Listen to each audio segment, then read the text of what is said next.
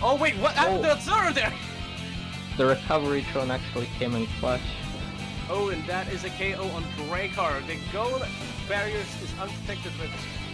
Yeah, you only need one. Unfortunately, they did lose both. Oh, double corn flip coming in, and oh no, it's up to...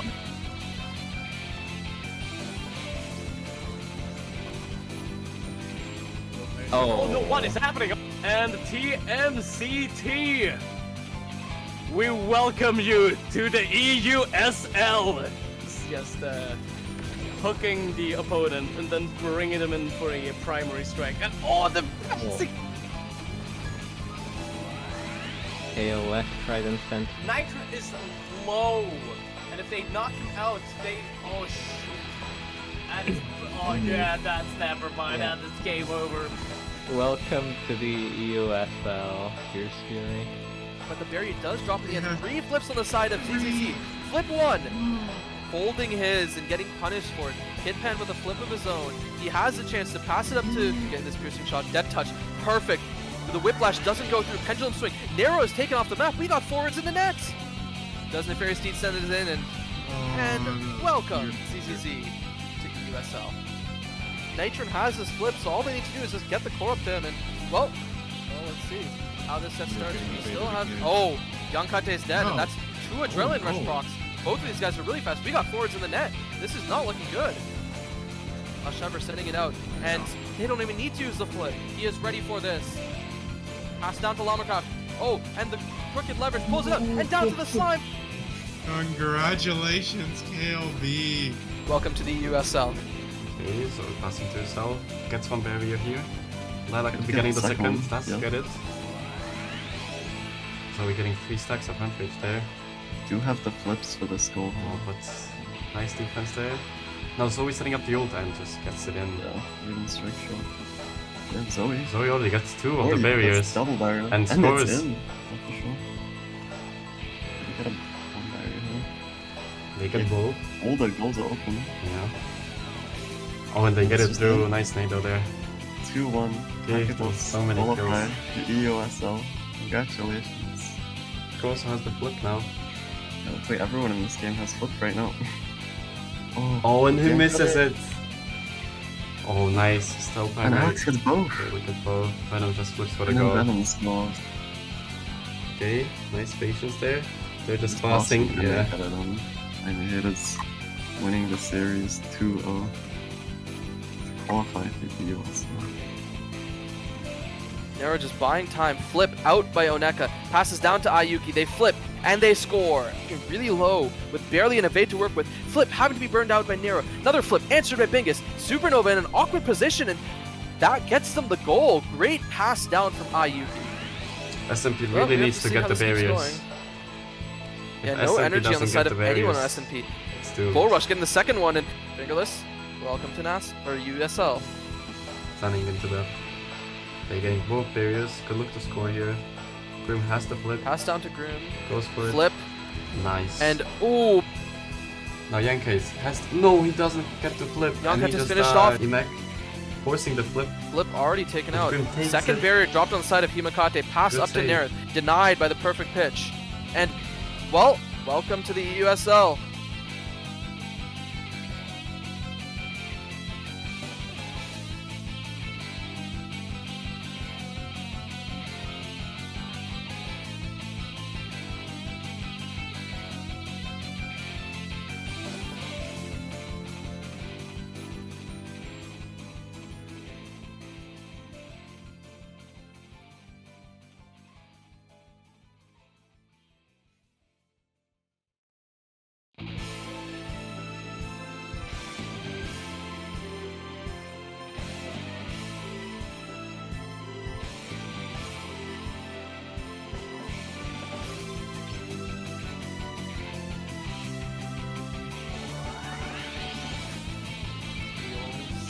Oh wait, what happened to Zero there? The recovery drone actually came in clutch. Oh, and that is a KO on Dracar. The goal barriers is unprotected with... Yeah, you only need one. Unfortunately, they did lose both. Oh, double corn flip coming in, and oh no, it's up to...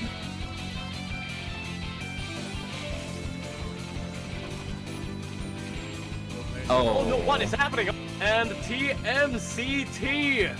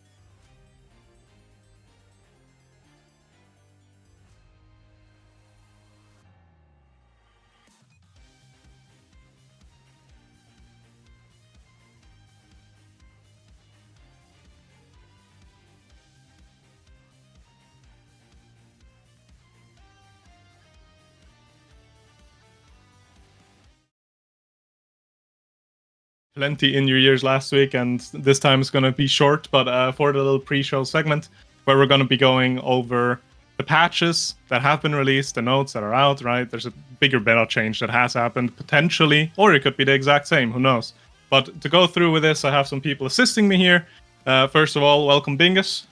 Wow, wooey, it's me, Bingus Gaming, the famous. Go next fast. Go next fast, bro. Venom is also here. Bomba. And lastly, Wood will be joining us as well. Hello. All right. First of all, how are you guys all doing today? Nice Saturday, right? Yeah, I'm doing pretty good. being chilling. It's over 30 degrees, I'm dying. You know what? Fair. It's raining at my place, so it's pretty chill, luckily. But if it wasn't, I'd be dying as well. Anyways, The rain is saving everything. True. To the relevant stuff, though, you can already see it on screen. Audi has released a patch recently. I'll give you a quick rundown of everything that's been changed. Stuff that you don't see in the graphics, right, are some quality of life improvements, like now you can see which pick order you are on in a public game. You also have features like name changes introduced. Map rotation has changed. Not as relevant for EUSL specifically, but still good to keep on top of. They took out Taiko Temple, Atlab, and Inkies, and put back in Amy Zap, Oni Village, and Demon Dice. For the Striker and Awakening changes, as you can see, there's been quite a bit. You have Atlas, Kai, and Julie being buffed. You have Estelle, Luna, now Vice, Zen, and Mako all receiving nerfs. So a lot of nerfs coming through this time around. Some more significant than others. Drek and Finny have had some adjustments made to them. Kind of like some upsides, some downsides. Depends on how you look at it. As for Awakenings, I think the biggest news for Awakenings are the rotations with Specialized Training, Recovery Drone, and Among Titans going out. And Glass Cannon, Big Fish, and Perfect Form coming back in. We love ourselves a bit of Perfect Form. Lastly, changes to the Awakenings themselves. Ponder, Rampage, Reptile Remedy, and Twin Drive all got buffs, whereas Perfect Form, Stacks on Stacks, Stinger received nerfs, and gear changes have happened as well, which might be a little bit interesting, with Slick Kicks receiving a slight nerf and Man Braces getting a buff. So plenty of points that we can talk about, obviously. I would like to just kind of start with maybe the little bit more discussable points, mainly looking at the Striker adjustments. If we were to start with Drekar, right, he has lost speed. That's the main thing. On his secondary, he's lost about 10% speed, but has gained a bit more base power, and his amplifying hit after secondary has been a little bit more gracefully adjusted as well, together with his duration being lengthened. Now my question to essentially the group here is, do you think that a change like this is really going to change anything for Drakkar, at least in the EUSL sphere? I know in Naslid he doesn't really get played a lot. In EUSL we have some players that enjoy him, but do you think that's really done much for him, or do you think he's going to stay around the same position as before? Say we just go from left to right on screen. So, Bingus, any thoughts? I think he's going to stay like more or less the same. I think that there are a couple of people that have him as a comfort pick when things like Estelle are picked away.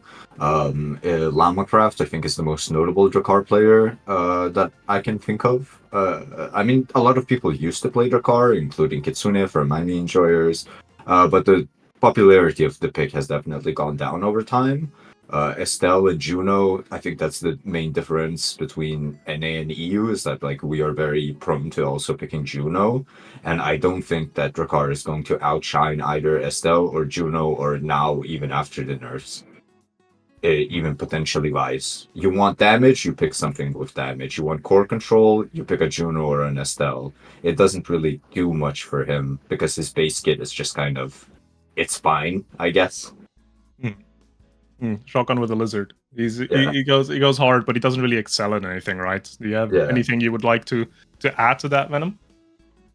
The shotgun with the lizard. I also think I do consider it kind of a little bit of a buff with the changes he got, but I don't think it's significant enough to see any increases of him getting picked other than just being a niche comfort pick when like the awakenings are right. But yeah, other than that, I don't think he's gonna be as much played as like something like now Vice, Juno, Estelle. Yeah. From your side, Wood? Yeah, I mean, the character, like, it's like, it's never really been the best. It's just like a comfort pick character, as Bunga said. People pick it if something else is bound. And I don't really think the changes are gonna change too much. It's not really a nerf, it's not really a buff, so that's my opinion on it. It's probably gonna stay about the same. Then maybe to follow on to that, and if you guys would see Drek maybe get a bit stronger, or if he had to go back into the meta, what would you personally change about him? Do you have any idea what you would want to add to him, make him maybe a little more playable, give him that little bit more edge compared to his opposition in that midfield position? Yeah, just let him kill people. Just let him, Go back to beta. Yeah, go back to beta, bro, where you just like shot impossible true combo Drakkar. Give me that. Give me that on goalie. I'll play that. That sounds funny. And permaband. So lean back into like the more kill oriented midfield position for him, less than a controller. I mean, on like a genuine note, it's either you give him some more damage to contest other like midfield picks, or you give him like more CDs or something, because we keep buffing the speed. Like a change that was brought up was let him keep the haste after he goes out of invisibility for the full duration. Like maybe that changes something. Like maybe. Any other thoughts from Venom or Wood? No, I pretty much agree. Then let's not get too stuck up on the Blizzard. The other adjustments that have happened is on Finny. Finny has gotten a little bit more mobility, gained a little bit more speed, tiny bit more damage on her secondary, but the main thing is the damage boost drop off by 10% on that secondary. Now, Finny previously was mainly just picked for just pure damage output and also amplifying damage, right? You like to have a Finny together if you already have something like a Vice or if you have an X, so you can get a good debuff in and then just properly KO someone within seconds. Do you think that 10% is really, the loss is going to change that? Do you think Finny's now going to be more played to be a solo damage carry that just relies on their own damage more? Or is it still going to be the same kind of field of just kind of bunch it all together? And even though it's less damage amplification, it's going to be still plenty enough to get the job done. Starting from the other side now, Woods, thoughts?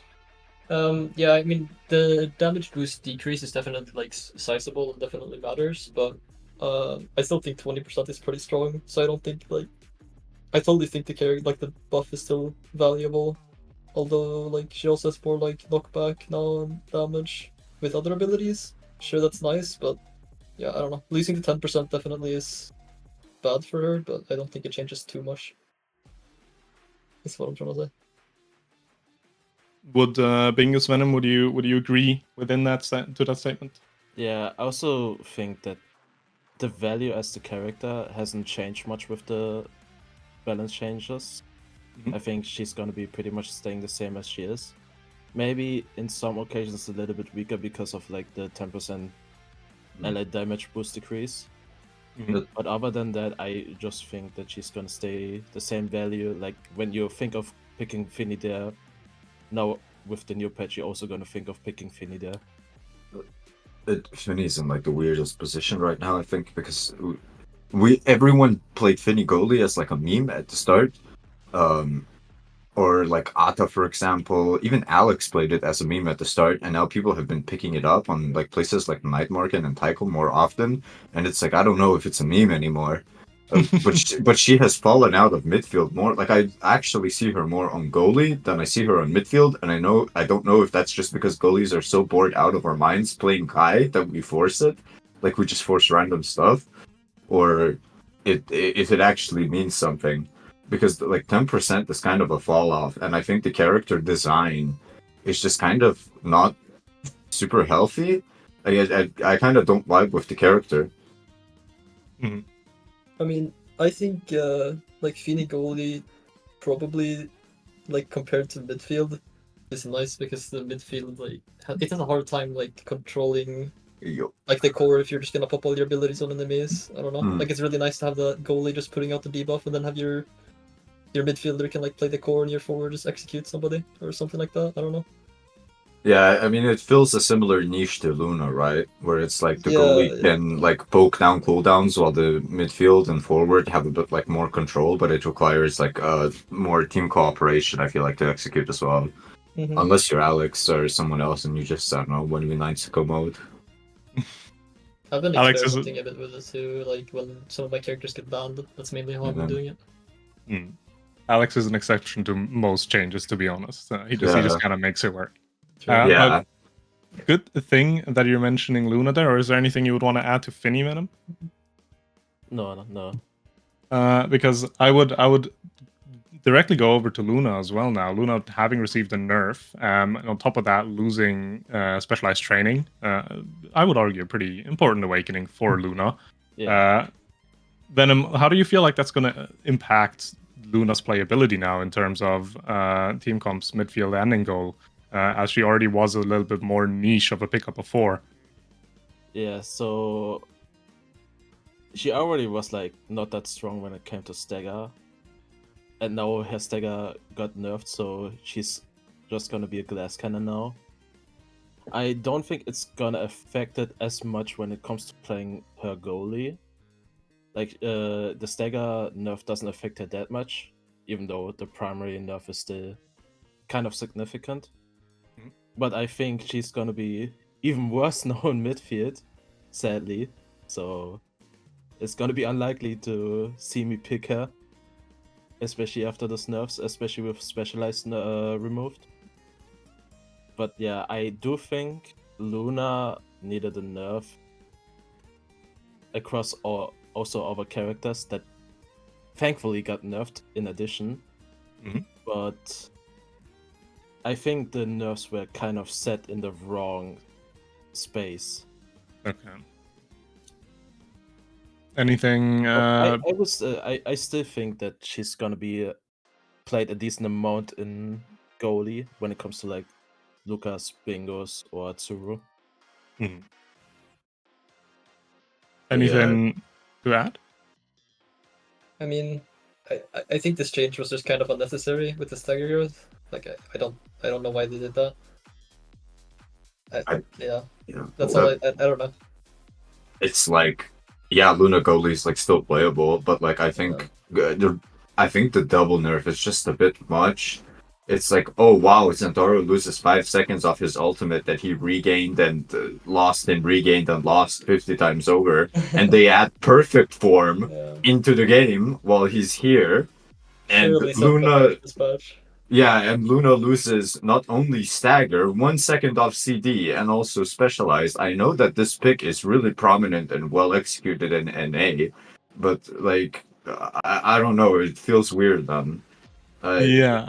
I don't She's think already unplayable midfield. It's just the like HP goalie she lost, exclusive. like, it's so much HP she lost actually. Yeah. They did that.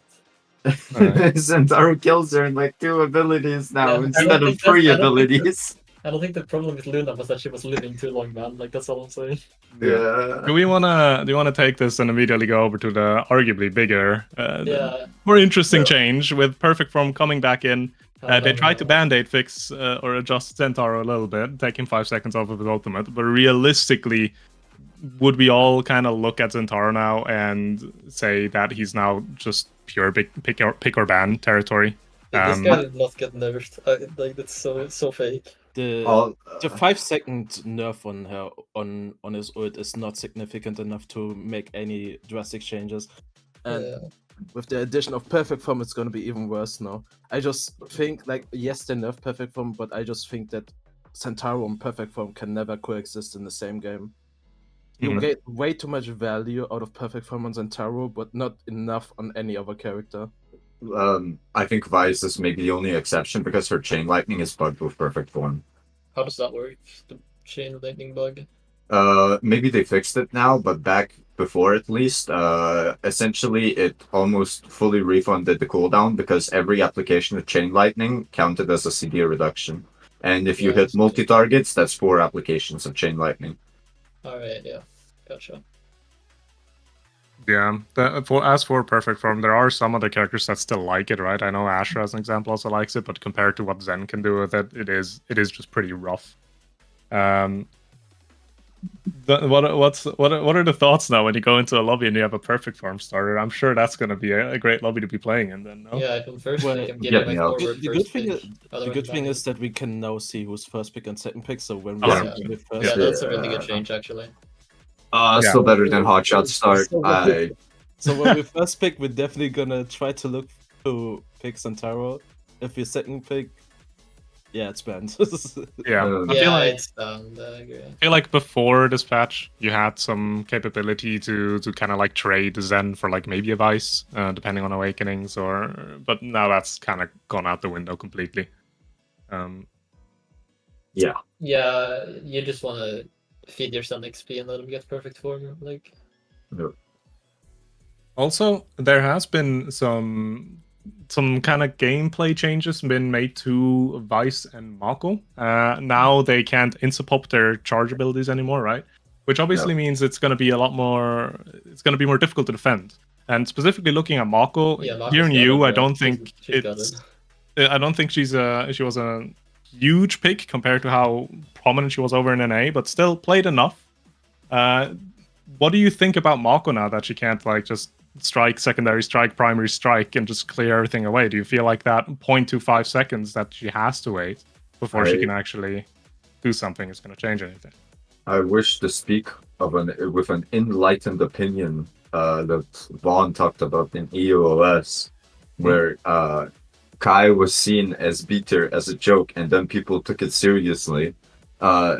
So I think Saya also commented on this, and I kind of agree on why Mako was never picked up on EU. She is a very easy and character to play on goalie, kind of like an Atlas, but to some extent even easier. Because with Atlas you have to precast abilities. With Mako it was instant release more or less. And the fact that it's like easy character to play with easy reward makes her perform. But if you are on the higher end of the competition, they will still pick Kai over it. And we never even got on the Mako train, so this just feels like a nerf to a character that we don't even play, and we have thought was not even close to being as good as a Kai or another goalie for a while. So it's like, I mean, this just goes to 0% pick rate fast. I don't know. yeah, this shit's like It sucks. Like it just sucks. We all play Kai. We all play. Most of us now play Luna. We all play Atlas. Like, what does Mako have? Like, she can't even insta release anymore. Like, what are we doing? Man. It's actually over. Yeah. It's like maybe missile propulsion start on Taiko Like maybe, Yeah, but then I'm picking Atlas. I'm picking Kai. I'm Yeah, picking well, Atlas. yeah, I'm not exactly. picking this. Fuck that shit. Maybe like third priority on one map. I don't know. Yeah, no, I think it's completely gutted. Yeah. Yeah, obviously. The change changes the fundamental like way you defend with her.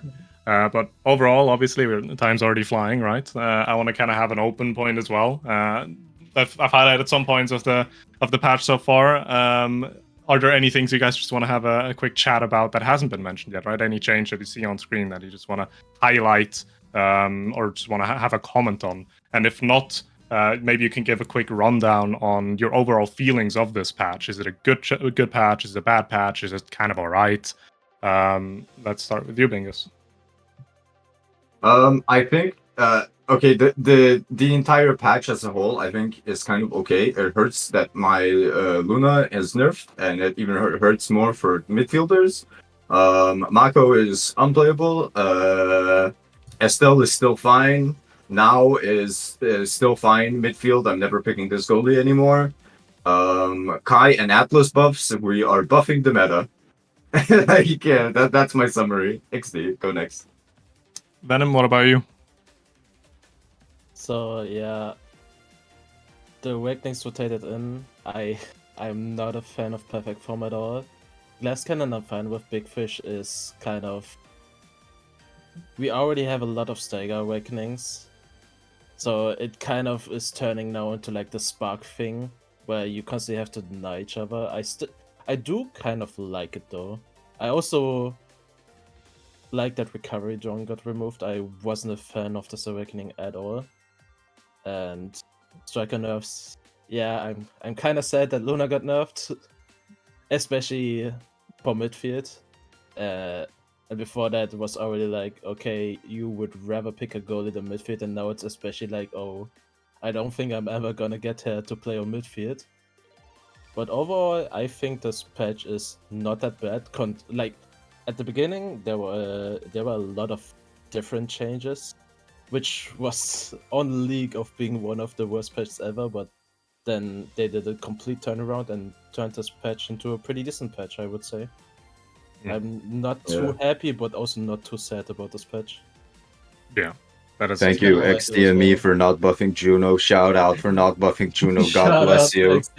God bless you for not buffing Juno. Shout out for not buffing Adrenaline Rush and Stinger. Oh my god, Wait, yes! was Yes! that? Oh, what were we thinking, man? And then lastly, Wood, anything you would like to add? Yeah, I'll say map rotations are a W besides Atlas Lab going out, in my opinion. That's good. Let's see what else. Yeah, Mako's gutted. Send dash is fixed.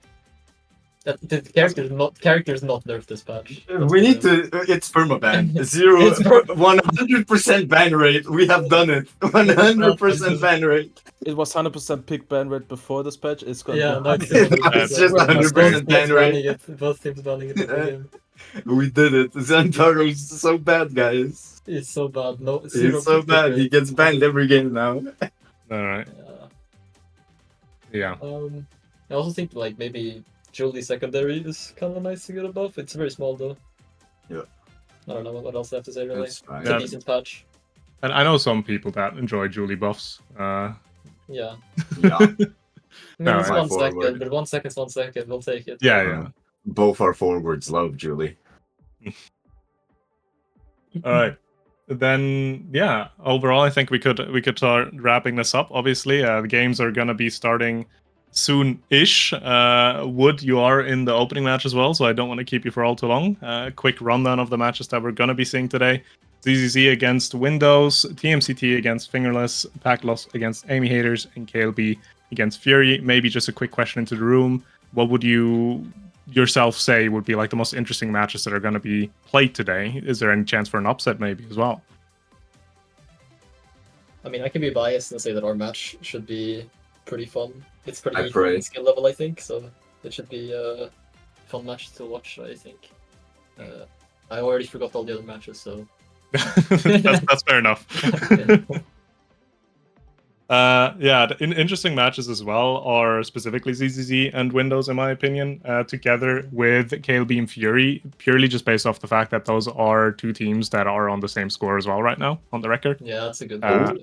which kind of it just separates the leaderboard a bit more, right? Just important games to them as well. Venom, anything you're looking out for? Yeah, I do think that the closest match is probably gonna be against ZZZ and Windows. I also think Sloth Hour match is not gonna be as obvious as it should be. Mhm. Because we haven't played a single scrim since the last week. No, that's based. We scrimmed against Alex yesterday. This is other team, bro. Yeah, we couldn't really find the time to actually organize scrims. Most of the time, it's like people weren't like viable or already had scrims. So yeah, we didn't really practice this the last week. We're definitely gonna intend to practice way more after this week. But yeah, I think considering that our match is also not gonna be too obvious, and that it's gonna be kind of a close match. But other than that, I think ZZ versus Windows is gonna be probably the closest match today. Fierce Fury against KLB, I will say that Fierce Fury will take this very convincingly. I do think KLB, like, we kind of know them for a long time, so we know that they're pretty insane and they have what it takes to be insane and like the top team. But I don't think they have like refound that strength yet, so I definitely think Fierce Fury is gonna win this, and then TMCT versus Fingerless. I think TMCT is gonna take it. But I also said last week that I think Fingerless has a lot of potential and that they can compete with the top teams if they fight like this last the last amount they need to be able to compete against them. I would go. Then any last words as well from your side, Bingus, before we move on? I pray, man. I don't know. I hope everyone tries their best, and I wish everyone good luck. Like, it's stressful. That we do. We're definitely set up for some interesting matches today overall, and you guys don't want to miss any of them. I think we will now move. First of all, thank you, Bingus, Venom, and Wood for being here in the pre-show. Much appreciated. And we will now move on to a short break as we're getting everything ready for the first matchup of ZZZ versus Windows. Stay tuned. We will be back in just a few minutes. We Windows. Bomba. Bomba clock.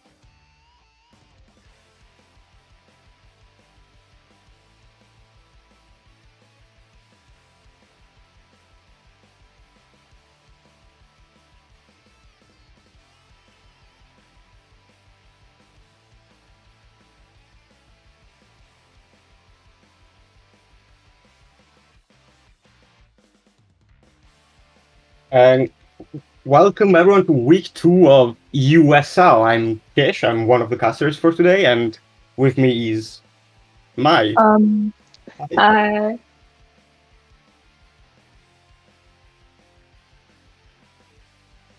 So, we are a bit late, we're seeing the draft now. Yeah, currently, we see the Gates of Obscura ban from ZZZ. Honestly, I'm kind of curious as to why, but like that's a common ban you kind of see in NA, if anything.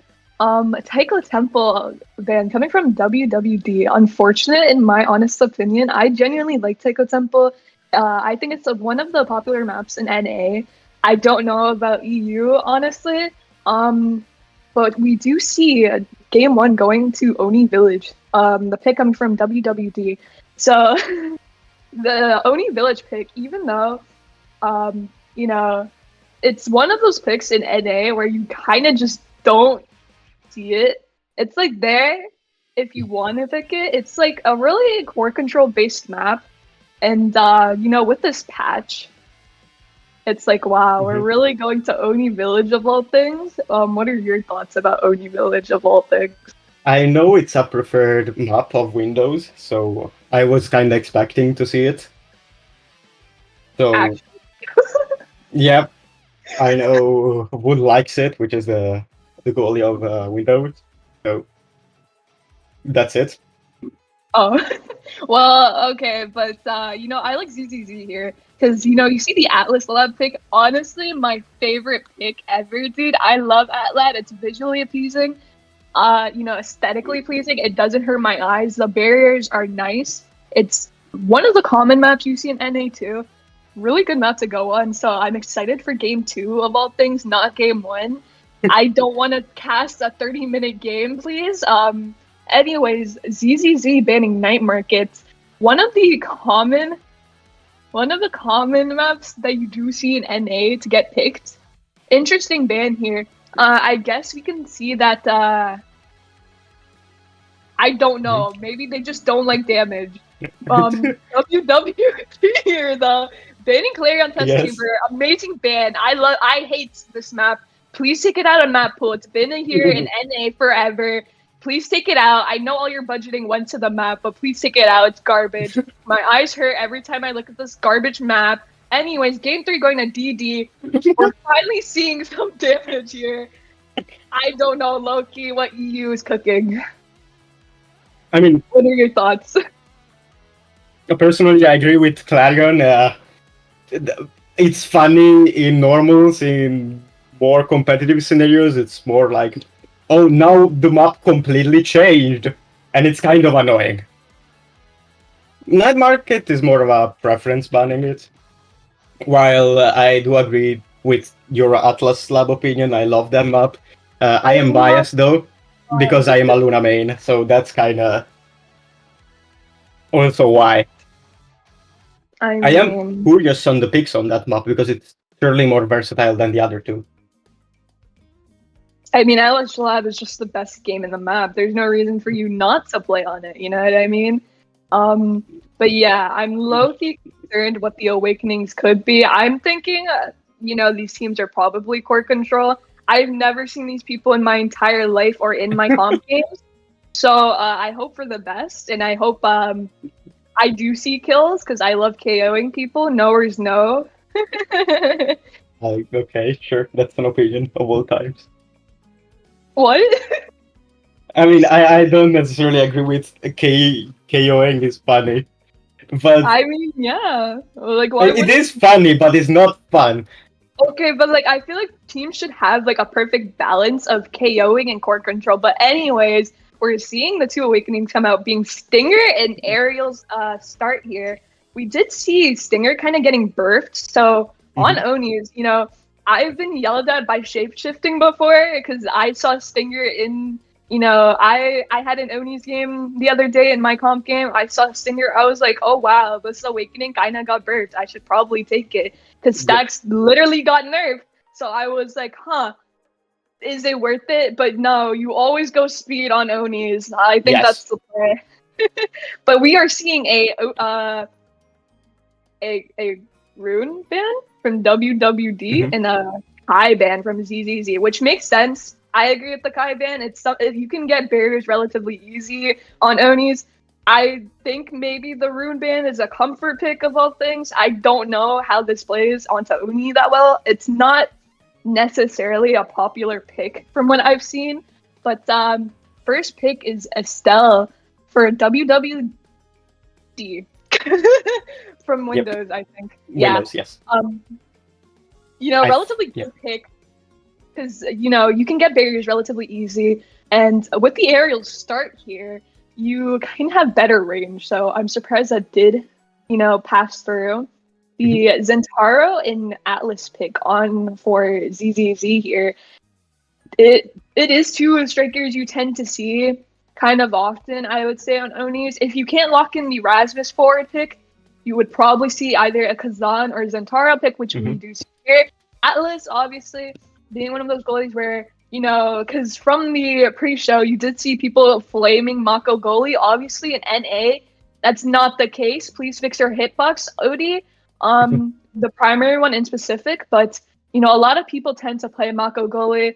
Kind of like those, it's kind of a character where people just play and they're kind of carried by that character. But, in EU, people think differently. They don't like the character. But Rasmus now pick, ZZZ, their team comp on this map specifically is really, really strong. So, what I think of all things is what's going to happen, rather. A lot of good core control coming from ZZZ, and then maybe some damage from WWD, because we do see that Jakar pick, which is pretty solid as well. I think both teams have a solid comp.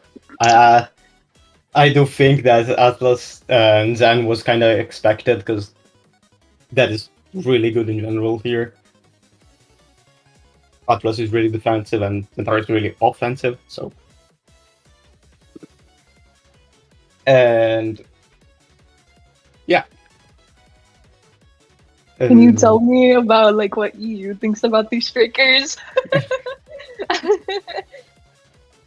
Do you know why they banned her in? Because I know. I don't know. I gotta be honest, I have no idea.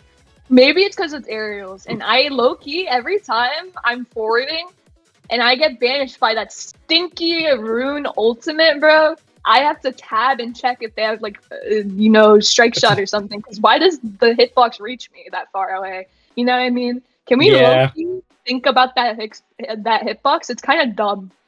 Sorry, But not sorry. I mean, that I do think that aerials on Rune is not the best awakening ever. So I don't think it should be really a problem to worry about Rune. People in chat are saying it's troll. Might be, honestly. Oh wait, it wasn't a stinger start. Why did we swap to extra special here?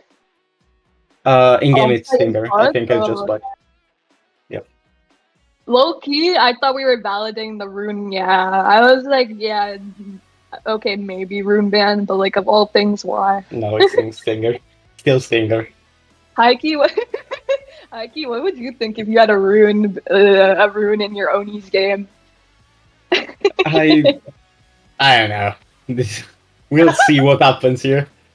I just hope this doesn't go to 500 minutes. Yeah. I love Oni Village. The match quality is so better than any other map. Maybe I would alter for my game if I saw a rune on Oni's on my team. I don't know. That's fine. 30-minute game, bro.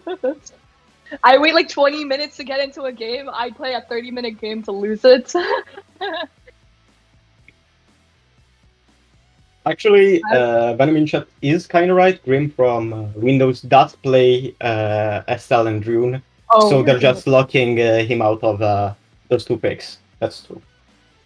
Yeah, I mean, yeah, especially with the snake draft, it's very common to see people try to personally ban out people. Me personally, I've been target bans like that multiple times, because it's if you don't pick striker priority, then it's you gotta be really, really careful as to you know, what you're going. But yeah, we're finally getting to the game for once. Okay. We are seeing the picks here, which of course have already been decided. And we are ready to get into into the first game of this match. We can see aerials on everyone. We see momentum boots on the goalies and Rasmus with magnetized. At the start we see Green taking with primary but getting back with Rasmus. Trying to fight for core control. The first barrier is almost open and improvement by Grim. We see just kind of stalling a bit in the goalie area. Keep on sniping the core to open the barrier, and the front Windows takes core control and opens barrier. We kind of see fight. The secondary from Atlas blocks both primaries there. Nitron is trying to in space there, but the core sends back. The offense is kind of insane on ZZZ right now. Wood loses the strike war and Windows door is open. You can see that from Nitron, but that gets caught by Lucas. Kind of slowing for abilities there, and saved by the primary, the two there from now. Just Herbert's from Grim to get forward, but it doesn't do much because the core goes back, and with the ult from Nef, it goes in. Yeah, really good hook coming from Nefarious dudes right there. You know, oddly enough, even though both barriers did come out, you know, down from the side of ZZZ here, they're running a double midfield comp, obviously with a lot more forward potential on that Rasmus. So, you know, with this core control comp, you would think that, oh, maybe the barriers would last a little longer. But even though they did not, Lucas was just holding down the goal box relatively well, especially with that beautiful Dorito that, you know, just sent the core and, you know, got the job done. Now we're seeing one of the both team barriers going down, but that doesn't matter because we are on Oni Village, so we see all of ZZZ having burst and Hitban killing Grim with a dash. They're fighting for bottom barrier. I think right now Windows is just waiting for Grim to respawn, and it downfoot successfully. Nitron waiting for Hurup there. They're just trying to hold in and get a chance to attack. The core flip from Wood blocks the spin, but Kidpan is there to block it. We can see also a wasted burst from Kidpan. Wood accidentally passes to Nef, but it saves it. Dash from Zan just puts a bit of pressure. Grim trying to get a good opportunity to send it forward. They're kind of fighting on the bottom right there, but right now it seems like a non-village match, alright.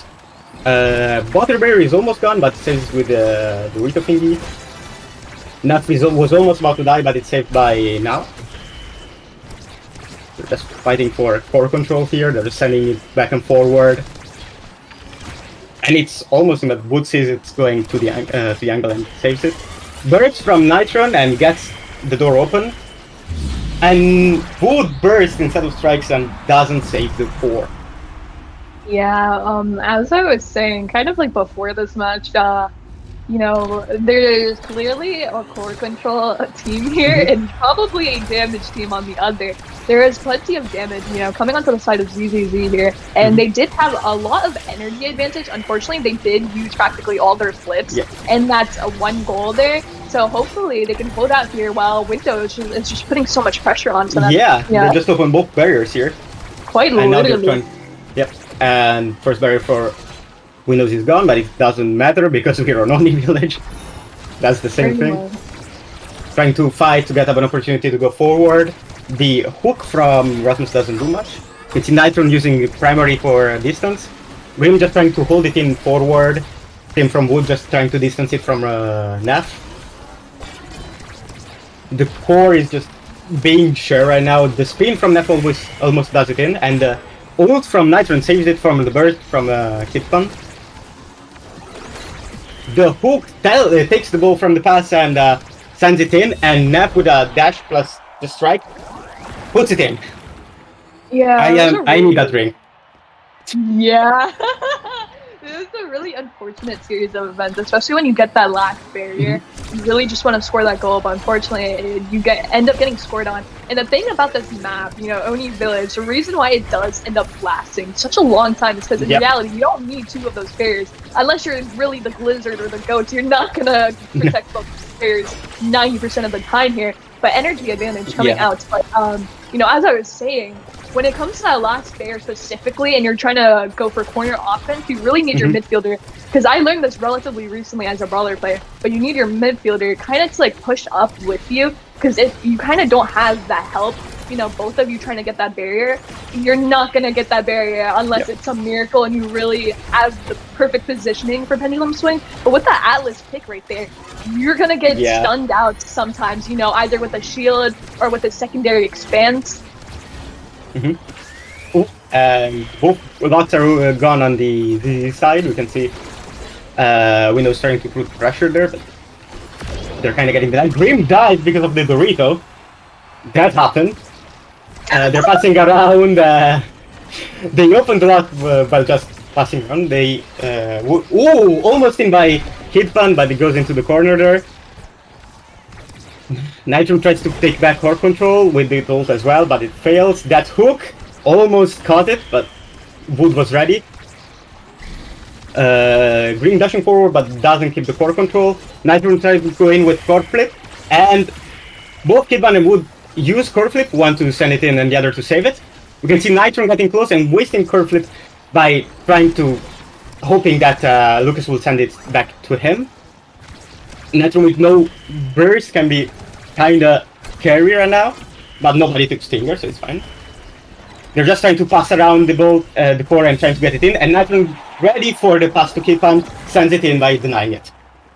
Yeah, Windows there literally closed in on that now, kind of limiting a lot of your options, because, you know, on Oni Village, it's going to be a little bit hard to keep up with the core, especially with that pick. Something I don't necessarily see in NA. You know, you obviously have the Mako goalie that, you know, EU haters don't like whatsoever for some reason.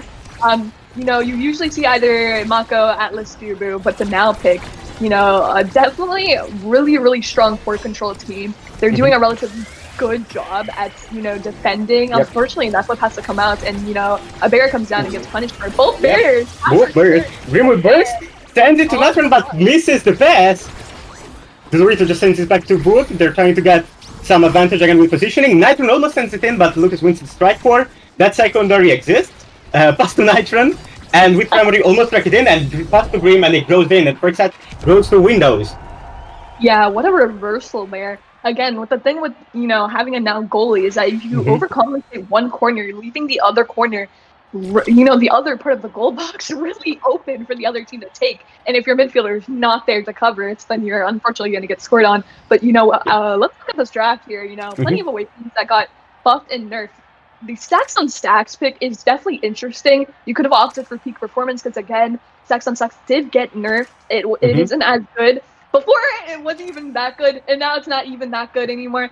But yeah, the peak performance pick, understandable. We also see the glass cannon for the speed. Rampage, relatively good awakening to pick up because, again, it was buffed. You have that, you know, better size. But it is a size awakening for the long run if you can really get those barriers down. Because in the end, would you rather start with 30% size or would you start with 7.5% and build your way up? The reverb pick being taken, and I quite did not see the other pick. But, you know, relatively good picks coming from, you know, all outs. One team is clearly going for speed more than the other because they have better slots. Both teams lost a barrier here. I didn't catch that. I was lost in you talking about that. We can see a lot of pressure on the ZZZ side. And even the forward coming in to try and defend. The secondary from Wood tries to send it back. Grim was about to die but gets orbs. Another out of pressure again on there, but with the hook, with the Flammy, gets it in, and the TP from Pitpan finishes the job by sending it in. Yeah, that blink was insane. Like a child sneaking in like the cookie jar to get a cookie, bro. That was clean. Yeah. Oh my god.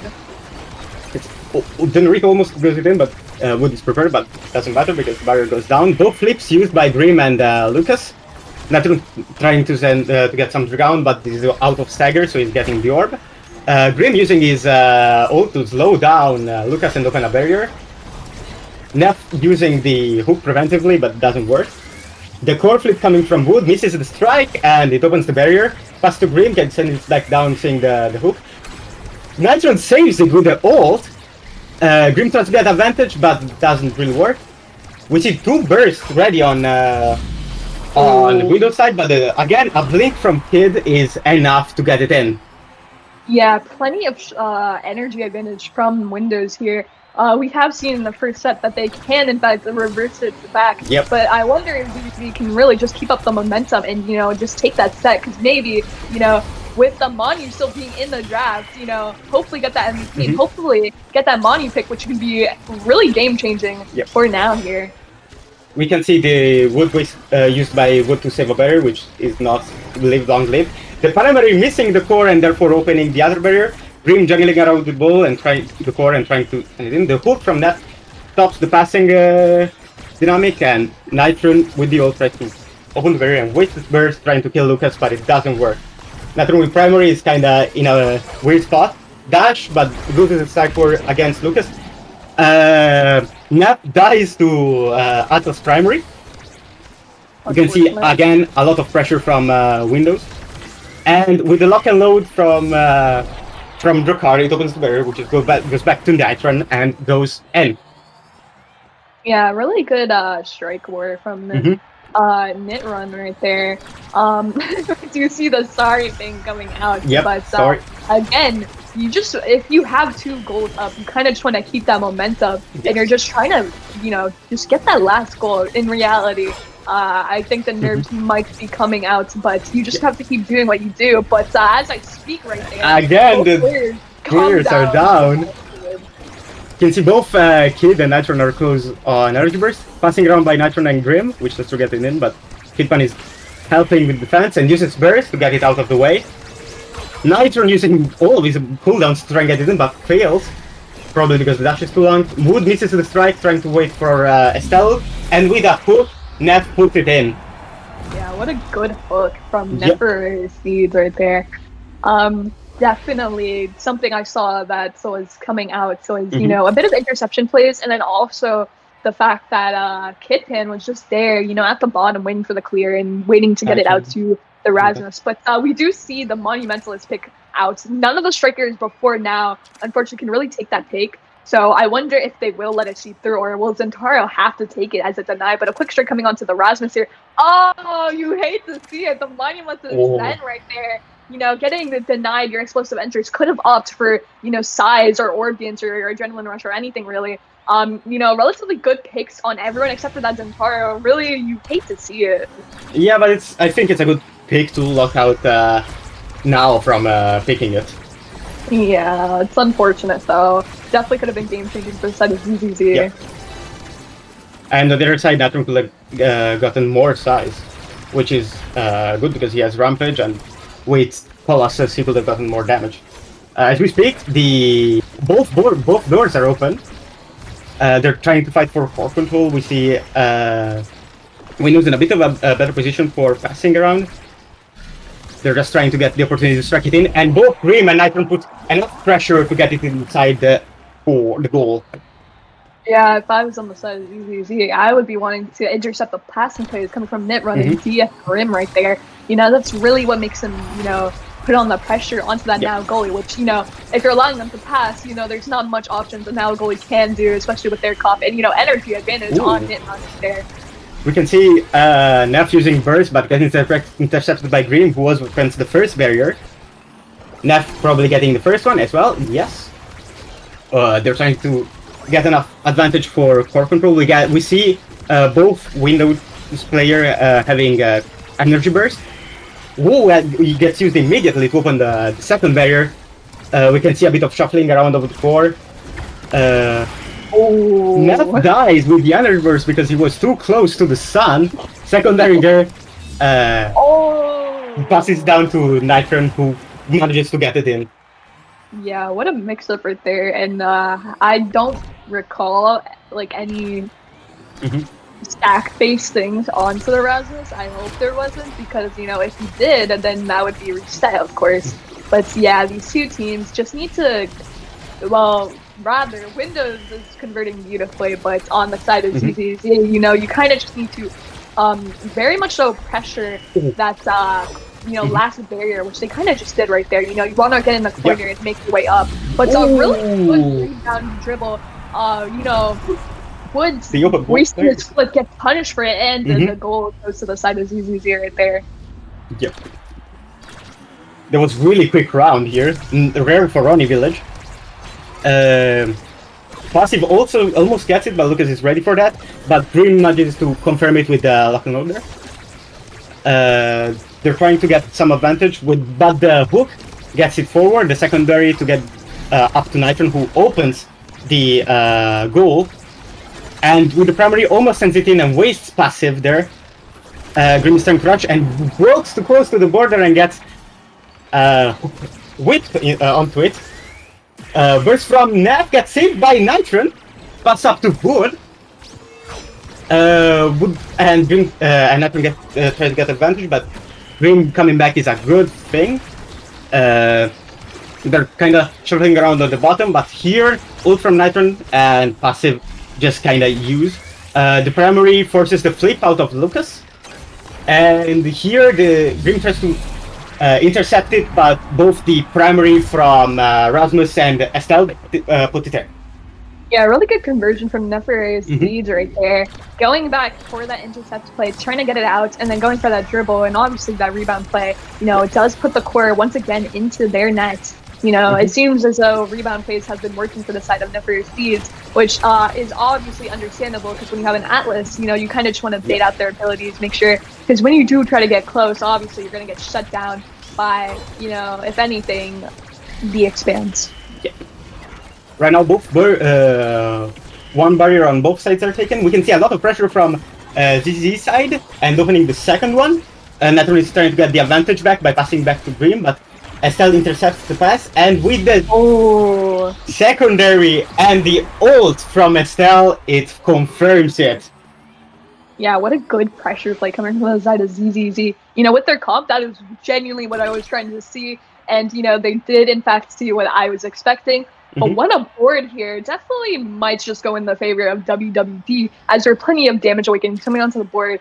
I wonder what this Rasmus will pick up. It doesn't necessarily pick anything, probably waiting for their other two teammates. No one picking anything. We're letting the perfect form go through the Zentara.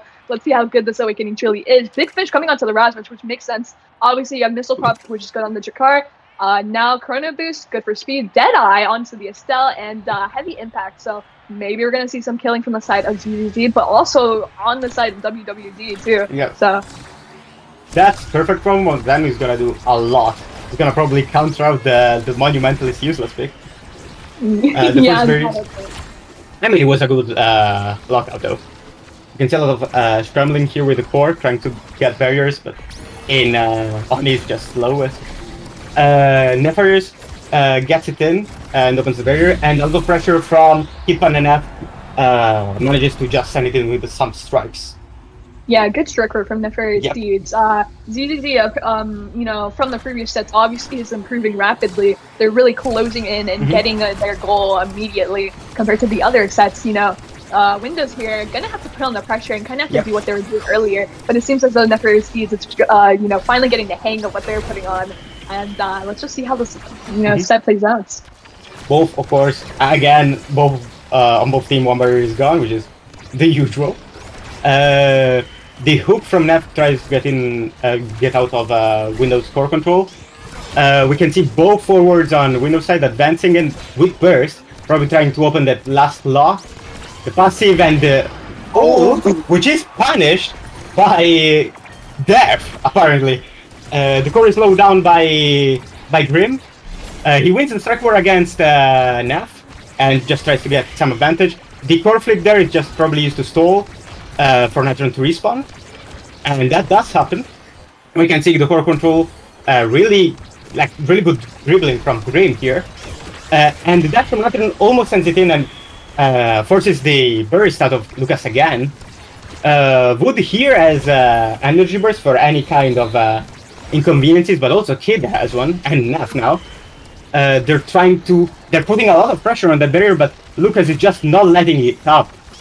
The passive and the primary from Natrin is useless, and Grim almost about to die, but with Assault, and with the hook again, manages to sneak past Wood and Grim and sends it in, not even using energy burst on both sides.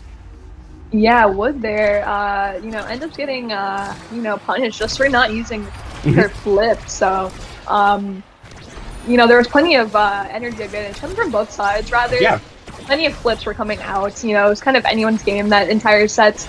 But yeah, ZZZ kind of just closing in and, making their abilities worth and knowing when to properly use things. Beautiful blink there. Kitpan is really showing off with those blinks. Yeah. Nitron uses the burst to try and open the barrier and get some advantage, but he's punished immediately by being beat to death. Grim tries to put some pressure without the hard forward. We can see Wood, who of course does, and tries to stall enough time for Nitron to come back, and opens the barrier with a primary. Maybe we will see again a reverse whip in this set. Burst from Grim, but is blocked by the Dorito from Now. That is the official name now. Grim tries to put again pressure on the not covered side, but Tiffany is there to cover it. And the secondary from Boone accidentally saves it. Doesn't save it, and sends it in. Yeah, unfortunately, you don't want to keep on to your flip as long as you have been. You want to use it. And Wood right there, unfortunately, gets punished for not using their flip. Game 1 goes to ZZZ. But yeah, as we were seeing there, we were seeing a lot of better conversion coming from the side of ZZZ. They were able to get the barriers a lot better than they did before. Saving their abilities, just making it worth. And obviously that now, with their Doritos coming in to help on the offense there, really push comes to shove, showed, how much pressure their offense showed, rather, on, the side of Windows right there. Even without Monumentalist, they really did show how good they are on Onis. We are going now into second game, which is Atlas Lab, if I'm not mistaken. Yeah, it's Atlas Lab. I love Atlas Lab. But yeah, we can hear that. You can hear that. It's crazy. 21-minute game. Not as long as I thought it would be. Incredible. Thankfully. Never seen before. Never seen before. And as I was saying earlier, I thought, oh, maybe the damage would be poured onto WWD there, but I guess not. As ZZZ had 5 KOs and 5 KOs to 2. Compared to the opposite team. Really good defense coming from both teams. When you look at the stats board, 74 saves on Lucas and 74 on Wood, so they're pretty even. But on the midfield, Kitpan had 27 saves and DF Grim had 28. So it was a pretty neck and neck type of defense right there. But yeah, let's talk about the 250 redirects on DF Grim though. Holy yeah, Grim is really good at mid picking, as we already saw in this game. I think even though ZZ1, I think it was a really hard-fought battle for both teams. They were all trying to put some pressure, but in the end, the size and speed from ZZZ prevailed. Yeah, the team comp on ZZZ was definitely a common Oni's pick. I don't know about the goalie though, but the forward pick of Rasmus Estelle is definitely strong. So I guess it wasn't much of a shocker that they did win, but obviously I would have loved to see a lot more use coming from the perfect form Zentaro, and they did have a damage comp. Obviously you have that now, so it's like risky at times. You have to keep in mind of your positioning though, because a chunk of their KOs, a chunk of ZZZ's KOs were just from Pendulum Swing, and a really good Quangle from the Estelle. And what picks we will see now on Atlas Lab. Yeah. I love this map. I am curious mostly on Windows side of things, because I've seen a couple of their streams. Because I cannot. I don't wanna. I don't want ZZC. I don't want to ZZC to hear what many tactics, my many thingies and happenings might happen. That are words that I just invented, and now they're gonna put on a dictionary. But yeah, we're going to our second game of Atlas Lab. The Awakenings are Rapid Fire and Adrenaline Rush. So maybe we're gonna see some KOs coming from the side of Windows here onto ZZZ, or vice versa. Maybe maybe both teams will just end up brawling each other, and I'll have like a snooze fest. But will the Zentaro be banned here? I wonder, because these are pretty good awakenings for Zentaro.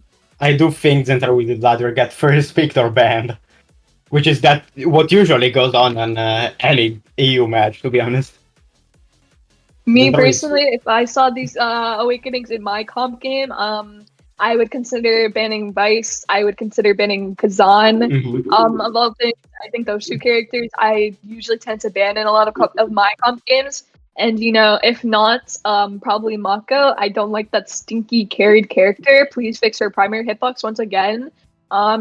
Is it really that favored in it's NA? literally so dumb, dude. Yes, it's so favored in NA, dude. Her hitbox is dumb. You could literally charge it. You can literally charge it to the max, and it will literally hit the core for some reason. Her hitbox won't even touch the core visually, but when you let go of it, it will touch the core for some odd reason. It's just so dumb. It's carried at that point. I can see you have an A-thread for her. I'll say it's. Yeah, I don't know why EU hates the character so much, but like... It's not as played. People prefer to go with, again, Kai, Atlas. That kind of picks. You have matchups like Asher, forward onto Mako goalie, which is a hard one, obviously. Like, that's one of the harder matchups. You also have, like, X onto Asher goalie. That's hard as well. So it's like, There are a lot of comps that can happen here, compared to on Village where there was a clear better pick. But we do see the Vice ban from ZZZ and the Atlas ban from WWD, which is interesting because their goalie did in fact go. Atlas. Surprisingly enough, we're staying. I lied. We are not staying the same. Like blue and red. We swapped. But we can't see that though. But in game we did swap the sides. Yeah. But yeah, first pick ZZZ, Zentaro. Why are we swapping the teams? Wait, no, is Windows and ZZZ swap? Yeah, okay. ZZZ is red, Windows is... Yeah, Windows banned Atlas, but then ZZZ picked up Zentaro. And then the opposite. No, the colors are invented. No, but like Windows literally took Estella, dude. Windows is blue and ZZZ is red. That's what I'm trying to say now. They messed up. Yeah, maybe the names are swapped. Yeah. But in game. And I'm honestly curious because that Luna on Windows kind of makes me think because I've is it the goalie or is it something else? I think it is the goalie. I'm pretty sure. Mean, if it's a midfielder, we're about to see the walk of shame coming out. But the Kazan pick, especially with I'm kind of terrified, high key. Yeah, usually, like right now, Luna is not in a good state to be played midfield, as we already discussed in the pre-show. After her recent buff, she's really squishy with her stagger. But I am curious to see what will happen. Yeah, they maybe Luna will see the stars today. Yep. And to be honest, Rapid is probably really good on all as well as Adrenaline. It's really a fun pick to choose from, probably. I mean, Rapid Fire start and Kazan right there says a lot, especially with the Estelle. Like, oh my god, what a comp. But then you gotta think about it. Rapid Fire Kai, though. Because, you gotta hear me out, right? If you're a goalie that doesn't know how to tank barrage or go against, high primary, you're kind of in a situation, you know what I mean? Oh, but yeah. Yeah. Wait a second, wait. See? Yeah, these are two interesting team comps. Definitely not on the traditional side, not meta-based, I would say. Definitely just picks that these two teams just wanted to go, which I... respect. I don't like meta too much. I think you should just play what you want to play. And if you're the better player, then, at the end of the day, you win. I think the concept of meta, this record is really weird because as we already saw with Mako, it's like in EU, it's not that favorable pick, but in NA is Yeah, currently it's so really good. favorable. You have Mako Era X, which is just meta. Like if you see an X or you see a Mako or you see an Era, usually the other team will be like, wow, they're probably gonna run that team on us. Mhm. You know, and you know, sometimes a team will, sometimes a team won't. The comp itself is kind of strong, but you know, at the end of the day, if you're just the better player on your striker, then you should win. You know what I mean? Mm-hmm. Yeah, but hopefully, you know, let's just see how this game goes. Yep. Because we're right about to get into it. So yeah, let's see this team comp. I'm really interested in seeing the outcome of this. Yeah, undoubtedly. Oh, let's start starting.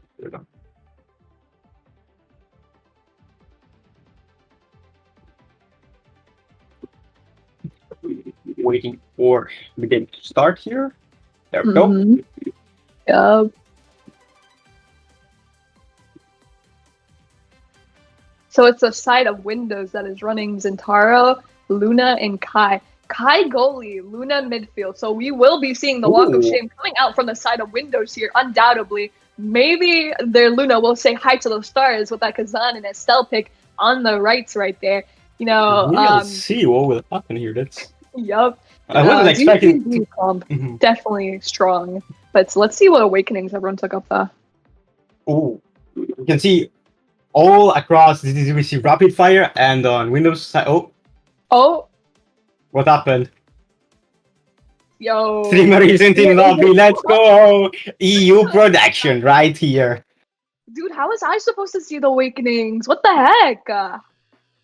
Dude, this happened to me in OSAS. I was stranded, bro. I was like, what are these Awakenings that everyone took? But yeah, Streamer died. We cannot see this anymore. I'm sorry. But yeah, I'm going to assume. Actually, I have no assumptions. I think you know, there's definitely preference picks here. You know, maybe I think in fact practically everyone's taking rapid fire. Maybe Adrenaline Rush on Zentaro and probably Zentaro, but probably rapid fire. You know, I'm thinking it's a all rapid fire game, if anything. I personally love rapid fire. Yeah, That's it. That's my opinion.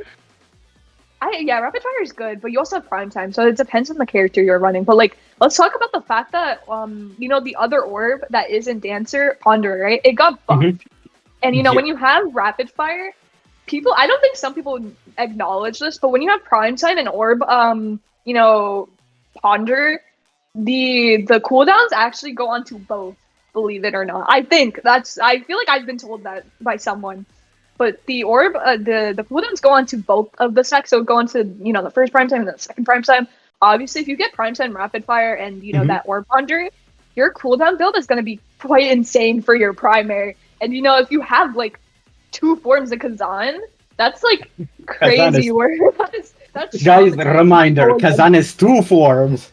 Yes, open, 2 forms. O, and closed, C. Yeah, but that is traumatizing. I would not be wanting to go against, you know, a barely cooldown primary Kazan with 2 forms. I don't when he really gets to... I don't want to go against Kazan ever in my life. Right? Like, I play on console. I play on the Switch, but I stream on I'm Xbox. sorry. Dude, every time I go against Kazan, bro, I try forcing a strike war and I get frame dropped at the dumbest time. It's crazy. This guy has like the best strike in the game. The guy has long. Yeah, long hitbox. But yeah, maybe it'll be a kill fest and a snooze fest at the same time. We'll see. Both teams have the capability to kill. Yeah. Oh, we are starting right now. How many KOs do you think is gonna drop? Leave a comment down below. Rate 5 stars. Yeah, I'm gonna say 10 in total from both teams. I'm being generous. Both teams. Go ahead now. One team. 15 at least. One team. At least 10 KOs will come out. On God. If not, I don't know what's happening anymore. We are not playing. We're this not comp. playing the skill comp. All right. There we go. Yeah. We are now actually getting into the game, not like before. Yeah, probably all rapid fire around, but we will have to see, especially with the gear picks.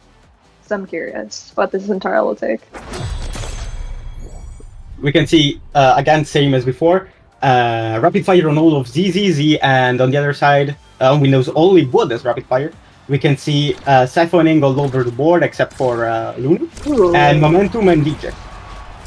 That is such an interesting awakening to, okay, I did not expect, you know, Adrenaline Rush coming onto DF Grim and Knit Run there, but again, I guess they're really going for that damage. Yeah. Surprisingly, double siphoning from the side of GCC. Yeah. I don't know EU meta, I don't know anything what EU is cooking, but siphoning on both is so interesting because you definitely, like, give me a minute, but you see a lot of the time Kazan will take, like, slick kicks because it's really good on him. Never in my life will I see Kazan take siphoning. I think that's definitely an odd pick.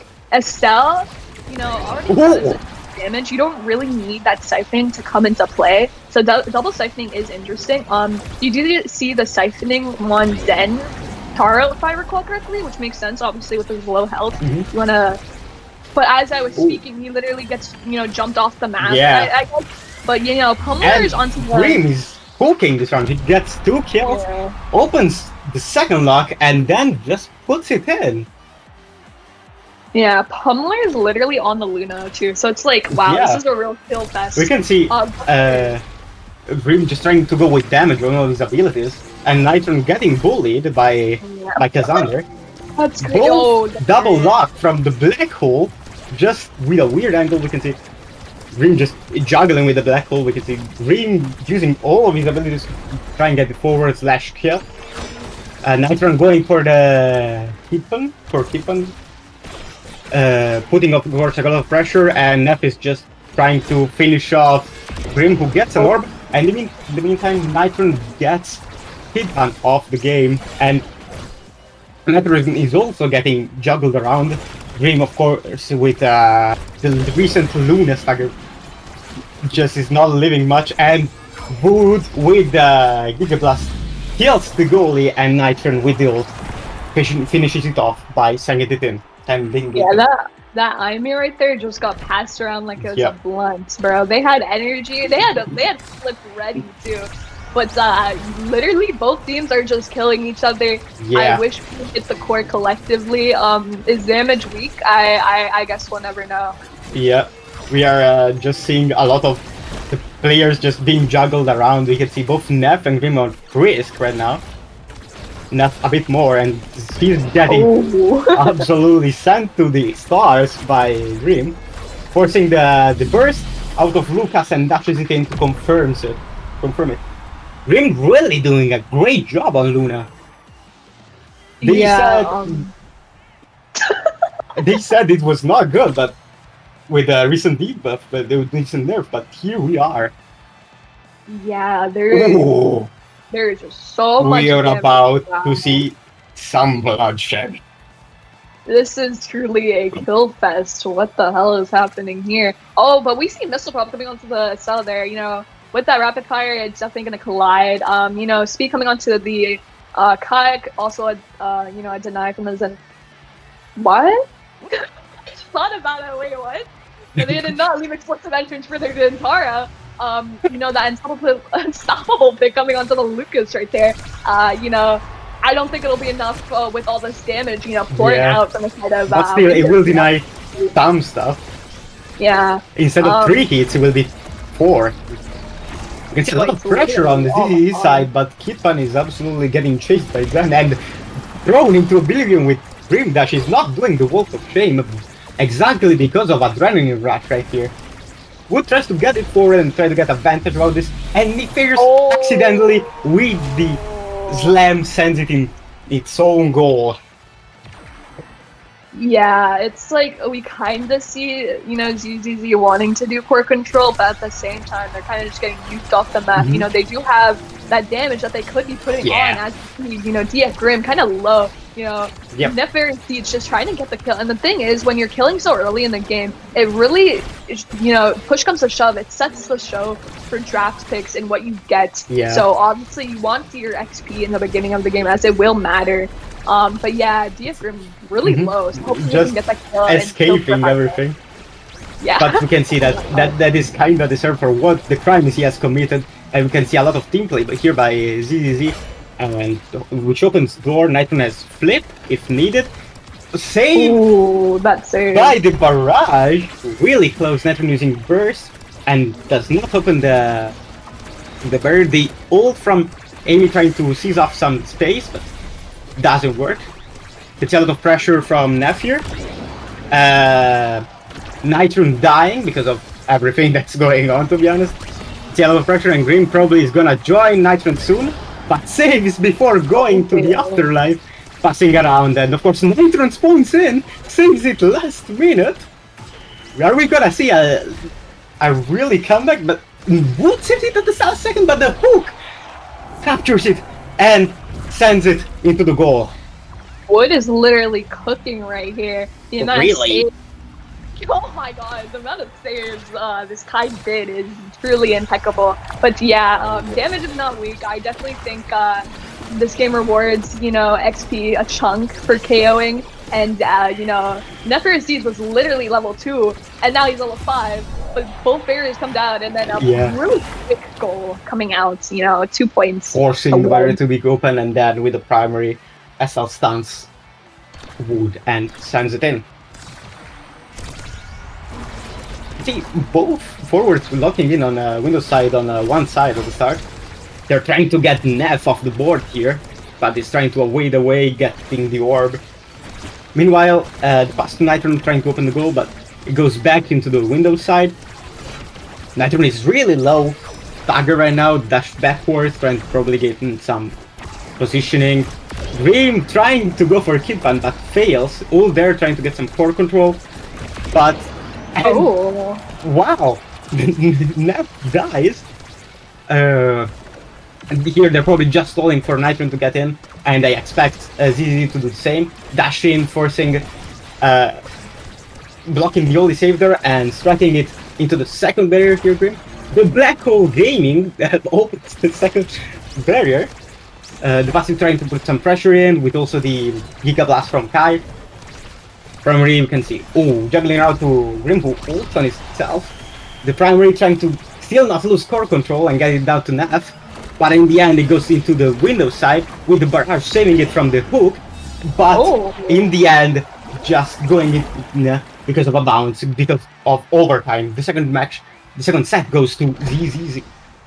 Yeah, what an angle from that Estelle right there. We have been seeing Woods not using their flip, I think, especially the last game. So hopefully they do, you know, use it. Me personally, I play in controller, it's rough. You know, I try to press the button, it doesn't come out. But, you know, Rough Remedy coming onto the Kazan right there, you know, I believe the Awakening got buffed. I think it's 400 stagger now. Odd number to put it at the front of his, you know, eye. It stacks onto the other Dash Awakening had. But heavy impact, you know, coming out, you know, especially comes into play with their missile prop and you know, rapid fire. Bulk up coming onto the Zentara, stacking onto the reverb, you know, that's a lot of power onto that. And then also the stagger, which he needs, because, you know, he does have relatively low health. Oddly enough, Glass Cannon coming onto the Luna, you know, that's not necessarily a pick you want to see in a damage comp. It's a weird because yeah, you're gonna get damage. Yeah, you're gonna get touched. Yeah, they're kind of getting tossed around, doing damage everywhere. We can see Neff almost dying to the projectile, but dodges at the right time. They're trying to get some core control back. The primary from Nitron does not kill.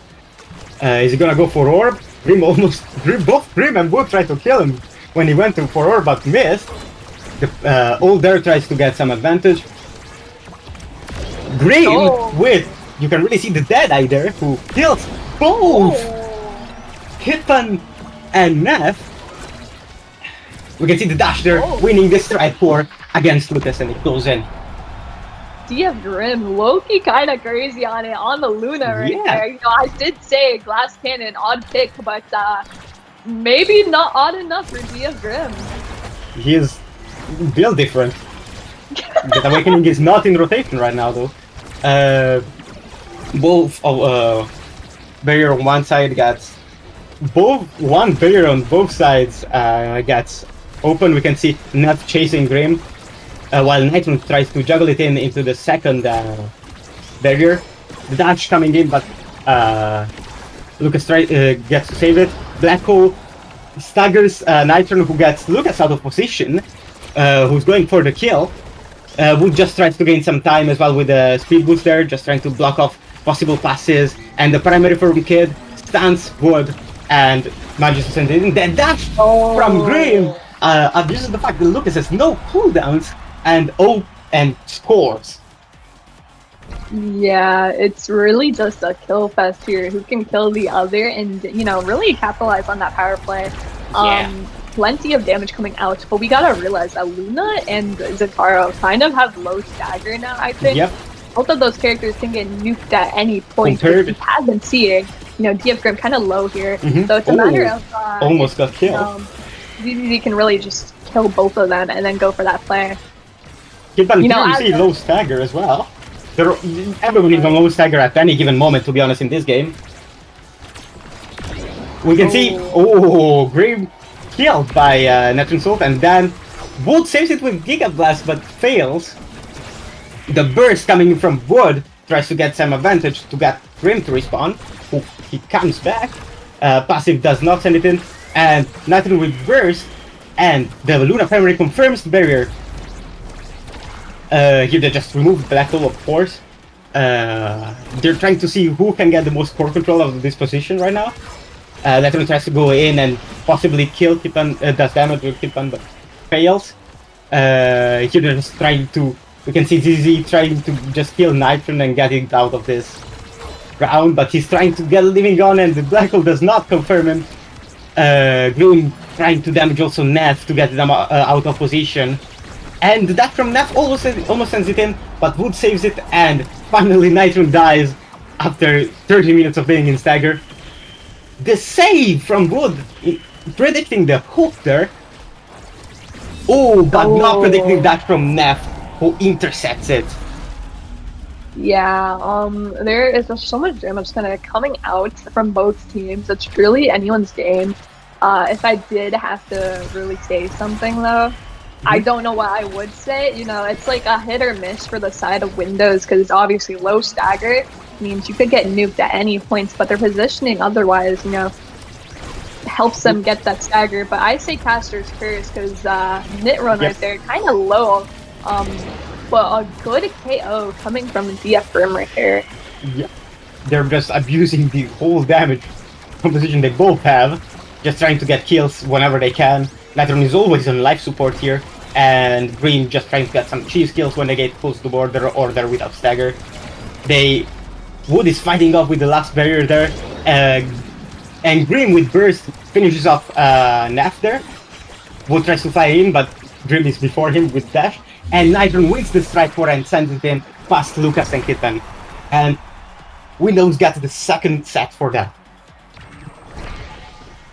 I mean, we did see the Adrenaline Rush pick, you know, coming on Luna and Zentaro right there, you know, definitely, you know, push comes to shove. It's been showing a lot, and, you know, the cooldown that they have been getting for getting takedowns, you know, it's truly a lot, and that's really what's, you know, putting on the pressure when it comes to their offensive plays. But, you know, 1-2 on the Luna. Yeah. I can already see a lot more kills in the future. Big Fish, you know, you're getting that stagger, you're getting that size, relatively good. The prime time, though, I was talking about it earlier. You know, prime time rapid fire, really, whatever Wood has been getting has been so solid. Wood has been getting practically everything they have been wanting, and you know, we obviously see that quick strike pick on the Estelle. You know, relatively solid. You know, it never hurts to take a quick strike, but the stacks pick, however, you know, especially with your low stagger, even though Nitrun has been stagger building for a bit, you don't want to be taking stacks, especially into this comp, because at any point, you know, you can die and get rid of your stacks quite immediately. Especially Nitrun, who's being juggled a lot recently. You can see that Deadeye and 1-2 punch on Luna is doing wonders and just killing people left and right. And Neff gets back more control with the hook, but is getting intercepted by Grim with the dasher. Nothing tries to stop the pass from Neff, but just passes down to Kid, and Wood with the barrage sends it in before the firewall can do anything. Yeah, I think Wood kind of got tired of the damage there. Kind of just said, "Nah, I'd win," and tactically just put the goal in for themselves. He just said, "Okay, I'm gonna do it myself," and just walked in and pretty good much. with it. Oh, Giga Blast! They're getting Neff out of position, and Dream immediately taking advantage of that by obliterating Neff. And with that energy burst from Grim, we can see both barriers are open on ZZ's side. Will ZZ get back the advantage here? We can see Kitpan about to die, Wood and Grim standing on top of each other, but Grim now dashing away to get some core control on the forward side. Giga Blast sending it away from Neff. Both Nitron and Kitpan are not high on Stagger. Wood walking in with Burst and just tanking a lot of damage, but does not get in. Kitpan is on life support, Grim tries to dash over there but misses. Nitron again on Stagger. Staggered, yeah. And he finally dies. Grim not able to defend against Kazan's Spock. The dasher hit the projectile! Wow! On the vehicle sends it in! What a mix-up from DF Grim right there. Get orbs indeed. Get orbs! True!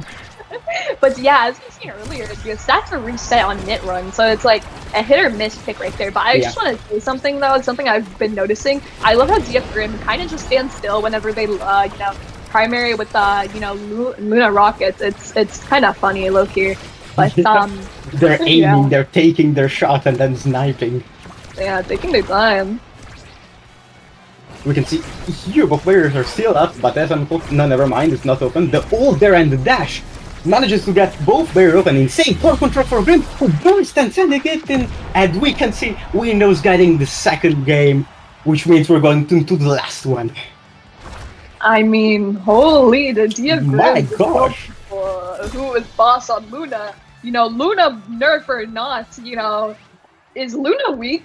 I don't think so. Questionable.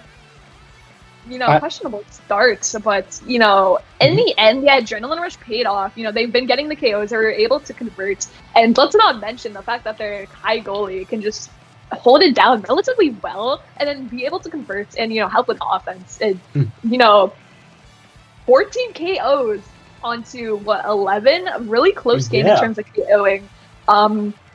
I wasn't wrong when I said at least 10 KOs would be coming out, but both teams definitely put on the offense, but we can see damage on everyone except Wood because he's playing Kai, of course. Yeah. Green doing insane work of that Deadeye and 1-2 punch. That's just a lot of KOs. Yeah, and the adrenaline rush just meant that he wasn't gonna do the work of shame because he's gonna be a speedy little goblin. Yeah, it's definitely such an situational awareness thing you have to be keeping in mind, because when you have a Luna on the opposite team and you have more kind of close range, when you're getting hit by the Zentara, you obviously sometimes won't see the Luna abilities coming out. You can obviously say that it's the same for Finny, and that's why those two characters tend to get their KOs a bit more than they normally would, obviously, because it's just something that you don't realize that you're gonna get hit by. And that's where we see the 10 KOs on DF Grim. Holy.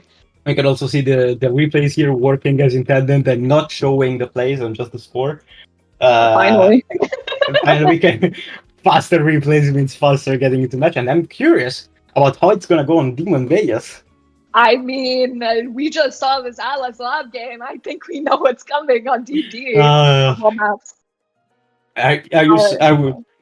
Do you think we'll see more or less kills? Oh, we're not 10 KOs. I'm gonna say 12, 13 KOs from one team at least. That's the minimum for one team.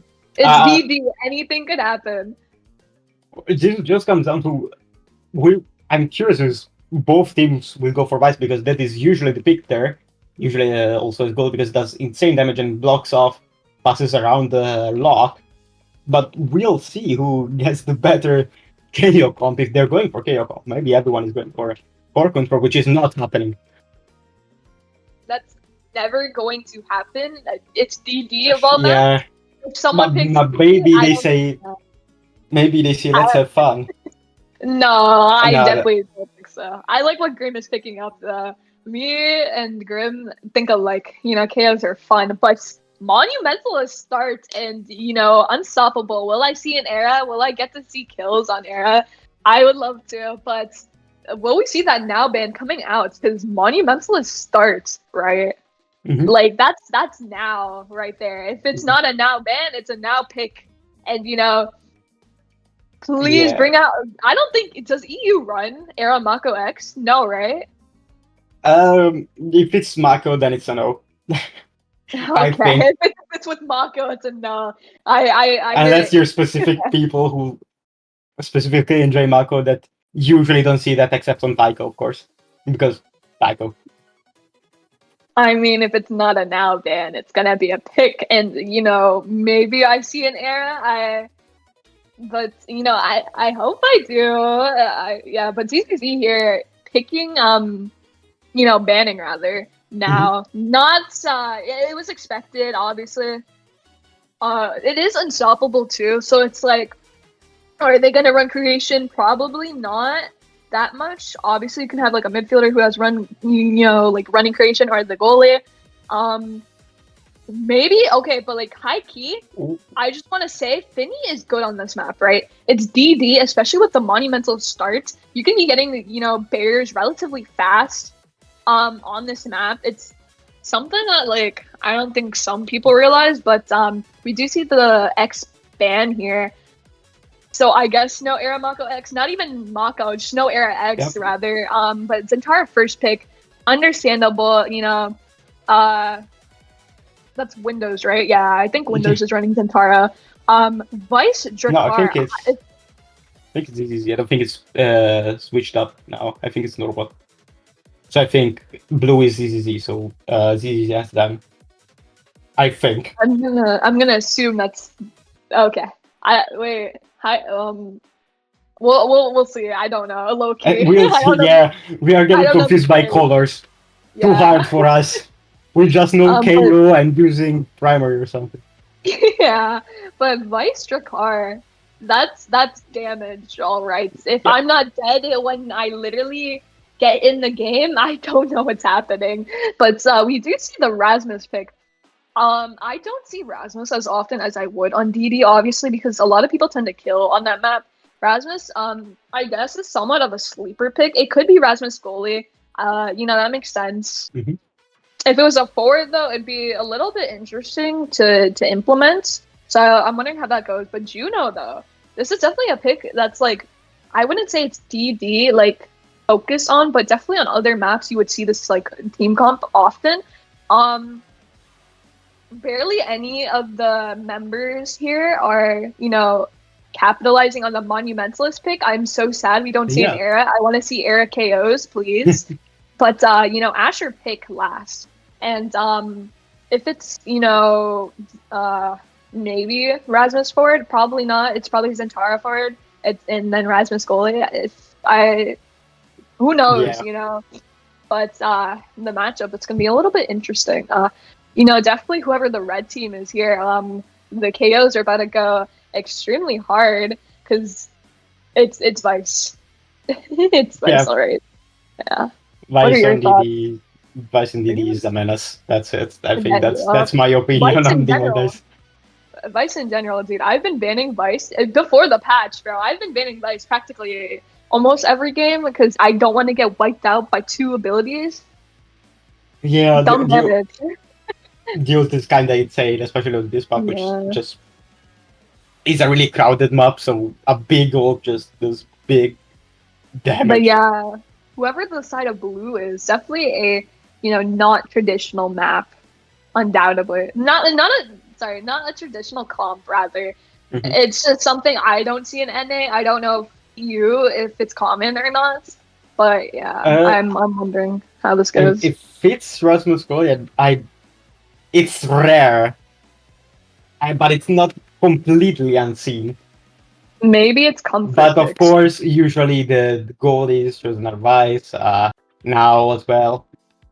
But right now was banned, so Yeah. I'm curious what we'll see.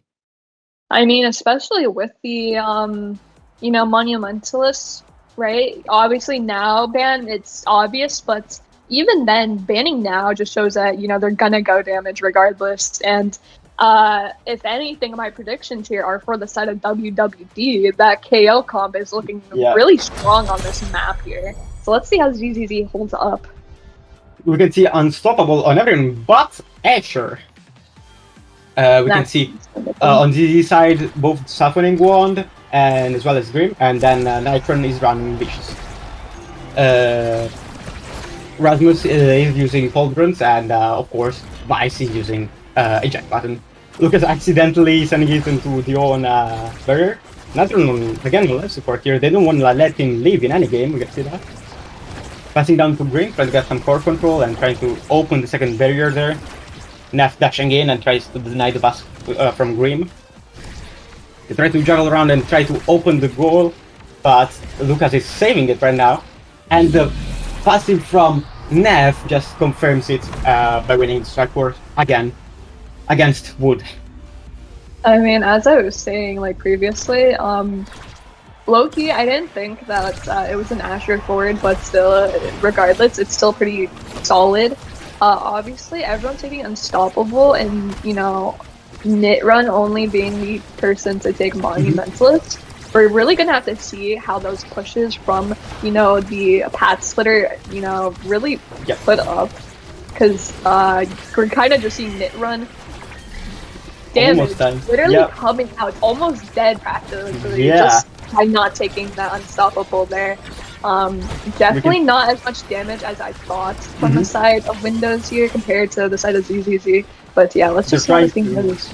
They're trying to get more core control. We can see a lot of pressure on with Juno there, trying to just open the barrier, but Wood is ready to save it, and Nitron gets passed around to Lucas and is finally finished off. They put an end to his suffering because it was at stagger for a long time. Wood wastes burst. And now they're just trying to get some advantage from this position and waiting for Nitron to respawn. Grim is on life support again, as well. Nev too. Wood and Nitron trying to get it forward. Grim dying by Dentro Primary. And the Juno's lane almost opening it in overtime. That is kind of a menace. The ult there tries to do something but doesn't do much besides passing it to Kidpan. Nitron there trying to get the core control, and they're just trying to juggle it in, but they only managed to hit the corner there. The hook there blocks Nitron for saving it, and also does a decent amount of damage on it. Almost good ult from Grim, but doesn't manage to get it. Nitron trying to get it forward. Both Wood and Grim trying to push on the bottom side, but failing. You can see Lucas and Kitan doing a lot of defensive work there. Grim getting the core with a lock and load and sending it in between Lucas and Kidpan. Yeah, what a find from that Drakkar, but this is the type of gameplay you don't normally see on Demon Dea. It's not as much damage as I thought that would be coming out. Yeah, you said 12 kills, and we're not seeing them. I take it back. Yeah, now it's too late. Lucas almost dying if he didn't use the burst there, the evade there. And finally, Neff gets pushed onto the side and finished off by Nitron. We see Wood trying to put pressure as well from the middle. Juno trying to save it from Nitron. It works. We can see that they didn't take a lot of advantage from this KO, but at the end they finally managed to open the door, especially with that ult from Nefarious Leads, who accidentally sends it backwards. Nitron stalling for time and trying to push it forward. He now has burst, which could put ZZZ in a weird position. That hook back from Lucas, trying to get it out of Nitron. Wood passing it forward and just probably trying to get it to someone with burst. Nitron trying to put it in with burst, but Kidpan uses his, and the core goes to finally Grim, and he uses burst to squeeze it in again between Kidpan and Lucas. Yeah, there was just so much energy advantage on the side of WWD right there. Two flips, unfortunately, coming out, but it still takes the goal, and maybe they can bring it to set points and get something good for them. But Nitrun kind of low right there. Yeah, he's again just getting launched around, and Neff with the ult finishes him. Grim trying to open the door, but Lucas is Kid providing enough defense to not letting it pass. The TP from Wood probably gonna use Burst, exactly. But Wood doesn't manage to save it from the first hit on the barrier. Grim is also kinda low. He's probably gonna go for the Torp, yep. And in the meantime, the slow 4 goes to the barrier, and it gets flung back to Nif, who gets it open on the window side as well. Here they're probably just trying to fight for core control. There's Grim, who's really low and is probably staying in the dot for a reason. Wood passing to Grim there, trying to get it past Juno, who they succeed. You can see Nef with both passive and energy burst, which will be a big menace. The Juno's line sending it in and intercepts the pass using burst, and with passive sends it in.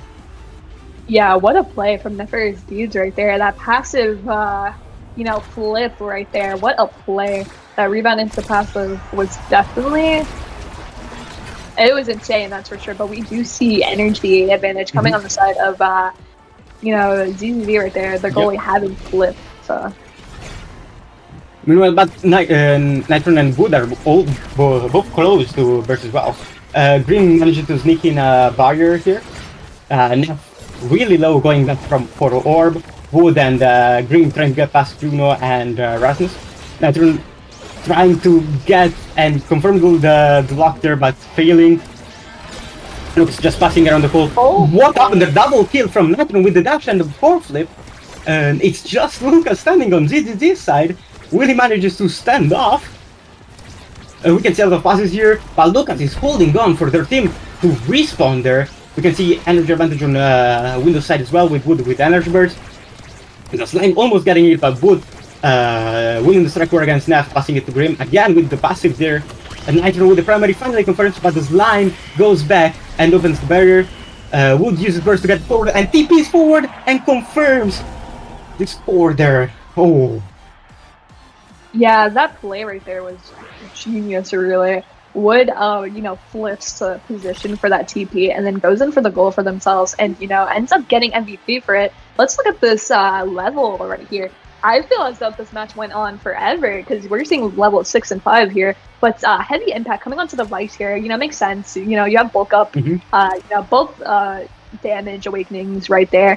Extra special on the Asher is definitely an interesting pick. Combined with the Monumentalist, maybe they're going to put out some damage, better stuffs maybe. Twin Drive did get buffed, I believe. I don't recall what's the buff on Rasmus, but, that's a pretty good awakening. Obviously, you have hot shots, so that gun is going to hurt, and then aerials for that extra range right there. But let's talk about the tiers, because we did not talk about them earlier. Siphoning Wand on both Zentario and Juno. It makes sense. Definitely with the blobs, stepping on them is gonna hurt a lot more than you think. The Siphoning Wand on the Jakar, obviously, sometimes you see, sometimes you don't. Sometimes you see slicks, or even on Aimee's app, you'll see pummelers. But the Van Brace on the Asher, you would think that, even with the Van Brace buff that happened, that the Asher would stay alive a lot longer, but I guess not. You can see here, while we were talking, you can see Vito's putting a lot of pressure, Grim opening the lock, and Wood just being in forward to intercept the core and sending it in.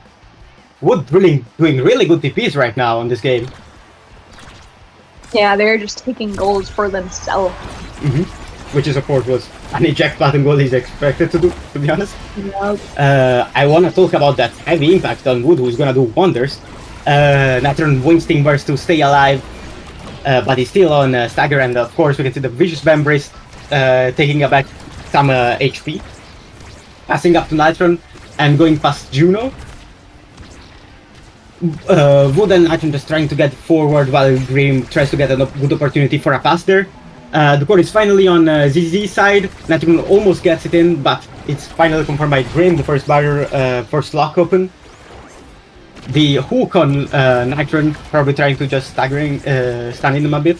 And was back on the Windows side, probably because of the Juno's line that was there. Passing down, we can see Nefarious at really low health. And Green staying there waiting patiently for the opportunity that they will pass. And he finally uses the lock and load to open the lock. You can see him also with Burst, which could come into play. And Wood tipping forward again and confirming the goal. Is Wood a goalie or a forward? Because at this point, Wood might be the GOAT, so that's for sure. But so now I'm kind of understanding why Nitrun kind of went that Monumentalist pick rather than the Unstoppable, because Asher is kind of one of those slower melee characters. A really close range type of character, but could also play at range. But with the Monumentalist pick, it's combined with that whatever gear they took, I forgot the name, low-key, but especially with that buff, right? You have the Monumentalist, and it's gonna help put on that damage, and obviously it's gonna help you get your HP a lot better, especially with the fact that Nitrun doesn't have speed currently, and they're kind of being staggered a lot more. So if they weren't going Vicious Vambrace or Monumentalist here, they would probably be a lot more dead than they are now. But again, look at that HP just recovering right there. Yeah, the amount of HP Nitrun is recovering now is insane. He's getting staggered and then going back to full health in seconds. It's a lot of pressure on ZZ side, just trying to get the core in, but Windows finally trying to get core control back and going back to the ZZ side, ZZ goal. Overtime here was gonna go insane ability plays here. Exactly with that. Wow. That what an angle. wave just direction it perfectly. Yeah. I mean, both goalies are just scoring at this point. Who needs a forward when you have your goalie? True. Oh, Kilpan is on life support. Burst used on Nitrun trying to confirm the kill but failing.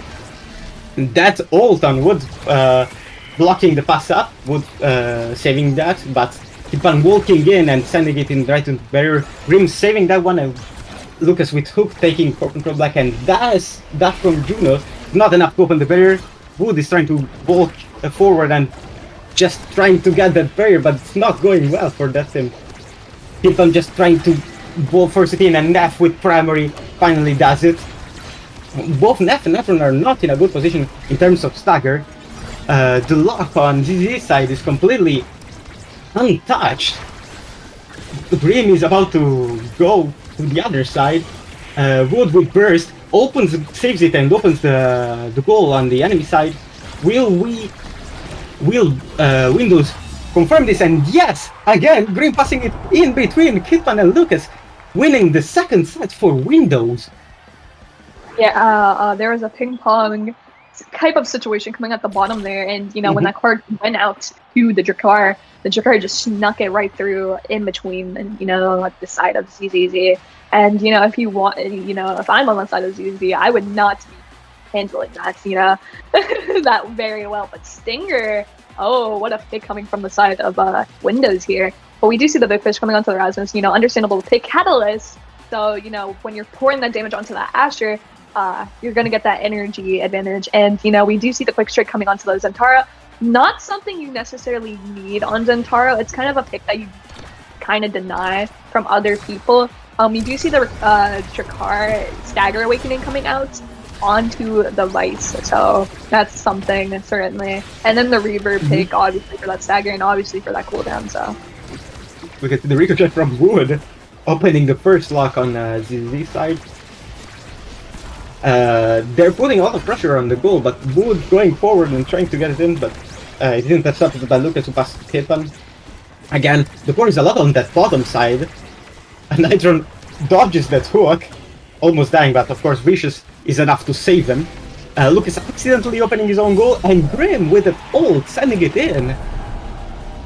Yeah, what a quick points from the side of Windows right there. They're playing out of their minds. They're not letting GZZ have a single set here.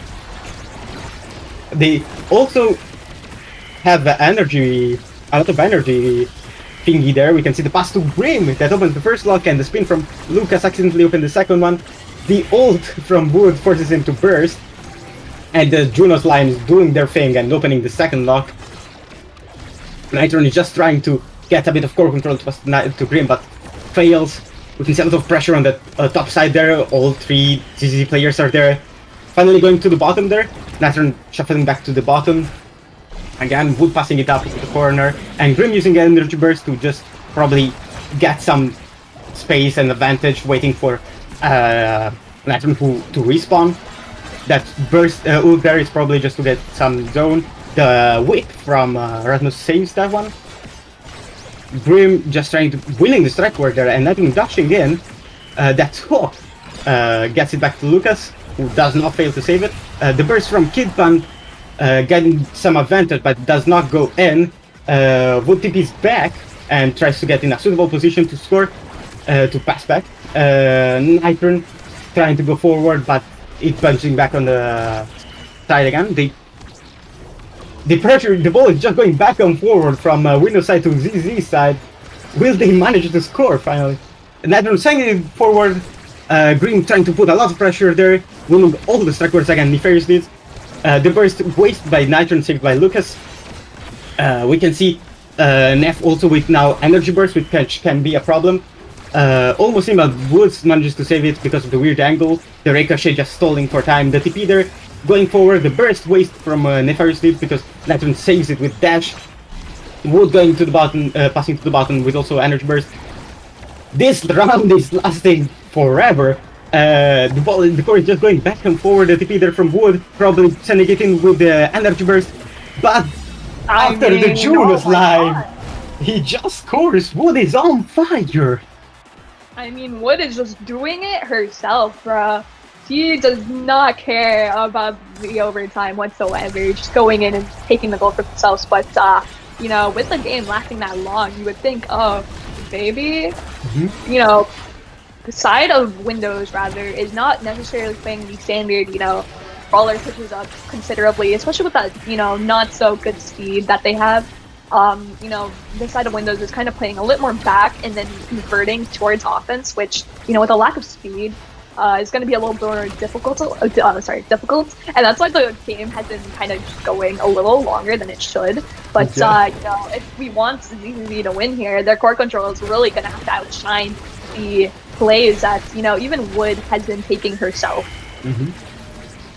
The burst there from Neff opening the door there, and Nitron also has burst, which he uses to save himself. Wood just trying to get a good opportunity to pass forward there. Lucas has burst, which will save him from a weird situation. Nitron has, again has not much health, and burst from Kitpan gets wasted because Wood, reaction time, manages to save it.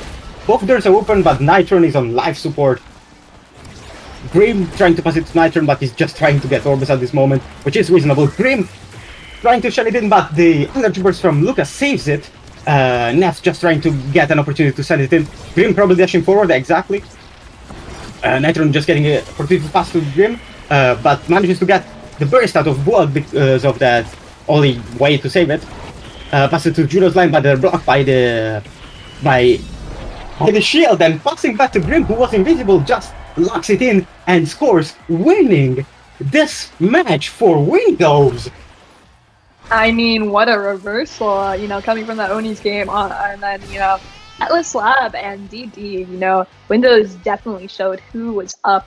And, you know, beautiful passing play from DF Grim into Nitrun. You know, we saw this in the Oni game. That's, you know, they're relatively good at passing it to one another. And so if they are doing such a thing, you kind of want to intercept those passes, because I wouldn't want to be on the defense waiting and, you know, seeing the court shuffle around me. But unfortunately, barely any KOs coming out. This is not a DD game that I thought it would be. No. 4 KOs on both teams, not something I genuinely thought would happen. But Wood just showing, you know, who's boss. Literally 171 redirects, highest out of everyone in the lobby. And not to mention, 4 goals, 2 assists right there. That's a lot. We have been saying this game was insane. We were expecting a lot of KOs. We just saw the battle for core control. Wood just going in and getting a lot of goals while Green tried to just get them in between the defensive side. And this was an insane game, which was truly entertaining. It lasted longer than I thought. Even though it was only 18 minutes, it felt like an eternity, if I have to be honest. Right I now, don't think that you're casting this long for the first match. Why am I working overtime? Help. Bring that call out back, please. Help. But yeah, what a game. What were your thoughts?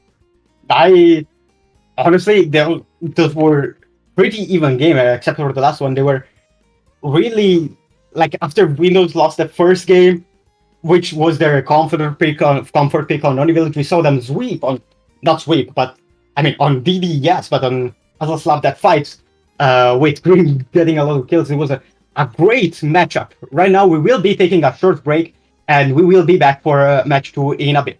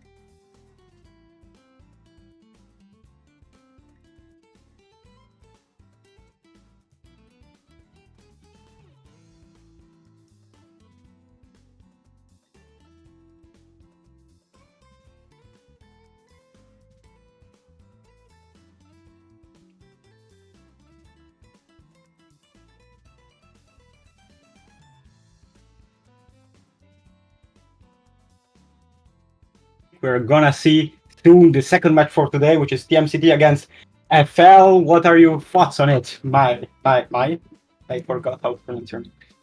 Is it TMCT or TMCT? TMCT, interesting name. I think it's Teenage Mutant Cringer Turtles. I haven't watched that show. I watched it years ago.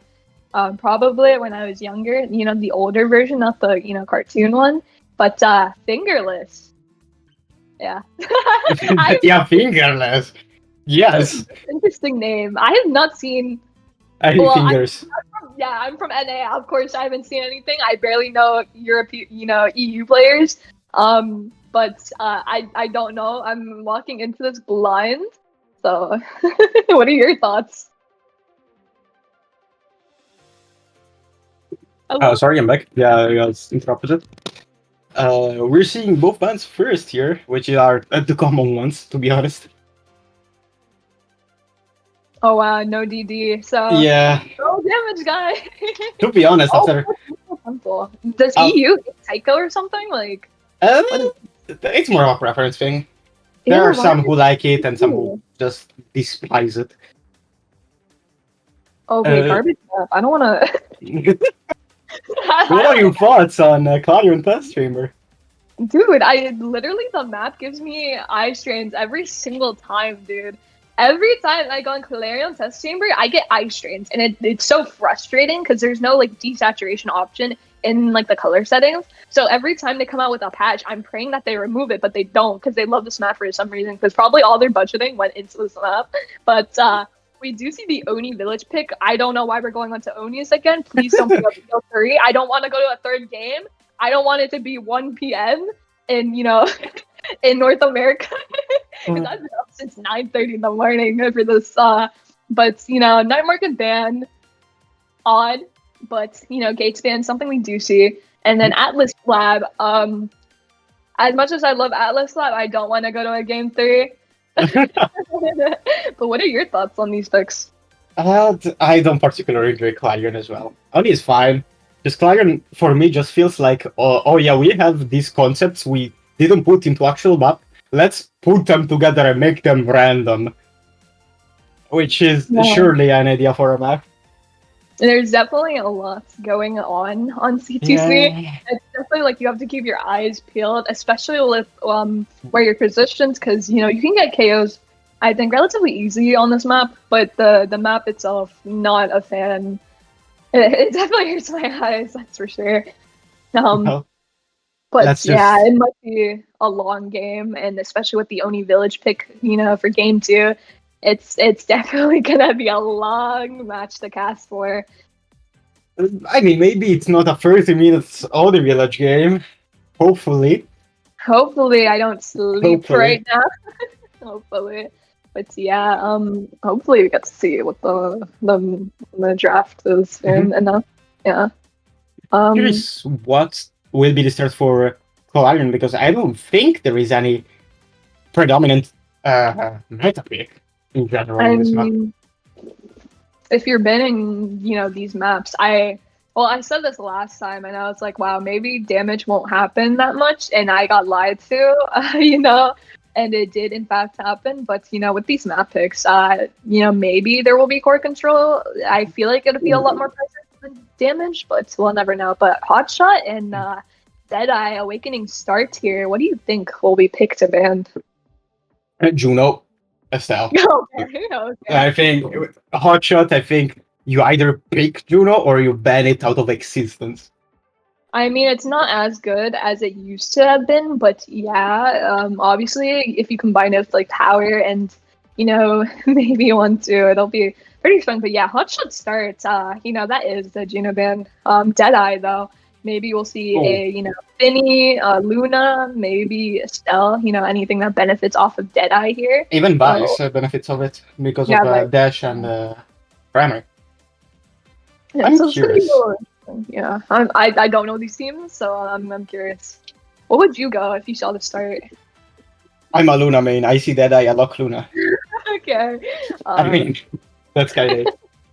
I don't know. TBH, I'd probably go for Hotshot, and I'd probably play Mhm. like maybe Asher or something. Maybe X, because you know the amount of damage you can do with Hotshot, it's kind of dumb. I Hotshot, tried I it before. I think Hotshot is good on any character, to be honest. It's Yeah. just more core control. Red core goes. brrrr. Yeah, red core especially, and you know, speaking of red core, you know, you have Kazan goalie. Anytime I see a Kazan with team player, especially at start, and I don't ban it, I'm Mhm. like, wow, I'm gonna have a headache this game.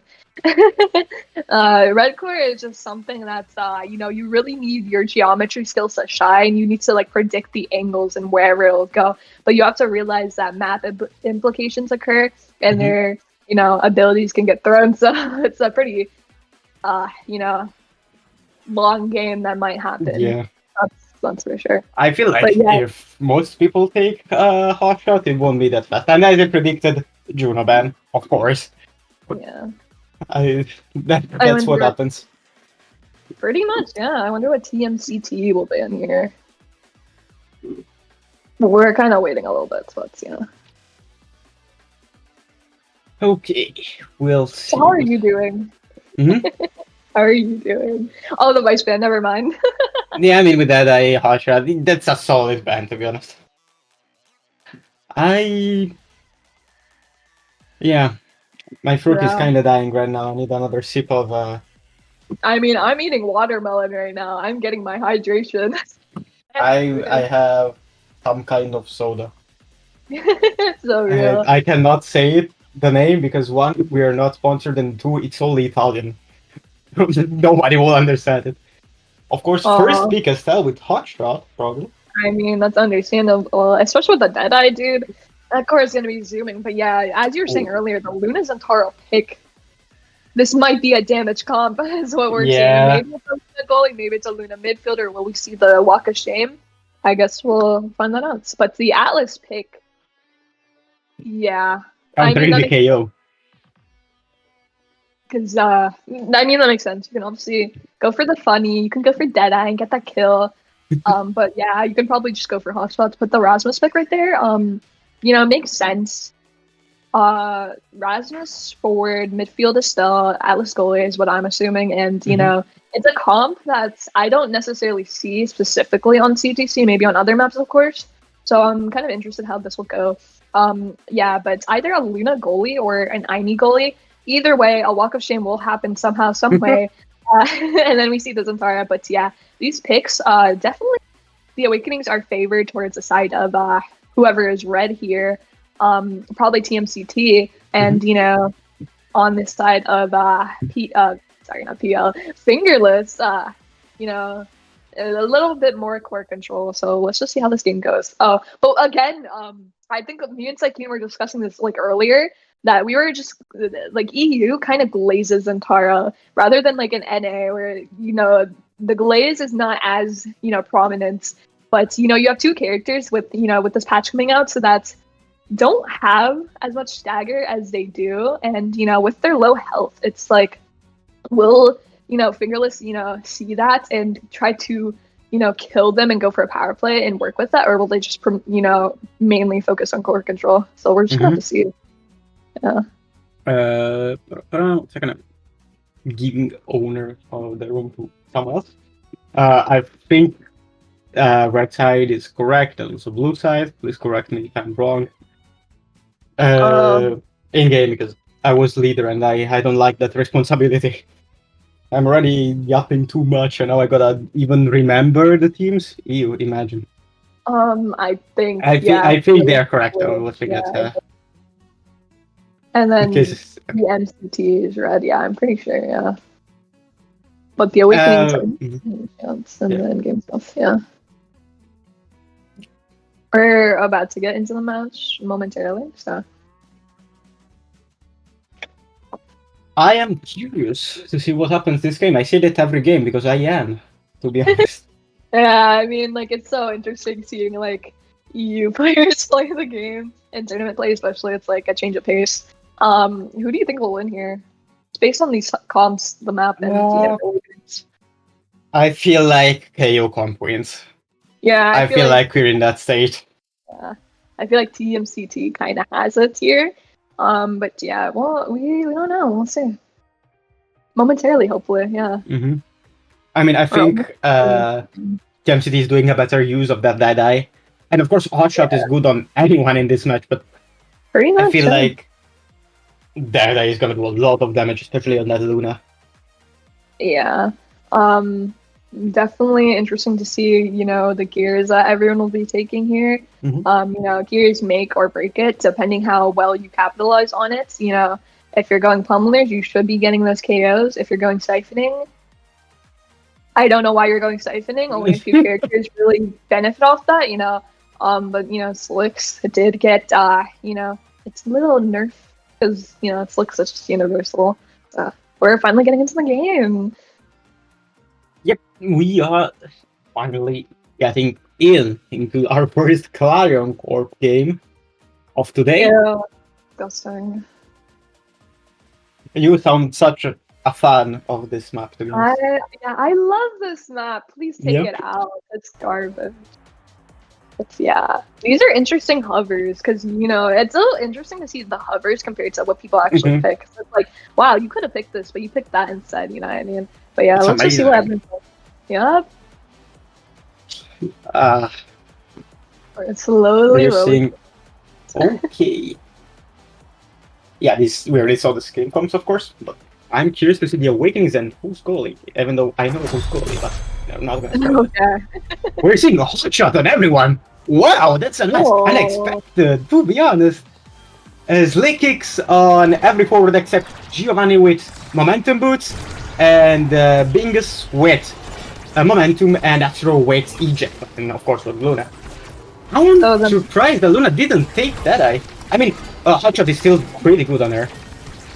I mean, that Maxwell's pick, we don't really see Maxwell's a lot in NA. Usually when you see Maxwell's, it's probably in Pislow. So it's kind of interesting to see, you know, someone go Maxwell's and how that will benefit truly. But yeah, Giovanni kind of low right here. Yeah. We see though Astro dashing in and getting mileage off of the dash and opening the door. Maybe that's why they picked Hotshot, to just give him more time to dash and cookies. Just with the passive sends it in, and the sorry ping is I love pings. I mean, that was a pretty quick play and points coming from the side of TMCT. Oh, I love that, you know, the Psycho Dog lightsaber one. That's my favorite one to use. Oh my god. I like Colin, that's it. Really? We see the door open from TMCT. We're gonna discuss our emotes preferences maybe later. Well, I like that's a really good one. We see not enough damage. Like, not what I was expecting. This is actually a core control comp from this side. Ayuki trying to fish Atsuro, but doesn't work. Yuki putting a lot of pressure still in on TMCT's side. Giovanni uses burst and misses it. Atsuro waiting for the good time to pass, and Glitch Pop directions it in a correct way. Atsuro dashes but misses, waits there to try and get the strike in, but doesn't work. The primary there sends out away from Yuki, who is now staggered. We will see the first kill of the match. The primary there for Atsuro denies the pass to Annika, and Giovanni just slides it in the goal. Yeah, it's definitely interesting to see the Awakening picks and also the gear picks, because here's the thing, right? You know, with Aimee, you know, specifically on Clarion, you can get a lot of kills from, you know, the Deadeye, but unfortunate lag right there. But yeah, with Deadeye, you can, especially with like the side sweep map type of layout, I don't know, you can get plenty of kills just from Deadeye, and then also the Luna, you can get Deadeye kills, but you know, as of, I'm speaking of kills, a kill just lands right there, and that is set points goes to TMCT. Yeah, Atsuro dashing in with burst, and Cookie's ulting there just does wonders. Really interesting Awakening. Yeah, we do see the Monumentalist on the board. Aimee opts for the extra special here. Kind of interesting to see. I wonder how that's going to play out. Centaur goes for perfect form. Why are we letting that slide through? I guess we'll see how good perfect form is here. Rapid Fire lands on the Estella, really good for the primaries. Monumentalist on the Atlas. pretty good for its expanse and, just keeping stuff at bay. Team player lands on the Luna. We're going to see some red core combined with the hot shots, and then peak performance. Honestly, a relatively good pick overall. Everyone practically did get, decent awakening, so let's just see how this plays out. As we are speaking, Giovanni and Cookies are dying. But Cookies does not let the slide even staggered in order to sneak the core upwards and confirm it in. I mean, even if they are staggered, the side of TMCT knows how to get things done, especially with that 12-second goal right there. The side of Fingerless might need to convert a little bit better and manage their core control and probably, opt for some KOs if they are staggered. A power play could happen. We are seeing a lot of passing around on the TMCT barrier, and it's finally open. Monica misses the primary, and Atsuro takes advantage of it by sending it forward and passing down to, instead of opening the barrier on top. I don't know if that was intentional or not. Cookies about to say goodbye to his word, but Atsuro saves the shuffling from Yuki. The burst there almost kills Arnica, but with the Atlas burst doesn't confirm it. Yuki self-passing and not confirming it because Atsuro had burst and saves it. Again, here we see Yuki trying to get core back, but fails and sends it to the side. Giovanni and Atsuro trying to put pressure, and with the hook from Yuki, it manages to send it in. Yeah, what a beautiful hook from Yuki right there. Perfect sets the goal right in. But yeah, I don't really know what to say. It's either damage or we see core control here. Yeah. So, let's see how this plays out, Loki. Insane matchup that Expression on Geo is showing. Yuki accidentally opening their own goal. Atsuro dashing in to send it forward. Geo just trying to get some pressure in. Yuki blocking the pass there. And again blocking another pass with Atsuro missing it, and the first barrier gone for TMCT. Atsuro dashes in trying to get some advantage out of it. Right now they're just probably stalling for cooldowns here. The ult from Geo kind of blocks it on the wall there. Glitch Pop almost good and dashes on top of Yuki and kills her. Giovanni forced to use burst, but with the Glitch Pop almost sends it in, which is confirmed by Cookie's ult. Yeah, Cookies has been getting it done, really. Practically any goal they have been doing has been working out really good, and it's been pretty quick goals from the side of TMCT. So we're gonna see how well core control can outplay them, because TMCT is just doing a really good job at balancing their damage with core control. Speaking of damage, that is still kind of low. Yeah, Hanukkah trying to get how that happened? I have no idea. Cookies, no, it's not Cookies. It's Giovanni who died. I didn't get to see that, but Atsuro saving it, and Yuki just passing it back and forward to herself until she opens the second barrier. A lot of pressure again with Cookies trying to go forward there. Giovanni dying again. Burst coming out of Atsuro, as it was the only way to save it there, and Yuki gets the pass and shoots it in.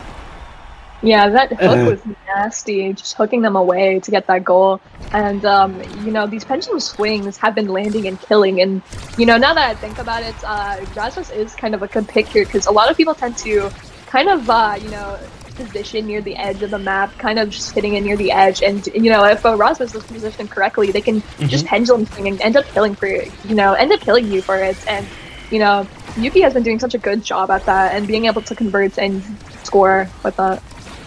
Yeah, we are seeing also her doing a great job at barrier opening there. Cookies with primary opening one barrier and then shuffling back to the other side. Is now on not good life terms. Atsuro passing it up to the dash.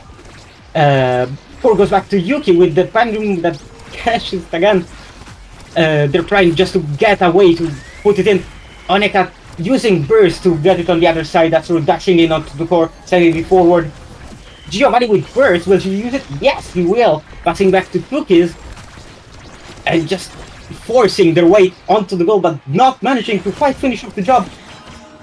The save from Cookies, who lets enough time for Atsuro to catch it back. insane team play there. But the primary from Estelle sends it in and intercepts the pass. Yeah, really good snipe sends it in right there. That stun was positioned really good, and they end up getting the goal for it. But with that map, specifically the bouncy castle, a lot of the time midfielders aren't really positioned to get the core, as a lot of the time they can't necessarily cover that option. But we do see Reaver coming onto the Rasmus here. Deadeye onto. Wasn't Deadeye starting Awakening? Okay, so here's the thing, right? If no one takes a starter Awakening, it will be back in draft. So basically, Aimee gets Hotshot and Deadeye, which, that's pretty good. Quick strike coming onto the Estelle here. Solid pick. Missile pop onto the Luna. That makes sense. Adrenaline rush as a deny to the Zentara right there. And Big Fish comes onto, Zentara. And the third set is live. Oneka opening the barrier with ult, but Cookies and Giovanni trying to put enough pressure there to try and do it back. Giovanni is about to die there, now in the Obscura banishment zone. Cookies trying to get it in, but the secondary from Bingus saves it. Atsuru just trying to get it forward, trying to walk in a bit. Gio trying to deny every play he's doing, but she kills Atsuru with a... Wow, what a sequence! Wow, Atsuru is dead, and Oneka slides it in with primary. Yeah, like I was saying previously, Yuki has been just finding those pendulum swing kills relatively well, and is able to capitalize on it really good. So unfortunate double barrier though. That angle burst from Cookies and it goes in quick. 12 seconds round there.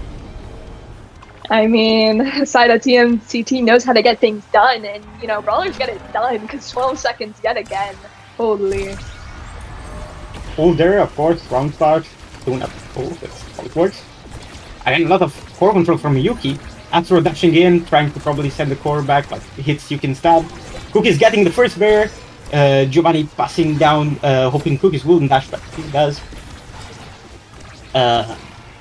We see a lot of core going back and forward, but the core control is overall taken by the MCT, trying to knock down that barrier.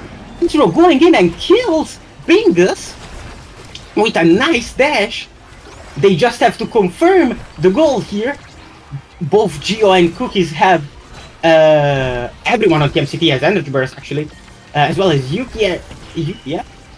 Atsuru going in, trying to get in, but Cookies blocks it with the ult there.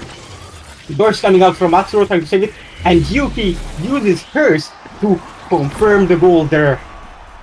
Yeah, really good patience from Atsuru right there. But Yuki just puts it right in regardless. This game's pretty even though we've been seeing relatively quick goals from the side of Team MCT, so I wonder how this game will pan out. And that from Atsuru confirms the first barrier there. The ball growing in the middle, blocked by Bingus secondary. Cookies putting a lot of pressure and opening first the goal. Giovanni can have a good chance to open to do something with the energy burst, and he does. Get it out of the way. Atsuru dashing to not get the core to Oneka. And now they're just trying to get the ball up to Cookies, but they're just intercepting it so often. They managed to get burst out of Bingus because of ult, Luna ult. Cookies finally gets scored, and Atsuru tries to get it back to him, but doesn't really work. The hook there gets it up, but Yuki already was out of that position. Cookies really on life support there. The primary from Atsuru sending it back into the fingerless territory. Atsuru dashing in, but misses. Giovanni and Oneka are really having a fight there. Cookies going in with energy burst. Will he manage to get it in? Atsuru tries to do everything to not get it to Yuki because they're doing exceptionally well. Cookies trying to go back probably to get some core control, but pass down to Oneka denies that. We see core flip wasted on Atlas secondary. The hook is a second too late, but the primary there is enough to confirm it. And the lineup with the core and the two players gets it in. I mean, the patience coming from Yuki and Oneka right there. Really good defense coming from both sides. Everyone's just so patient, trying to find that one opening and, going in for that play here. Rasmus hovering the Reptile Remedy pick. If I recall correctly, they ended up picking Peak Performance and Reverb, so obviously they're stagger stacking, and that's relatively a good build to take. But the Prime Chain leads to Luna. Zentaro does end up getting Explosive Entrance though, so we'll see how that pans out. Maybe another 12-second goal. Catalyst stacks with the Quick Strike, so that's a pretty solid pickup. Quick stacks on stacks, still pretty solid. You could have opted for the Twin Drag right there, since it did get buffed, if I recall correctly. And then the Unstoppable pick onto the Ainu, so those are two interesting pickups. The initial rush there gets the first barrier open. Every ability was used there, I believe. Cookie's trying to put pressure in. Atsuro bases the core, almost going it in. Cookie's killing, I think it's, Onika. But Yuki's doing a good job of opening the barriers. Cookie's just trying to walk backwards and try to get it back. Getting past Yuki, because now they have to go back and try to defend a bit. There, insane teamwork from Gio, who gets it in with that also. That ult is insane for not getting it out of that area, but Atro out of position does let the core go through. Will, Gio and Cookies manage to get it in, especially with energy burst there. Onika is about to die there, but the burst from the ult from Atlas is dead, but it's only a matter of time because before they die, you're just here, they're just trying to get every single opportunity to just score in. Cookies dashing in and finally settling this core. Yeah, the hook was a second too late, and like I said earlier, that explosive entrance really come to play right there. That dash into corner, even when Cookies was not staggered, but relatively low in health. Saying here the first barrier from Fingerless is gone, but that usually happens and it usually pays back out. Cookies is dead because of Yuki's spin there of the secondary. The ult there defensively, Atsuro has burst if she wants to defend. She tries to push in, but at the end they just hold for time for Cookies to respawn. Onika with burst tries to use it to open barrier, and it works with a strike 4-1 from Yuki. Giovanni trying to probably get a good opportunity to use that burst, and Cookies getting a good chance to open the second barrier. Atsuro dashing in, almost sending it in, but Bingas is ready. Burst from Gio, which is blocked by Yuki. Atsuro trying to get every opportunity she has, but the ult is not enough to block that shot. I mean, that's quite an unfortunate goal right there. Fortunate for the side of Fingerless, of course, but barely just missing that save. We see the map with the wacky walls now, that's how I will have to call them. Atsuro dashing in, but it's blocked by Onika.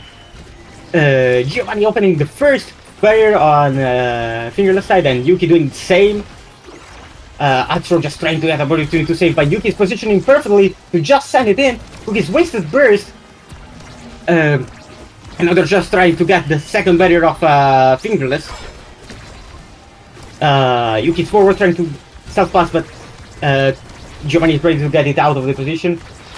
Almost good snipe from Monica, who just misses it and doesn't send it in. Cookies tries to confirm the second barrier. The glitch pop from Giovanni, predicting perfectly and opening the second barrier. Will they manage to get this second goal in? Cookies has core control with passive as well. The dash in manages to get past Binkas. Yeah, I mean, that dash relatively long in that hitbox. It makes me believe that maybe you can hit out the core, mid-dash because of how laggy that dash is. I don't know, but we'll have to see maybe in the future. But, the side of TMCT is really good at converting from defense to offense there, and, they end up getting the goal for it. But yet again, that dash, a perfect usage of that dash. They're just now shattering every barrier. On this, I noticed on this map they kind of do better on the one with the ball in the center. Giovanni trying to get forward, the core flip up to Cookies, who uses burst as well and gets it in and wins the set. This is a fine. We're getting to the last set. Yeah, I didn't think we'd get to a set 5 type of game. Hopefully it's not 0.5, but we'll see. But Zentaro right here, will they deny the bulk up right there and then, or will they go for any of the other awakenings here? But we will have to see. Ends up going for the Rampage, which is buffed. Bulk Up landing onto the Rasmus, a full stagger build. Flask Cannon landing onto the Luna, you know, good for power, good for speed, can probably get some kills if needed. Singer landing onto the Estelle makes sense, you know, with, it just makes sense, you know? But Yeah. Hatsura Jedi 1-2 punch, the core will be zooming relatively fast, and it never hurts to take up some orbs for speed. Okay, we are starting off. Oh, wait, Yuki dying from Atsuro ult there. That is surely a Luna moment. Will they Yeah. manage to get some advantage? The wheel, they both get a barrier off, and Yuki is back into play. Cookie's trying to put pressure, but it's not enough to get past Bingus. The core flip from Onika saves it, and she's now not. He's now not in a good position in terms of stagger. They're trying to just get every opportunity together. Onika, TMCT really wants Onika dead, and Cookie's in the meanwhile with Energy Burst opens the second barrier, as well as Yuki with her dash, and that coordination is not enough to get it in, but in the end, bouncing off the wall, it gets in. Yeah, what a Calarion angle right there, but the synergy from Giovanni and Cookies is, you know, is showing relatively. It's definitely present, as you can see.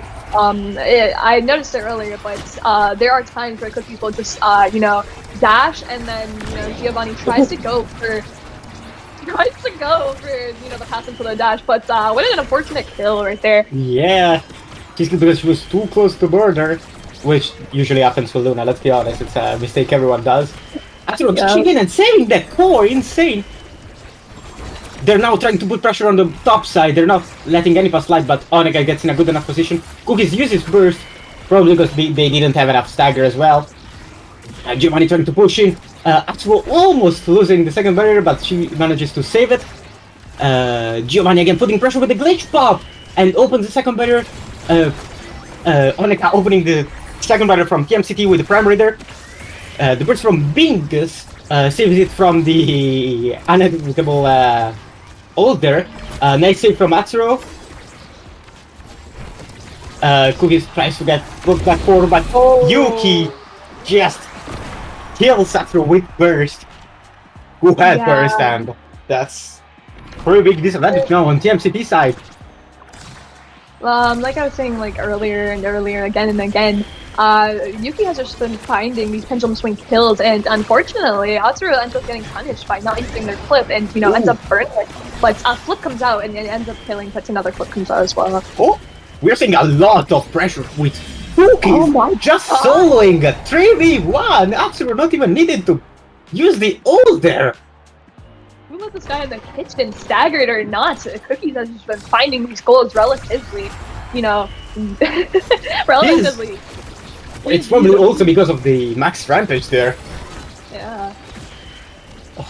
This game is insane. For a moment I thought Figureless was gonna win, but now it seems like TMCT is on an advantage. Will Figureless manage to get it back though? Giovanni going bottom side there to try and get some kind of advantage, but the ball goes back to the side of TMCT, and Yuki opens the barrier, almost scored by Onika, passing up to Yuki, who's too busy killing Cookies to score. But the snipe from Onika just gets there. I mean, we're going to a set 5.5 type of game right here. It's practically anyone's game. Let's just see how it plays out. Even the energy advantage is just even. After dashing again, trying probably to get score, but doesn't get it. Yuki opening the first barrier there. Onika trying to get the second one. The burst out of Atsuro. That was probably the only option there. Ult. Cookie uses ult and tries to open it. But he dies, unfortunately. It seems like we were underestimating which one was the kill cam. Nice stun from Atsuro, who manages to open the second barrier. Cookies is back, but also the second barrier is gone. Giovanni almost dies. Onika is also kinda playing in that zone, who might go and kill them soon. Atsuro just trying to get some save. The pass back to Yuki is insane, but Atsuro manages to get it in. Cookies trying to get up forward with, as well as Gio with the burst, who gets past Gio, and Yuki goes forward, trying to get any kind of advantage there. The spin there, the snipe almost gets it in. Gio is about to die. Let's hope that doesn't happen. And the glitch pop from Gio wins this first game. Really, really close game. Bingus ended up dribbling and quite didn't follow up with it, and ends up getting punished by the glitch pop here. Game 1 gets a TMCT as I thought it would, but I didn't think that both teams did have somewhat of an damage comp, even though it's more predominantly dominant. It was more seen on the side of TMCT rather than fingerless, but really good pressure coming from both teams. Both teams were really doing a good job at being able to convert defense and offense. As we can take a look here at the redirects, relatively everyone had 200 redirects. No person had it under. It was definitely a close game. Did I think that 10 kills would land on the side of fingerless? Not quite. 10 to 6. Yeah, Yuki really got a lot of cheese kills, while a lot on Astro, who just with Luna, you just get close to the border a lot to interrupt dash, and he took advantage of that to the fullest. Cool is also doing a great job doing his job as a hard forward and scoring 10 times out of 12. Insane game overall. Yeah, undoubtedly, dude. Both teams did not disappoint. They both put on quite a fight for, it being the first game, set 5.5, 23-minute game. But, if we thought that was long, we're going to a longer game, I believe so, on Oni's. What are your thoughts about that? Thank you for reminding me we're going to Oni. I will proceed to be really happy about this. Of course, I love Oni Village. The matches are so short. Yeah. The match quality is just better. So entertaining, to be on Oni Village. But, with Fingerless's comp, they're running a pretty, Oni Village type of comp. So will we see that again? Will they ban Rasmus for landing all those pendulum swing kills? I mean, 9 is crazy, that's for sure. I think that will just, Rasmus is really an insane pick on Oni, and having seen how Yuki takes advantage of her primary is insane. So that's probably going to be the ban there. Also depending on Awakenings. Yeah, Yuki is really, really patient, and it was prevalent during that entire game. But Estelle being Estelle, we'll have to see based on Awakenings here. But will the Zentara slide through? Because that was pretty prominent, on that Clarion game. I don't want to say I'm rooting for TMCT, but honestly, I don't want to go to third game. My throat is dying. Dude, I didn't think that we'd be casting this long. I thought I thought we'd be good. Yeah, I thought we'd be done by now, but I guess the matches from before were so entertaining. I will have to complain with Wood in private and tell them I'm not subbing for them anymore if they're playing for that long. That is a joke. For legalism, that's a joke. I will be continuing to sub for Windows. I will not. Please don't kill me. But yeah, I didn't think my first game, that early in the morning would be a match 3 type of game. And, this team went to set 5.5. So let's hope that the Oni Village game doesn't last that long. And if we are going to a game 3, I'm not here more than I should be.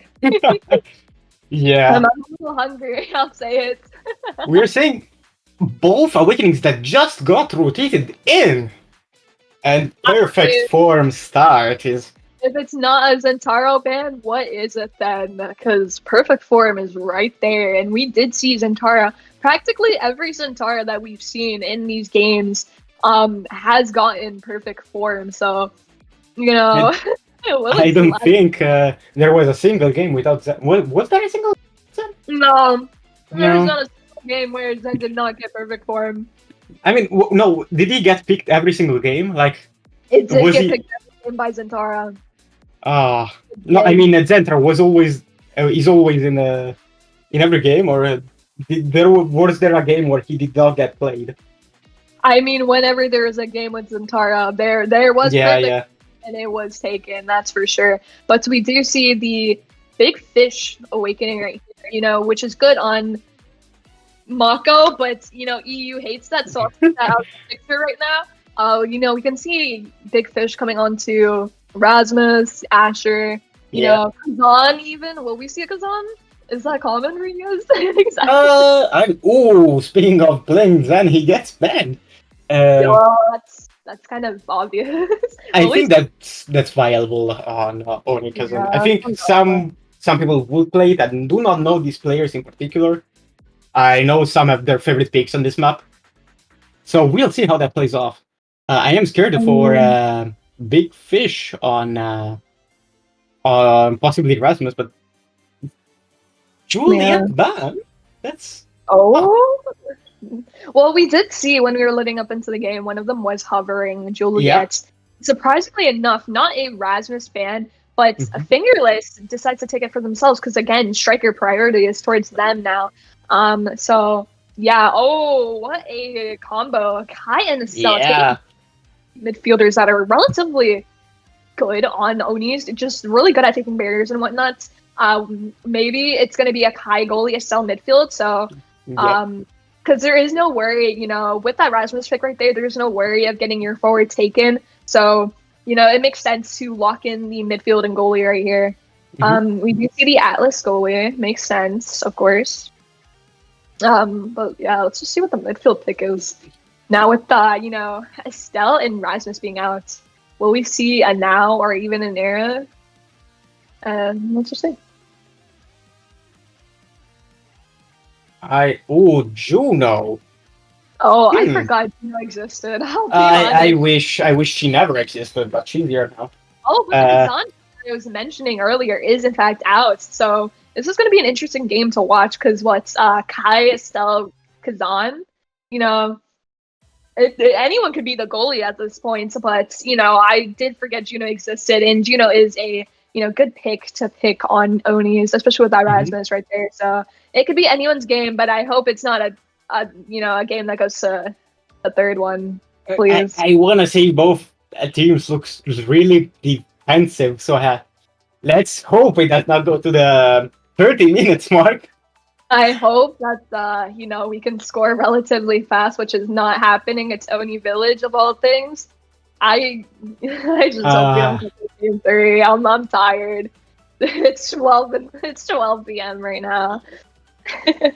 I've been up for 3 hours. But yeah, let's load right into this and see what everyone says.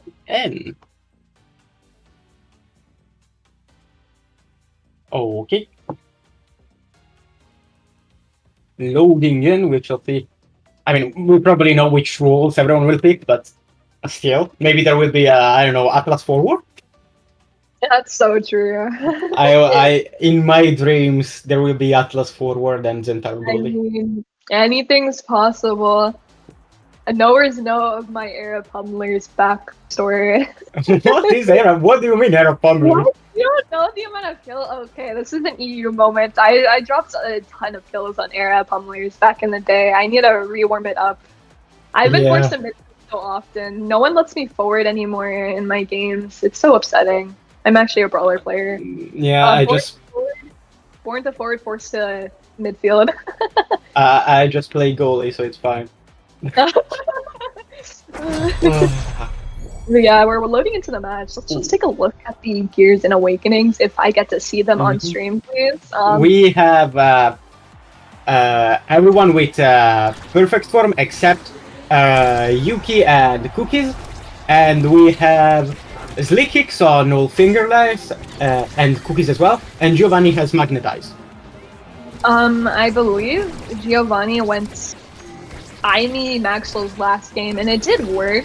Yeah. Maxwell's definitely something I don't see often. Again, in like NA, it's probably in Pistol that it happens more often than not. But it makes sense for the two forward players to take size because it benefits them fights a lot. So we won't see that perfect form pick on them just yet, but both barriers are down for both sides. Yeah, which is quite a quick for Oni Village. I was expecting 50 minutes overtime here. They're both shuffling back and forward with that core. There's not a it does not want to say on the single side. They're both doing a great moment. And Giovanni with the kill and the score there. insane. I mean, it seems like we did not swap sides when it came to, side priority here. I'm wondering why they did, in fact, let the Rasmus through, now that I think about it. Yeah. Maybe that Julie ban was, a comfort pick. I do know that, if I'm not mistaken, Yuki is pretty good on Julie, so that might be it. I mean, barrier open on fingerless side, that's weird. That's so fast. Are we playing Oni? I'm not sure. They're trying to let in. Oh, the pressure on the bottom is enough for Cookies to just slide it in past Bingus. I mean, Brawlers get it done, what can I say? We did think that Oni's would be a longer game, of course, but TMCT, they showed that even on Galarian, they can land relatively quick holes. So. Oh, I'm just wanting that barrier and using even burst for it, but Cook is just shuffling the core back and forward and opens the second barrier. Dashes in burst, but is saved by Bingus, who sends it to Geo, and it's him. This is the fastest set on Oni Village I've ever seen. I mean, is this a fast game of Onis in Striker history? EU Striker history, or what, man? Because, what can you do against Strike, into Kazan Hook and, striking once again? But, Estelle MVP, we see the aerials, of course, landing onto her. That makes sense. You want that little bit of range, of course. Or Ponder onto the Alice. That's understandable since it did get buffed, but there's also the Orb Dancer. So, Might of Colossus is landing onto the Kazan. You have that power, you have that size, even more size now. It's also a deny from the Rasmus, but we do see him once again taking reverb. We do see Yuki once again taking reverb. Chronobus landing onto the Kai makes sense for that speed, and then extra special landing onto the Juno. I don't understand why necessarily. Again, it's only though kind of want some speed, so maybe Orb Dancer would have been the play. I don't recall what the other awakenings were though. I do think extra is just to put more pressure with the random slimes, which are annoying, and it's the reason I hate Juno. And if that's not true, I hate Juno for everything. We can see Hook just gliding in, taking with the hook and gliding past Onika and Bingus. I mean, yeah, it makes sense. Wow. It makes sense for the extra special, obviously, for the blobs, of course, but, it is Oni Village speed is everything, and as we can see that as Atsuru is literally just zooming past, going on their side and putting on that pressure, but Brawlers get it done relatively quick, Oni's game here. I mean, that Chronobus is surely helping get the lead of speed. Cookie's trying to get in, but I don't think they will intercept faster. Atsuru just walking in, that is doing another round of just the entire field. They're just trying to put a lot of pressure on the top side, but it doesn't work as well with Cookies not having enough stagger to just staying there. Atsuru walking in and opening the barrier and making Bingus waste core flip. Giovanni tries to pass to Cookies, but it's not enough. And Cookies, while at 0 health, slides it and gets it in. Yeah, I mean, the moment it comes to Cookies, it just goes straight in, and an unfortunate flip had to be wasted, and there is energy advantage on the side of TMCT here. We could be possibly seeing a 3-0 and, into the next sets right here. Yeah, they're doing an exceptional good job of just putting enough pressure on them to just open barrier quickly and just getting it in. Burst from Cookies is trying to hook it in, but it wasn't enough. Cookies is about to die. Is Atlas gonna confirm it? No! Cookies just enough health to slide it in and open the second barrier. He shuffles it, tries to hook it, but gets it in the wrong direction. The dash from Geo is enough to put enough pressure on Bingus. And the block of passes with Cookies is insane. Yeah, it seems as though the side of Fingerless has their eyes, straight on Cookies here, but you gotta realize there's an Estelle right there, and that Estelle scored undoubtedly. Yet another MVP for Estelle, I believe. But yeah, let's just see what's going to be taken here. Deadeye going onto the Estelle, not opting for the missile prop, as it did take aerial, so that's understandable here. Stinger landing onto the Juno could be a deny as well. Doesn't hurt for extra damage. Heavy impact going onto the Kazan. You have that damage. You can also get that cooldown. Siege Machine and missile prop landing respectfully on the Kai and Atlas. That makes sense, of course. But yet again, we see another stagger build coming onto Yuki here. I think she likes stagger builds. I don't know. Probably. Oh my gosh, the pressure put on by TMCT is insane. It just got the first barrier, even though it doesn't matter on the village. Yuki tries to slides in that primary and gets the door open. Astro passes back to his eject button. And the secondary from Atlas is not enough to just hit them for playing on the button. The pass to Yuki and consequently Onika's slime is enough to just get in. Yeah, we do see the slimes paying off right there as, somewhat of a quick goal right there. Fastest OE game known to man. Speedrun right here, truly. Yeah, that's what happened that year. Cook is just trying to get enough pressure, but he's blocked by too many abilities just standing there. Giovanni with that primary and snipes it in. First barrier on the TMCT side is gone. Astro walking the ball up to Yuki. They're just trying to get enough core control. The ult from Gio is almost enough, but the core flip finishes it off going fast, being as a secondary. I mean, if Brawlers get it done, so does midfielders. Giovanni just soloing right there, perfectly having everything they need to score. Oh, almost secondary open, but after receiving good barrage, the TP from Giovanni opens the first barrier on Fingerless. We're seeing Cookies and Giovanni again put a lot of pressure on Fingerless side. They're just continuing to strike and strike and strike.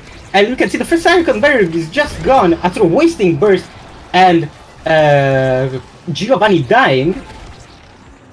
Cookies just walking the ball and Bingus does not have enough cooldowns to save it, which is weird with 5 stacks of Orb Ponderer.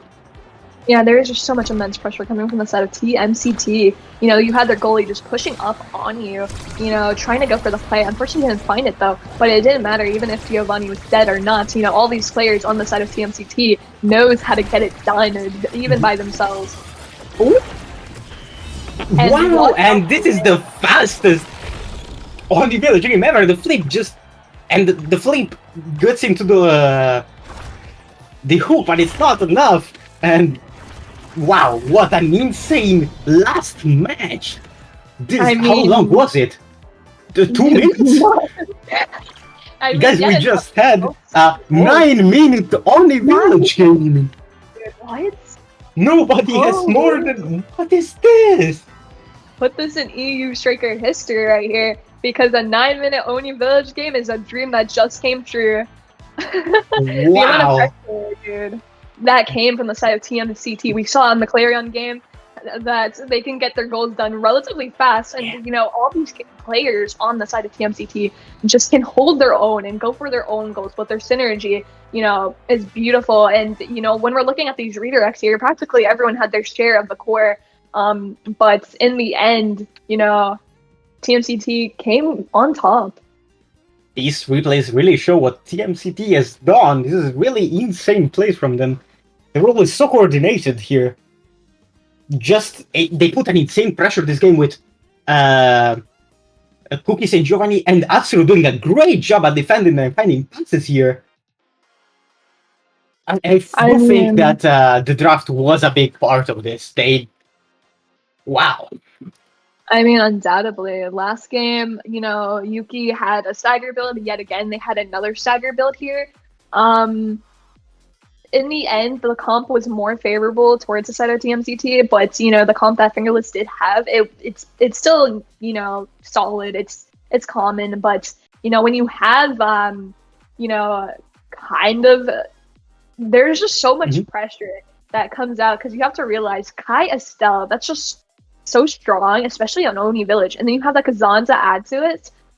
It's definitely something you would see in NA, and when you're trying to defend against that, especially with Juno, Erasmus, Atlas, you're gonna have to decide which barrier can I hold. Can I use this ability right now? Is it worth it? And seeing Juno kind of just take the extra special pick, that was one of those pickups where like. Onika was deciding, do I need to play? Do I need something to help me kind of, shift the momentum towards our favor? And, in that sense, obviously it makes sense to pick up the extra special. But, me personally, I really favor speed, base speed so Yeah. good in the game in general. And we did see Atsuro, kind of just take practically so many speed awakenings that, the amount of pressure that they were using and, their abilities to convert definitely did overwhelm the side of Fingerless here. So Yeah, that was. We saw Astro just walking to the other side multiple times. I believe she stayed more on the enemy goal than hers. That was I an mean, insane game for 18 everyone there. days, so yeah, 3 forwards. What can I say? Yeah, that was incredible. I believe we are done now. We will be. Will we go? We will go on a short break now. We will switch casters now. Thank you for having us. Hope you have a nice continuation for this tournament. Bye bye. Bye.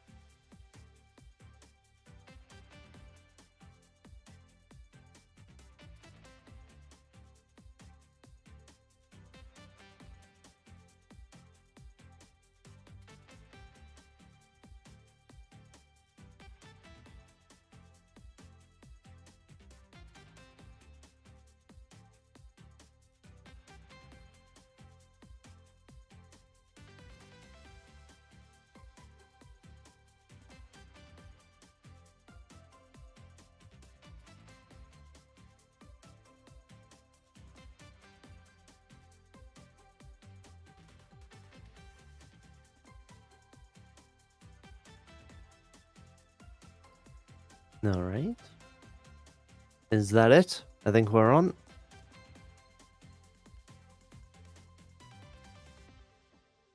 Yep, we are. Yep. Either I think your mic may have gone. Oh, testing? Oh, okay, Yep, it's there back. we go. All right. We're on. There we go. Yeah, I didn't was just a realize little my mic wasn't confused. working.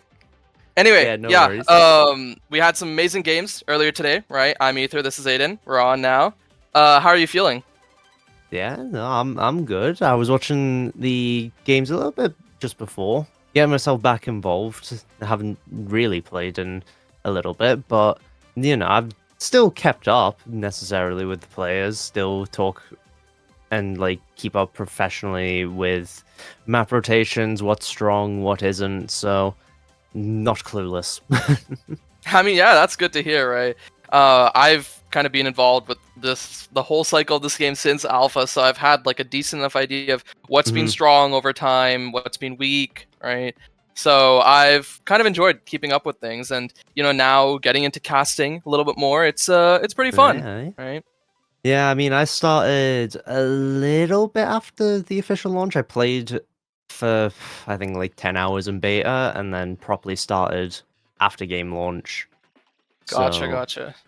Hey, that's still a lot of time to, you know, get into the game, get some like hours in, right? Yeah. But today, EUSL, we had a really close game, Windows versus ZZZ game 1. It was really fun to watch. And then that TMCT fingerless series, yeah, that set 5.5 coming in for that game 1, and then we had what was probably one of the fastest Oni Village games I have seen in a long time. Thank God, I hate that map. I will hold personal bias against Oni Village till the end of time. Hey, maybe we'll get to cast it today. My favorite. Yeah, we'll be going into IME Haters versus Packet Loss, and after that we'll be closing out the day with Fierce Fury versus KLB. Both of these matches I'm looking forward to. Definitely. Let me quickly just pull this up here. Yeah, I know Packet Loss had a bit of a tough time with TMCT last week, and on paper at least, a lot of people think that IME Haters is a stronger team than TMCT. So I'm interested to see how Packet Loss stacks up, to see if they still struggle or if maybe they got something set up over the week, right, where now they're able to kind of deal with some of these stronger on paper teams a little better, right? Yeah, And I then- mean, a lot of things maybe just come down to in-game adaptations, because of course the players will have done prep beforehand for the teams that they're going to be playing against. They will know what the enemy plays, so they know what to ban. They know, like, kind of how the comms should look generally, but I think adaptation is key here. If you're playing from behind, you kind of need to understand your position. Like, say you just keep constantly getting KO'd from like high Giga Blast from across the stage. You have to adapt. You have to realize, you know, I can't be near that wall anymore, or my midfielder needs to be in a better position for me to pass to them. So a lot of things do just come down to in-game adaptation more than preparation, I think, at the end of the day. Yeah, and I mean, what better way to get a chance to perform these in-game adaptations than to go to something like Atlas Lab, right? A very comfortable map for a lot of different players, so they don't have to worry too much about navigating any tough plays or anything like that on Atlas Lab. And then following that, we'll be going to Taiko Temple, and hey, Oni Village is still up. IME Haters are going to decide your fate. No. I can handle Atlas Lab. I can handle Taiko because there's so much actually happening. The way people play around the black hole, the bouncer in the middle and on the sides as well from the drums. Like very, very fun map if you understand the meta, the comms that go on. But IME Haters pulled through. You're saved. My goats. And Honestly, I mean, personally, I'm a big fan of Goo. Obscura. Yeah, I'm a big fan of Gates of Obscura. It's a really fun map, both to play, both to cast, right? I know my team personally loves Gates of Obscura just because we kind of have our own set plays that we love to perform on it. And yeah, it's it feels fun because you have all these portals, you can make a lot of plays, but it's not just that. Because a lot of people are going to be playing around the portals, you kind of have to think about when is it appropriate to actually take this middle space, right? Because it'll be open a lot of the time, but if you take that space at the right time, you can absolutely break open a defense. Yeah. The other thing with gates, post rework gates specifically, is since that there's no more corner portals, it becomes a lot less of a ping pong match of one person camps one side, the other person camps the other to try and break through the goalie. And as you said, that middle ground, there is a really big amount of space there to where players, their goalies want to be directing the court away from the portal to make sure that they don't get an easy, barrier gone. But at the same time, that means they can't utilize the portal, which removes one of their very simple options. So if they try to play on that bottom side, maybe the portal's on the bottom side on the enemy goal, so they can now pass straight through the portal, and suddenly now the game's not in your favor anymore. Yeah, and I mean, it's not just the corner portals being removed, right? The barrier shape being changed has kind of allowed for a lot more of these middle clears, because a lot of what you see happen, right? Yeah. You see both the midfielder and the forward kind of pushing up this bottom side, and this forward is in there to take the strike war with the goalie, but then the goalie hits it up towards the center, forward hits it, and then the midfielder also assisting them actually gets that out.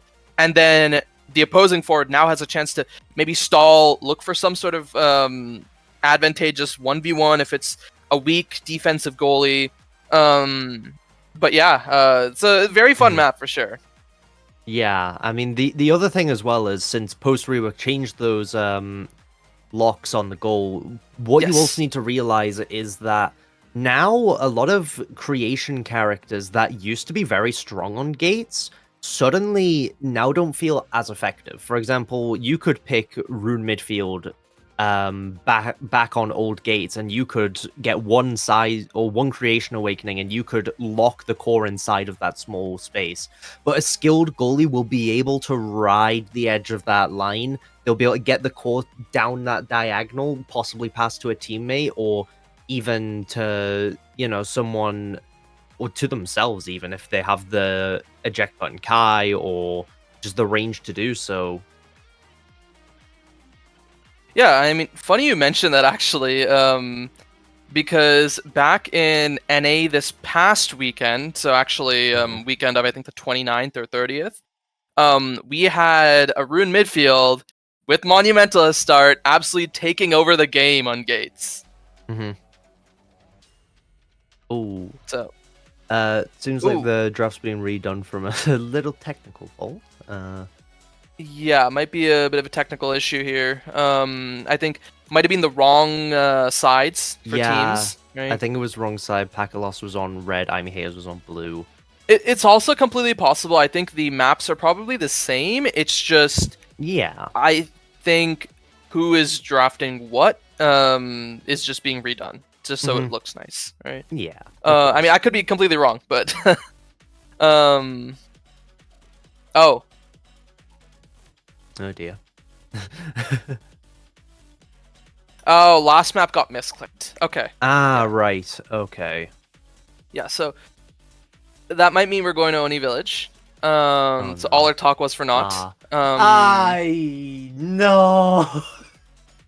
All right. But yeah, get the Oni Village coffee pasta ready. Okay, we have two games. We have 2 games until then. Maybe it'll finish on Atlas 7 Taiko Temple. Maybe it finishes on a good map. Maybe we'll be back on schedule with that. that would be a miracle. Yeah. But yeah, so if things stay the way they are, it should be Atlas Lab, Taiko Temple, Oni Village then, if I'm understanding the situation correctly. And yeah, I mean, going back to Taiko Temple for a second, right? Just personally, I've kind of had a love-hate relationship with this map, right? When it came out right at the beginning, I absolutely hated it. And then after some time I played it, and I'm like, hey, you know what? I actually really like this. That was when I played a lot of Juno Now, right? Yeah. And I'm like, okay, this is pretty sick. I like this. I enjoy this because it's good for my midfield pool. And then partway through, I was a part of another team, and we couldn't really figure out Taiko that well. So we kind of dropped it in favor of Gates. Mm-hmm. And then I was like, yeah, you know what? I don't really like this as much. And this is when I started to pivot over to like Juno Estelle. And as of late, I've enjoyed Tycho because now I have not been playing much Juno lately. I've been picking a lot of I Me Now on Tycho, right? So yeah, it's been very fun, honestly. I think in my experience, because I terrorize the rank queues as Erasmus one trick. So when Tycho released, at first when no one knew what they were doing, I was having immense amounts of fun. Because, you know, you can send the hook down to the corner of that middle barrier. If you get the angle right, it flies straight in between both of the barriers. So it's really good in that regards. But now that people understand Tycho a lot more, they understand the brawler aspect of it, there's not a chance you're ever really going to get a very good Rasmus game, because either Kazan, X, Julie, Zentaro as EU's mascot at this point. Yeah, I'm gonna say I think Zentaro is mostly an EU thing. Like it is really good. I will say I'm not gonna deny that it's like I'm not gonna say it's bad or anything. It is still very, very good in NA. But specifically for Tycho, I think NA does favor a lot more of like the X, sometimes like a lot of the Asher, and there are multiple people who still like this Dubu forward on Tycho. Because Tycho especially is a map where, like old Gates, they want to be like just shoving it down in that corner, right? And just making sure they get that barrier. I mean, the whole thing with Tycho in EU, from what I gathered, was a lot of the fact of people really like to fight on that map. If you can fight on Tycho, they're like already doing that 5 minutes ago. The fight ended already by the time you decided to fight. And yeah, I mean, I think that's also partially due to, if I recall correctly, I think the drums do a little bit of damage when you hit someone into it. It's not just a knockback, but... Yeah, it's a ticker bonus damage, but it's not a very significant amount. But it's still something, right? Yeah, it's something, but honestly, if the drums were, like, percentage max health, that would make the map, like, probably even more damage-based than Demon Dice. Hey, Stinger drums! Woo! Yeah, Stinger drums! Oh, man. Like, I'm cooking here. Ori, hire me to make your worst game design decisions possible. Yeah, I tested a very early version of Tycho, right? And what was really funny, and I mean, I might be misremembering this myself, but I'm pretty sure at the very beginning, if you would ever hit even like the core or someone into the drums, it would create a small pulse, so it would be AoE damage. Ooh. So it would not be like a single target, and yeah, there it is. There's the Oni village. We're going to Oni. Okay. The moment we go into that map, I have things I would like to say. I mean, I'll be happy as long as chat gets the copy pasta ready. If they get the copy pasta out, the Oni Village copy pasta, I'll be happy.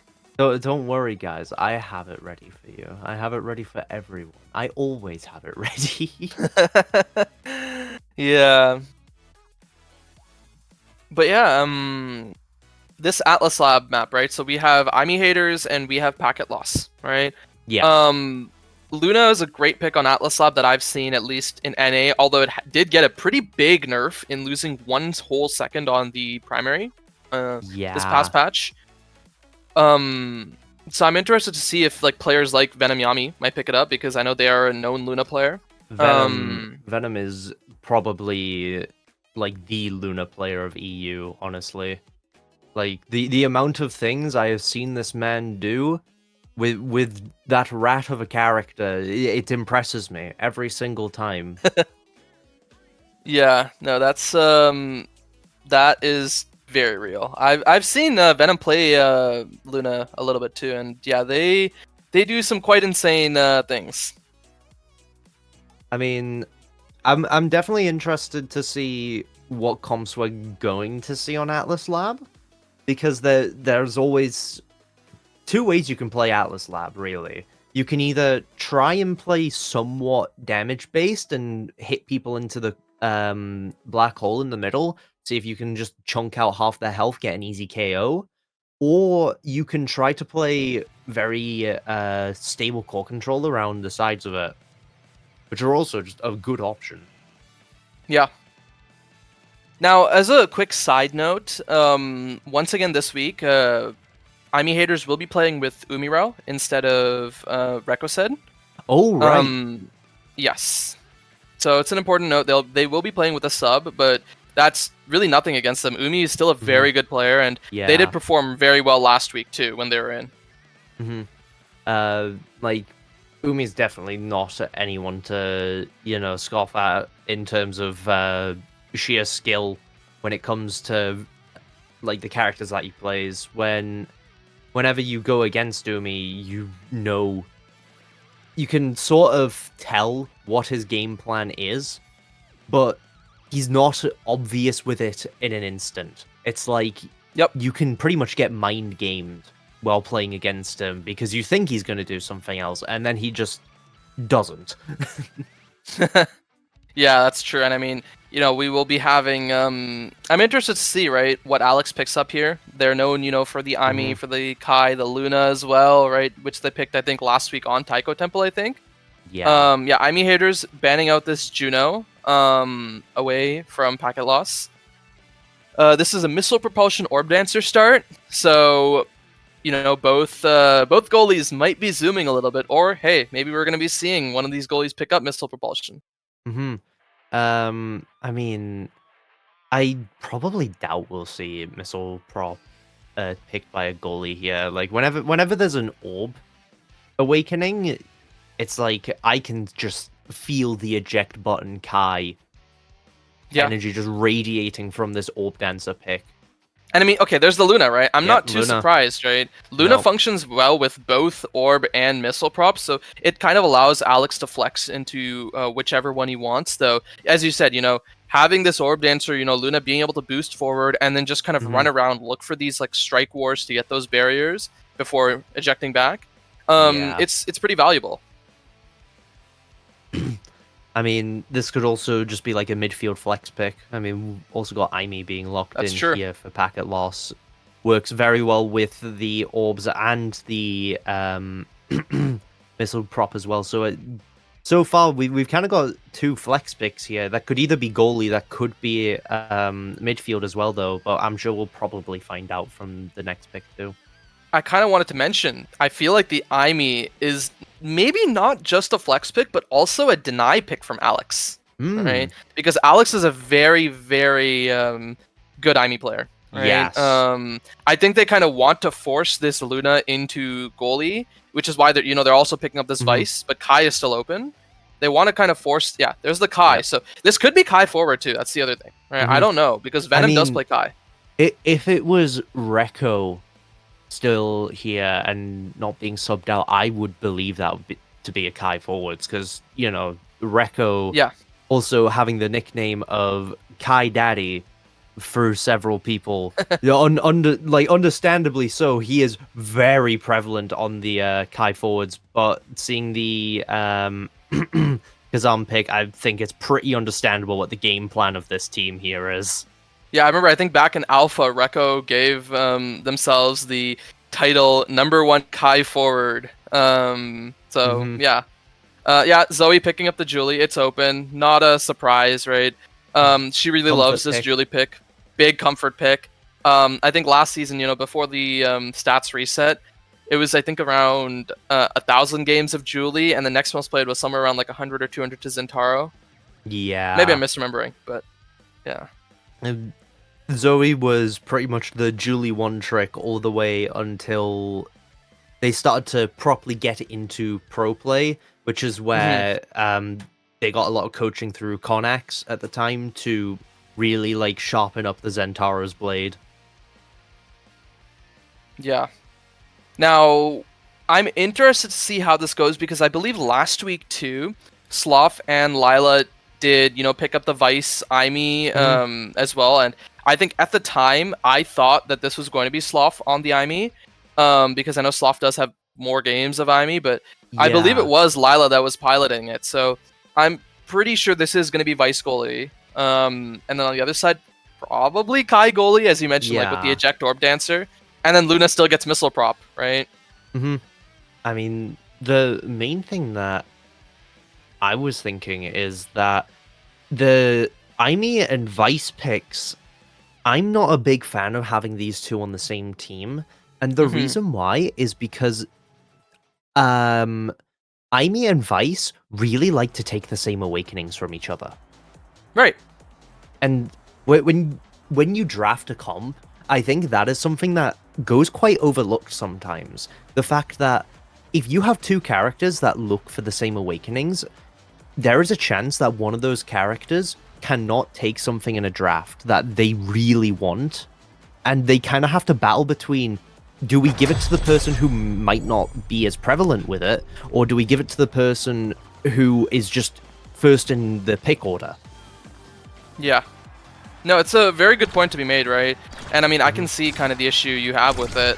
But I think both of these picks are just really good picks in the meta right now, so yeah, it's really hard to kind of like go one way with that. But yeah, we do see Lila this time on the Vice, right? Yep. And oh, Venom gets taken off the map right away. Really clean KO there. I have a Sad Boys angle on the first barrier, but actually does bounce back down to the bottom. Zoe looking for this offense with that Flame Flurry, Sloth glitch popping, and actually accidentally gets the double barrier, but can Umi get the second form, you know, be able to keep this offense turning around? And they do get that level 2. Zoe and Lila pushing up. Sloth in this 1v1 almost with Umi. Dribbling. We're looking for this turnaround.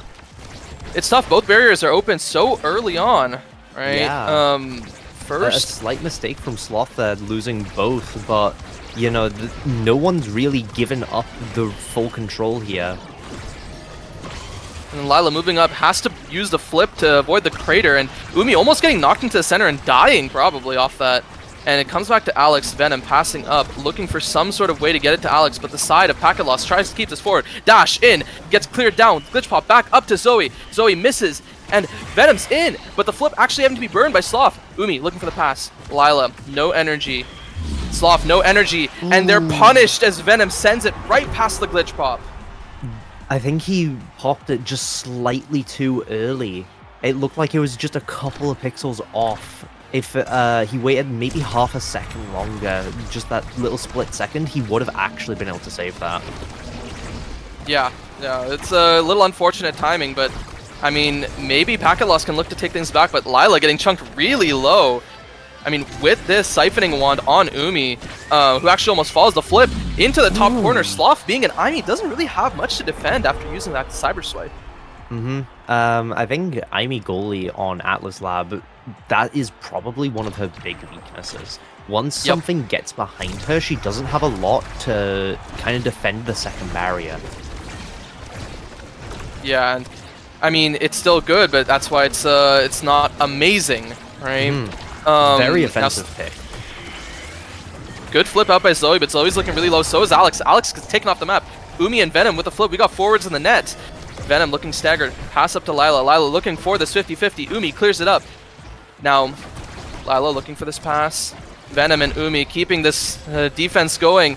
Alex respawns back in time. The Supernova burned. The flip burned. Zoe chunked, almost dead. Sloth, once again, does grab their own barrier on accident. Now it's clear up. This is a power play for the side of Aimee haters. They do have a barrier they still have to take before they can get a goal, but they need to get this barrier, otherwise this power play is for naught. The Firewall Sentry dropped to defend. And Zoe respawns. We're getting back to an even play for the side of Packet Loss now. Umi does manage to get this, but at the cost of their own life, Zoe and Lila have to get this here. Sloth jumping forward. Zoe pass up to Lila. This boost out by Venom. Venom looking to kind of take this play in this disadvantageous power play. Now, Supernova popped, and the clear right back in actually goes into their goal. That was a really, really good angle to go straight through there, because I don't think Alex's strike was back off cooldown by probably just a fraction of a second. Yeah, which is unfortunate, which means that, you know, that's that first goal there for Packet Loss. Now, another first barrier answered quickly. Sloth unable to defend that barrier. They might have to commit the slip. Instead, commits the Firewall Sentry. I'm not a big fan of committing Sentry defensively there instead of using Flip. I think you can Flip and then use the Sentry more offensively, which could guarantee that bottom barrier, although it is Alex. So you do kind of have to remember that. Ooh, and then the Flip is burned there, which means they don't even have it for defense now after using that Sentry earlier. Well, the Sentry's cooldown is relatively low, so it should be coming back up in a matter of seconds now. Good passing plays out by packet loss now. We do that Sentry. Sloth is looking really low. Umi is staggered and actually taken off the map. Now Sloth actually answered. Now this is a 2v2, but there's still a barrier and a flip on the side of Imi haters. Alex looking to get this forward up to Venom. The dash punch not enough, saved out by Alex. Now we have this power play, no goalie left, and goalie actually does respawn back with Sloth, and the boost sends it into the top corner, and that's the first set taken by Venom. I am a really, really big fan of how the Imi haters were playing mind games with their passes there. Off the top wall, pass back down, off the top wall again, and then straight into the goal with Venom using the strike rather than the actual hit of the dash. Yeah, and this draft, very interesting, right? Yeah. Lila picks up the heavy, the Adrenaline Rush actually going to Luna on the first pick, looking for those KOs. Perfect form for Kazan, considering this is a Kazan with Siphoning Wand. It's pretty good. But the Catalyst on the Julie, right? And then the Explosive taken away from the Imi. Yep, but Hotshot is going to be given, which the cooldowns will be really nice for Sloth, since he's been running quite low on the defensive cooldowns, so being able to get his glitch pop up more often, just like that, taking away a barrier at the beginning, kind of showing how useful Hotshot can be. But I mean, the issue on the other side, right? Umi has this perfect form. They're going to be spending all these cooldowns all the time to like get these offenses going, get these kills going. Venom actually almost falling. Sloth having to burn this evade on 1 HP themselves, right? Venom staggered. Zoe looking to finish them off, and Venom just boosts onto the other side, both trying to kill Sloth and get out. Really good attempt at making a play there. If that did hit, that may have been a barrier, but oh my goodness, kills on both sides going down. There's Lila taking a shot, and Venom going down in the top corner too. Both midfielders good sidestep out for Zoe, but unable to sidestep for long enough, and now there's a power play for the side of Imi haters. Lila looking to keep this going for as long as they can. The Supernova actually detonating, and a great save out by Alex and Venom. Still keeping in this corner. Lila getting more damage. Alex has this flip, has this Giga Blast, uses it, almost finished off Lila, but Umi's looking to finish them off, and they do manage to get this. Sloth and Zoe have to convert off this play. But Alex has this flip. Will they be able to answer with anything? Sloth has a flip of their own. Firewall Sentry burned out. Alex almost letting this in. And Venom and Umi keeping it on this offense. Alex almost getting the tough bounce. The flip answered with another flip. Alex up to Venom. Now with this crater, Sloth is actually looking dead, but Sloth is alive for long enough to get this goal. Oh. Because of Alex playing aggressively with the barrage there to try and KO Sloth on the other side of the map, the core went through Sloth, so the hitbox would have never actually reached the core there. So free goal for the side of a packet loss. Now free goal for the side of packet loss, but it's followed up by a kill on Umi and one barrier. Lila and Zoe trying to get into this corner. The dash punch is not enough, and the boost scoops it out and gets it to that top barrier. Yeah. Firewall Sentry once again committed both on defense and offense, which is kind of a perk of that missile propulsion, right? You can convert it up to that offense really well. Now Flip used trading kills here really well. They're like making a lot of good use of the priority that they have of the core control here with the extra player up. The issue is now though, it's starting to cost them. They're running really low on HP. And Lila actually almost dying. If they hit that middle, they would have actually been dead. And the missile propulsion almost catching Alex off guard. This Firewall Sentry in the corner. Now Lila is taking this goalie position, actually saves it from that boost. Zoe in this 1v1, the Giga Blast being burned to save. And ooh, what a great dribble into a dash. The dash having just enough power to knock the core into the goal, and also being able to save the punch to use reactively too. Yeah. It's a really great play there, honestly, and oh, Lila, no energy, actually getting chunked out really early by that crater, and Zoe also getting damage. Now, this is looking like the damage game is in favor of the side of IME hitters, but we have the Sad Boys angle coming out as it goes right around the backside. Zoe living for as long as they can. Giga Blast, not able to keep her dead. Umi is the one looking staggered. Now, this offense coming out of packet loss. Both sides have one barrier each. Zoe almost finishes off Umi. Lila in this corner, continues to dribble, and now gets back to Sloth. Umi almost finished off. The power cord actually goes slightly wide. Now, great strike wars. Sloth looking back to try to get this, to try to keep this up, and Zoe burns this flip. Alex running up, wants to go for this. Sloth actually burning the flip as kind of insurance. Zoe and Lila trying to make this work. Flip burned against the Supernova, against the Firewall Sentry. Actually, Dash is what gets it through, but unfortunately the barrier is answered back on their side. Lila almost falls, has this flip. They need to kind of wait for this, but they don't even need the flip. Zoe finishes off with a Flame Flurry, and that's the set. You can see Zoe's comfort on this Julie pick really shining through on this set. I mean, a few slight mistakes there in mispositioning on a Sloth standpoint, of course, losing that last barrier in the final round there. But Alex, no energy, you burn the flip. Zoe immediately seeing the the advantage there and going straight for the kill on the goalie. Yeah. I mean, I think Venom is kind of kicking himself for the set because look at everything that's offered in this draft, right? I mean, maybe a Deadeye or extra special falls to them, right? They do get the extra special in the end, which is actually, despite being last pick, this Luna still gets something amazing to work with. Yeah, I mean, I'm not too sure about the denial play. I mean, denying perfect form Kazan Stinger is a good play from Sloth there, but you're also now losing the extra special IME. That Firewall Sentry is a really valuable tool. Especially now that it has a missile propulsion to kind of keep it for offense and defense, right? It's doubly useful, but I mean, Packet Loss really doesn't care. They get this kill on Venom, they get one barrier, almost looking to kill Umi, gets a second barrier. Their damage is really kind of ramping up.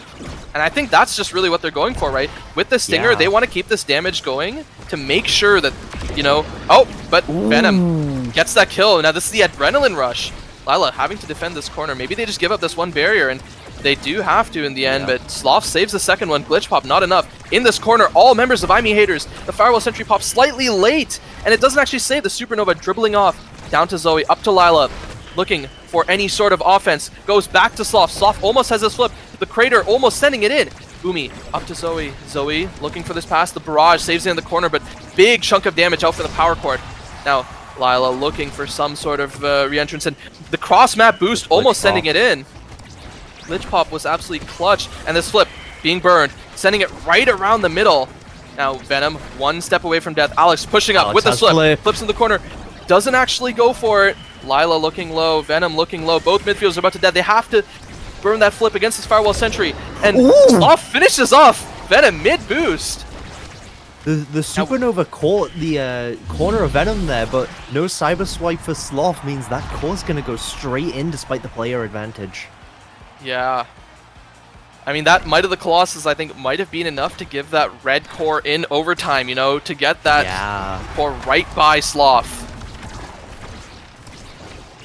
It's definitely something you have to take into account for when you're playing against Kazan, because in overtime, that strike can become really, really oppressive with enough power. I mean, it's only a little that you need anyways, so... And, another... Both barriers opened on the side of IME haters. Umi looking for some sort of kind of dribble play, but actually gets interrupted by the Glitch Pop. Good clear up by Alex, and well, that's the first barrier they do get for their troubles. Umi almost staggered with no energy to work with. They do burn that carried away too. Lila looking really low. This power cord up. Sloth looking to get this up to Zoe. Zoe has to dribble this. Lila is staggered. Sloth with a flip actually gets interrupted by the power cord on the side of Lila. But Lila's regen, both forwards on the side of Pakalos have this flip. They want to get some sort of offense here going. Sloth tries to get this out of the corner, and they do. Up to Lila. Alex, where does he send this? This gets sent up to Sloth, and Sloth gets taken out. So does Umi. Zoe has to flip this, otherwise it goes in. And a flip up to the corner. Venom has this adrenaline rush. Can they use this to get this barrier? They flip. That's the barrier down. Both barriers open on the side of both teams. One flip apiece. Lila flips. Doesn't really get answer. Venom saves a supernova into the corner. Gets answered by Venom, who gets Sloth, who glitch pops it. Oh my god, I'm at a loss for words, man. This is a very fast point. And No the dash worries. redirect. It's such a simple goal to finish it as well. Like, we sit there trying to watch as, you know, core flip, answering tools with other tools, abilities for abilities, clash for clash, and then all it takes is a very simple dash redirect. Yeah. And I mean, that's kind of what Zoe's known for, right? Having a lot of time on this Julie, knowing these plays. And wow, great eject back by Alex, right? Yeah, Covering I mean, both. like, Alex is really good with eject button Kai, and you can definitely see it. Oh, the Sloth going off that top barrier, double kill coming out here for the side of the Amy haters. And I mean, here, time for the Julie goalie, right? This is their chance, right? Flame Flurry, oh, doesn't catch that. Now, good passes, and, well, fundamentals taken in the end. Nice try. I mean, I remember originally when I think it was Kazan released, Alex tried playing Juliet goalie for a while to sort of test the waters with it, to see how good of an answer it would be to people who sort of just like to face it on the goalie. Yeah, that's true, and I mean, I guess in the end it probably didn't work out, otherwise we might have been seeing it occasionally here or there, right? Alex, you know, being one of the pioneers of a lot of different picks. Very good supernova there to take away the first barrier, although Lila And now answered looking actually back. incredibly low. Looking incredibly low, actually only has one evade to work with. Zoe, on the other hand, doesn't really have much, and the barrage gets that second barrier.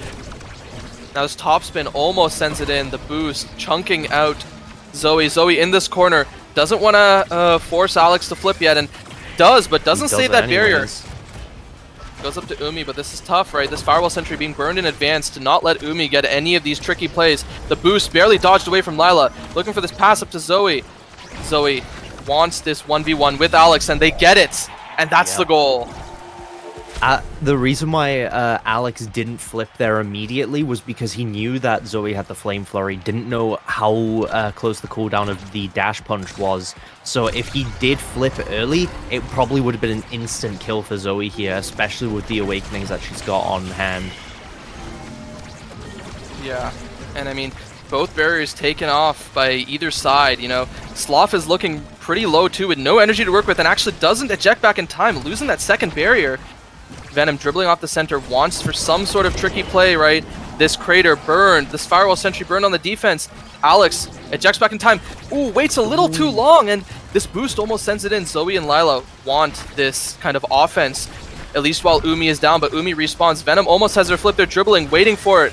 Flip, out, actually gets stuffed. Venom is looking really low. Now Alex goes up. Umi almost gets it in. This crater looking for this goal. Actually gets the kill. Sloth, no energy. Zoe, no energy. Actually, Alex is the only one with any sort of energy. And in the end, Venom falls. Alex has to burn this blazing pace, looking for some sort of offense. 3v2. Venom is down for 4 more seconds. Sends it into the center. They're trying to stall for as long as they can to get Venom back up. And they do, and oh, the power chord sends it just past Alex.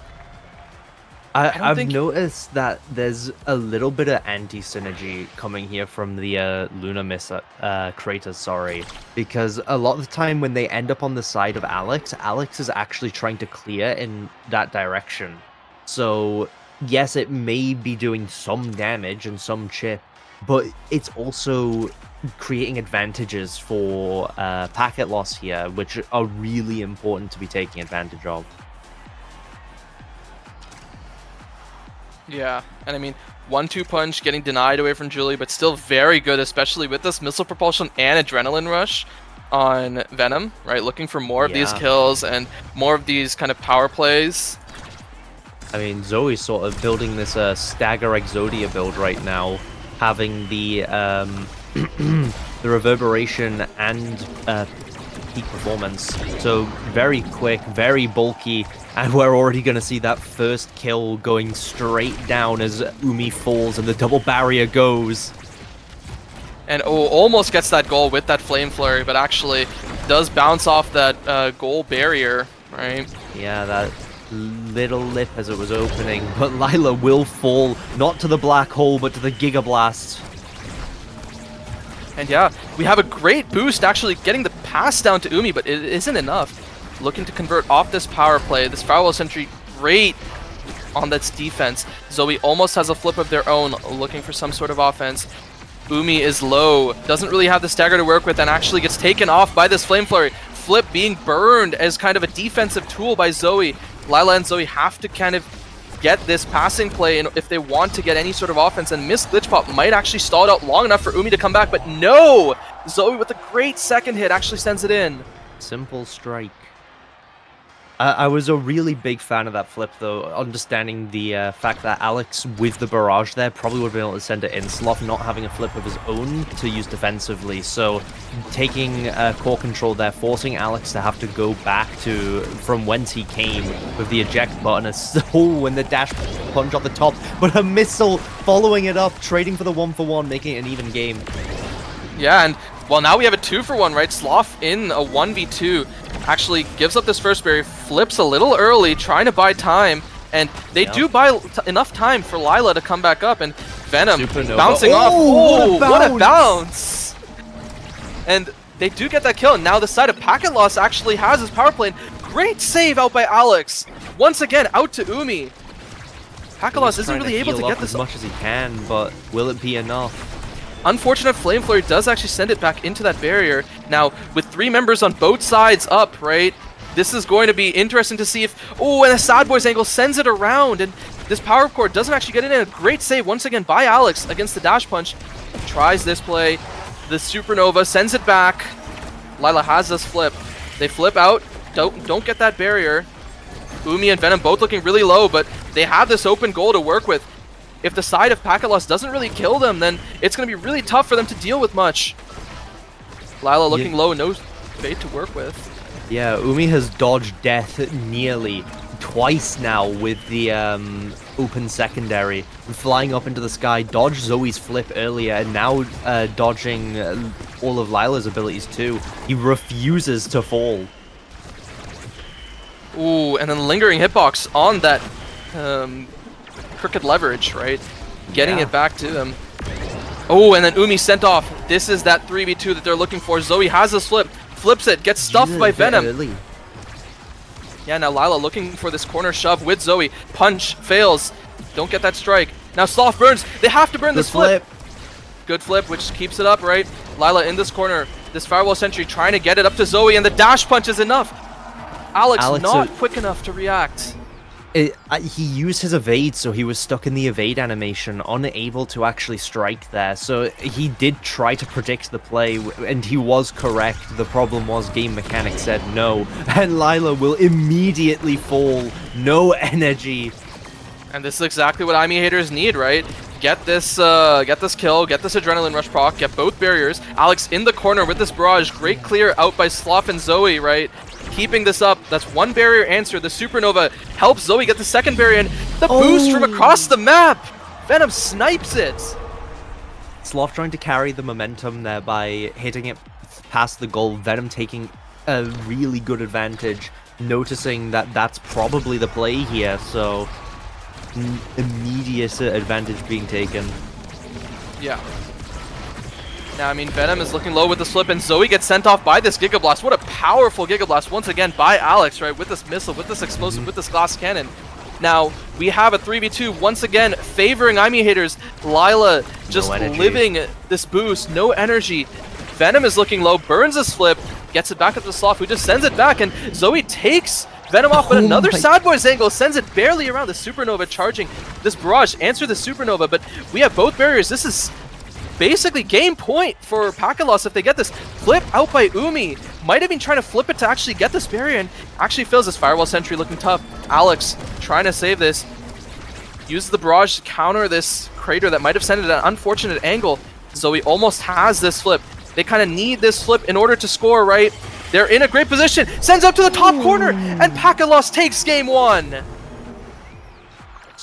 What a simple flip as well to end it. I mean, Umi had no energy, was tanking tons of abilities from Lila, basically being nullified from playing for probably the second half of that game. There was a lot of situations where people were stood near the edge and getting KO'd pretty simply because, you know, Alex Giga Blast, Venom with the crater.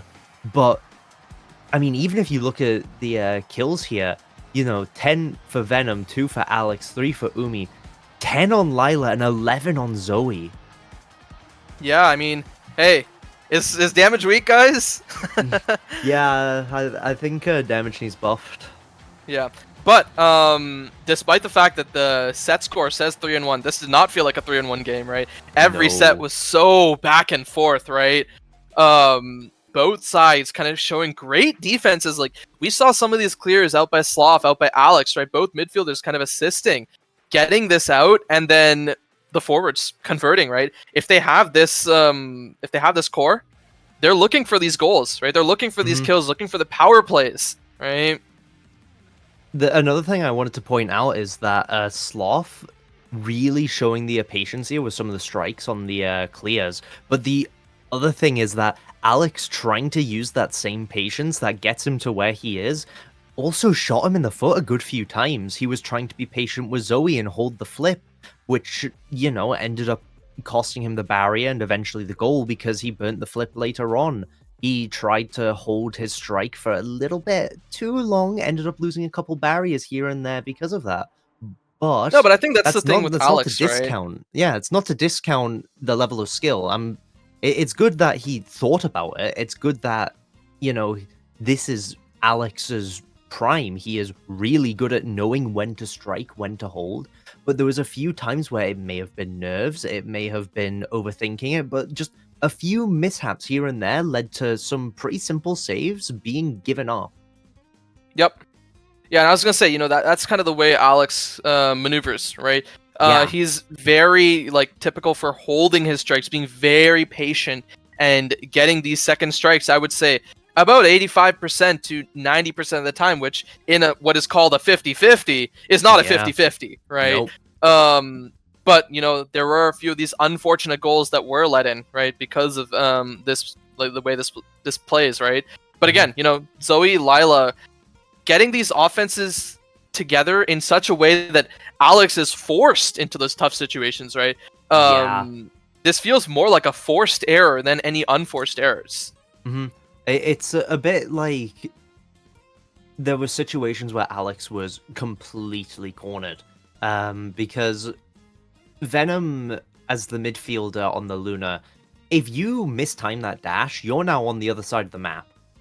Then you're going to kind of be forcing your Kazan to hold that midfield position while you're, well, let's just say not in the most favorable spot. Because Kazan doesn't really have the tools to midfield. He wants to be in your face. He wants to be using that open primary to flail you into a corner. He wants to get that damage in, but in a midfield position, he's forced to use those abilities for core control, which means he's not going to get as much use out of the perfect form that he picked up very early, but we didn't get to see much use of either. Yeah, and I mean, I know you were mentioning earlier, right? Taiko Temple is a map where a lot of people really love to kill, and what better way to start this kill comp off with Stinger? Oh boy. Yeah. If Zentaro is not banned, then he is picked just immediately. I think Packet Loss is going to leave Zentaro up to try and force the ban out of the Aimi haters here, and if they don't ban it, it gets picked immediately.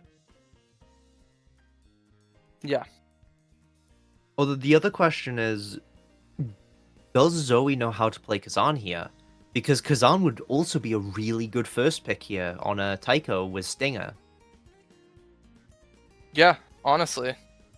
So if they don't think Zoe's confident in Kazan, they should ban it. But yeah, as I said, they're forcing the Aimi haters to ban the Zentaro by forcing out the Aimi ban instead. First picking Vice, of course, works really well with the Stinger, but Kazan is open for the Aimi haters. So does Umi want to run it back? And yeah, we'll have to see, right? Pakalos picking up this Vice first pick, right? Luna probably going to Venom once again. We might be able to see this Kazan, like you said, or hey, maybe we'll go with an X or something along those lines. Yeah. I mean, X definitely works with Stinger. The other thing is Reverb is also a really nice thing to have on Kazan because short cooldowns. So that being eliminated early, but there it is. It's straight away that Kazan pick is really important here. The damage output that's being shown here from the Ivy Haters already in just 2 picks with Stinger. This is gonna be a bloodbath of a game. Yeah, honestly. Yeah, Luna Kazan, we might see I think Kai is another great pick which does offer this damage, right? Could see the Kai, you know, coming out from either side really. X still open. Oh, Finny. This is I think this is probably going to be Sloth Finny. Yeah, this is Finny goalie, which this I think makes up for the amount of damage that Luna will be outputting. Because of course Luna has really good burst damage with the dash missile combo, of course Crater by itself, but now you have Finny and Power Chord. Now you have Finny and Supernova. You will get one shot if you are hit by both of those abilities. You are forced to evade, and the Juno pick as well coming out for the Ivy Haters. This is interesting, right? Because I know Venom does play a lot of Luna, and in NA at least, there are multiple goalies who do like this Juno goalie. There's a couple in EU, but I'm not too sure how... I mean, Stinger Juno is super good, so I think this might be Alex on the Luna. Yeah, I think so too. Juno is a really great midfield pick on Tycho as well, right? So there is kind of that. Yeah, I think they're going to be abusing the Stinger Blobos here, definitely, though. Because, of course, it's very simple for those who do know, but for those who don't, the hit of the initial primary from Juno does proc Stinger, but then walking over the Blobos will proc it again. So the moment you take one singular step out of line, those Blobos will eviscerate your health bar if you're not careful. The moment that Juno gets an ult on your goal, if there is the entire enemy team plus core in there, that's what, 4 or 5 Blobos? I think it's 4? Is it? No, it'll be 5 because it's 1 plus 1 for each player and the core. So there'll be 5 Blobos, so you would just be stepping in each and every one of them to try and defend your barrier. 50% of your health bar gone right there and then.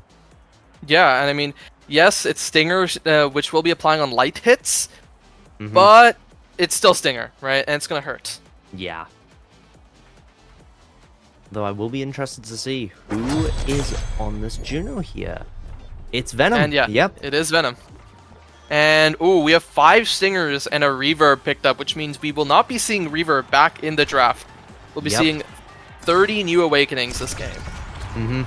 I think it's good that Zoe decided to pick up Reverb here instead of the Stinger as well, because Stinger Julie is really not that good in terms of damage, since Julie likes burst. Okay, first goal already going out here. My bad, I'm yapping too much.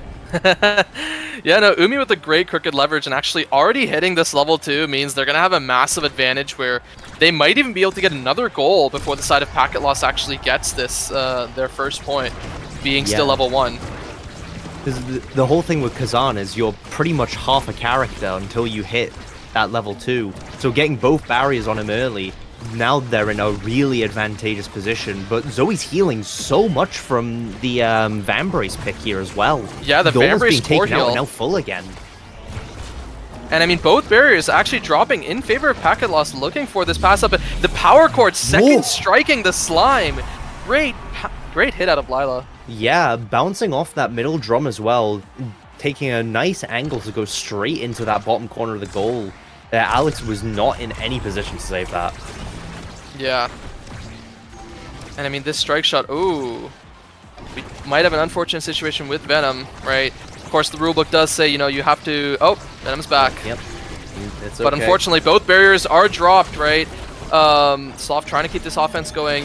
This boost, forcing Lila to burn out this flip, right? Supernova also burned. Umi is also looking chunked, right? Can the side of Packet Loss hit Umi into the center or off the map? And Lila is actually taken off first. Zoe with the dash redirect. Perfect! Beating both Venom and Alex. Who cares if you're a teammate down? The aim of the game is to get the core in the goal. Yeah. well. We're going into this point 4 of this first set. So we're taking a little bit of damage at the start. Lila is actually having to burn their evade at the very beginning. And Venom is also getting chunked. Both forwards on Imi Haters taking a lot of damage. And Umi finished off even without the pummelers from Zoe. This first barrier had falls. Evade, but I don't think he could use it. Oh no, that's unfortunate. The friend fling. Full burst being lost to that. That must hurt. Yeah, and I mean, on the other side, Lala getting a quick kill with the Supernova, right? This is another 2v3, right? We're just going to see 2v3s back and forth, right? And Lala might be the next one dropping, actually. Zoe in this corner, forces out the flip from Alex. Sloth does pass it up into this top corner. Umi is taken very low. Any ability could finish them off. And the friend fling almost sends it in. But a great clear to Sloth and Lila, which actually gets sent back in by Venom. Into this top corner. This dash punch doesn't get it in. Up to Umi. This boost going in, and the second strike from Alex. Sloth isn't able to take this clear avenue down to the bottom side. Pagalos was having really good rotations there, killing Venom, then killing Umi, getting him staggered, trying to prevent him from doing anything, because when you're staggered on Taiko, it's really difficult to live. I think anyone who's even had a simple experience on this map understands that if you are staggered on Taiko, you are almost good as gone. And I mean, that's what it's looking to be for Lila, right? Almost getting taken off by the boost after that crater. Umi looking for this crooked leverage to finish off Lila. Doesn't actually get her. Instead, Umi is the one who has to burn their evade. Otherwise, they're staggered, and they are in the end, right? Now, with this triple take, continuing this offense, Alex's boost denied.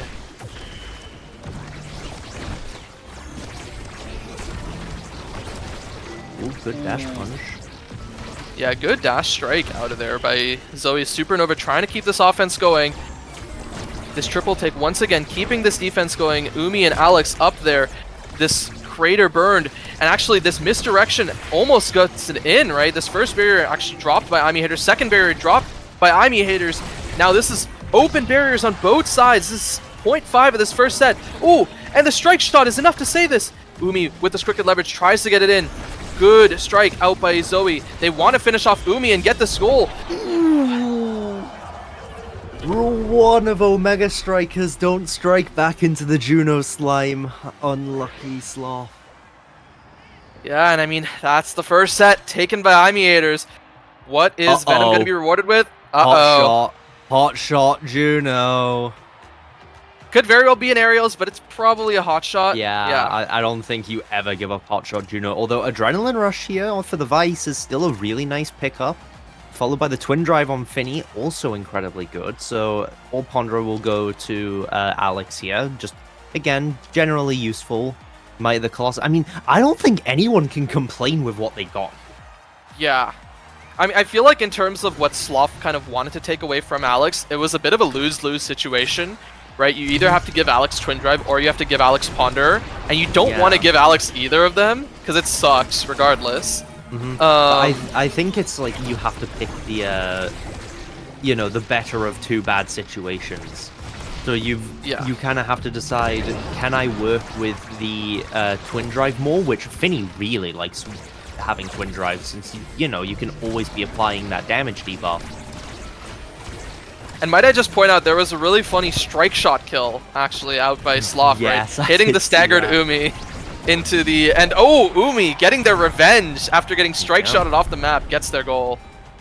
It is interesting to see a strike shot here being taken, because, I mean, you kind of have to decide whether you want to use strike shot to play more into your range, or whether you want to pick to play momentum boots and try and just play more defensively. But Umi, trying to nail the kill here on Lila, gets taken down for it. Really good punishment from the side of Pagalos. And Lila burning that Supernova defensively. Zoe in this corner with the flip, right? Sloth and Zoe trying to get it up. Ooh, great strike layering by Alex and Venom, and it actually gets flipped to the opposite side. The strike shot tries to keep it up. The boost tries to kind of get it out, and Alex having to burn this flip. Actually, Zoe is the one with the flip and dashes it in. I mean, they weren't going to be able to do anything about that. Neither Alex had no evade. Venom could have used flip, but I'm pretty sure he was stunned, pretty much unreactable. Yeah. Again, I mean, this is really what Zoe is good at, right? Trying to find a lot of these conversions that they want to get themselves into a lot of these guaranteed positions, and they're really good at finding it. And ooh, Venom burning this flip defensively, trying to live, right? And the side of Imi haters is all being taken kind of low, but Zoe is suffering the same fate. We almost Good got kicked flip. into the drum with the strike shot yet again. Yeah, and I mean, great flip out to clear by Sloth, right? Misdirection almost sends it back, and Umi is taken off, almost the friend fling to find that barrier. Lila and Zoe in this corner once again. They're trying to get this. Zoe getting one of those confirmed goals once again, or those barriers. Down to Lila. Ooh, great clear out by Alex. The triple take still keeping this offense going, but Alex gets this good save. The boost coming cross map. This friend fling sends it into the second barrier. Both barriers down on both sides. Lila might want to burn this flip. Ooh, misses the flip, and it costs them the point with the friend fling. A very, very cheeky angle there in the corner. The demon angle, as it's known. Lila barely missing that flip, probably by a few pixels, it looked like. Yeah. And I mean, what the demon angle does to you, right? Yeah. Ooh, first barrier taken off by a really awkward big finish, and ooh, that Taiko bounce! Oh no! Dear. Those are the Taiko bounces we never want to see. It's supposed to be going off the wall. They traded Umi's health bar for both barriers, but he just walked back, grabbed an orb, called it a day.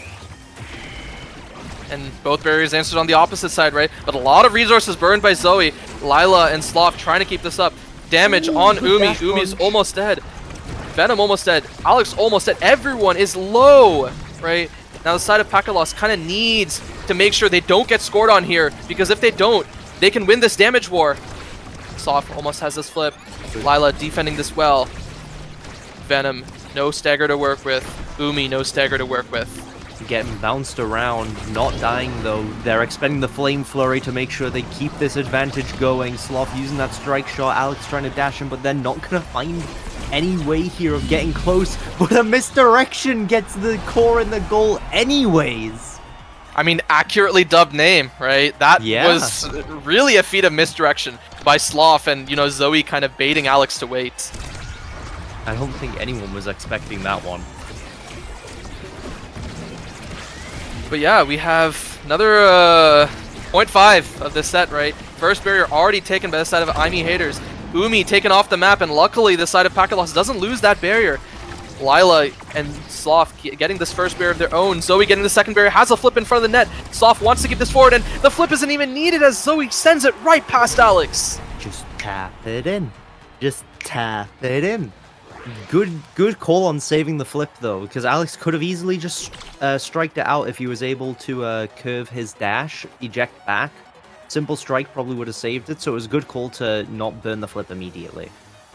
Yeah, and this 1-2 punch, a pretty important pickup. They don't want to give Juno the chance to get this perma core speed. They know Juno will take it away from Julie anyway, and extra special, another great deny out from Luna, right? Yeah, I mean, it's also good for Julie to have, because she's been needing to use all of these Flame Flurries to get kills on Umi, to get kills on Venom. So having that tool available more often is going to be more kill secures for them. And also more barrier secures. There's a lot of times where Zoe has kind of stalled the core in front of their net using this Flame Flurry. And oh, what a great strike shot! Some yeah, really nice redirects there to get around all of the drums, but there, as we see, the Flame Flurry coming straight out, getting a kill secured onto Umi. And Alex with this great defense, patient. They do lose the opposite barrier, but they'll take it, honestly, being down one man. But unfortunately, they do lose the second barrier. Lila and Zoe up here once again. Umi is looking staggered, and the dash into Flame Flurry. That's the extra special, doing wonders. And because it's extra special, guess who's got it up again? Yep, Zoe is back with another Flame Flurry. Although I would like to point out, Umi, despite having that level 2 advantage immediately at the beginning of this game, now only level 5, falling 3 levels behind Zoe. 3 behind Sloth as well. Dash punched off the corner. Well, that was Venom who fell, but Umi ain't doing much better either. And a double barrier out from Zoe. This is some great play out of the side of Packet Lost. Umi saving with the topspin, but almost loses their life for it. Alex boosting forward does get their first barrier. Now, Sloth trying to keep this offense forward. power chord, but the Supernova will secure the kill onto Umi there. Procking the adrenaline rush, right? Lila and Zoe looking for this confirm, and the dash punch sends it in. This is a really tough game. There is a 4-level difference between the enemy forwards. So how on earth are you going to play this? Do you have to commit the Kazan to the midfield and let Venom play forward since he's the only one who defensively really stands a chance? Or do you keep Umi in this front line? He has no evade, he has no energy, and he gets immediately taken out by the Flame Flurry. And then the Supernova answers with a barrier, right? Yeah. But good clears out by Alex and Venom, right? Buying time. And the flip actually gets that second barrier. Great angle into the dash strike! See, this is where everything falls apart for the Imi haters, I think.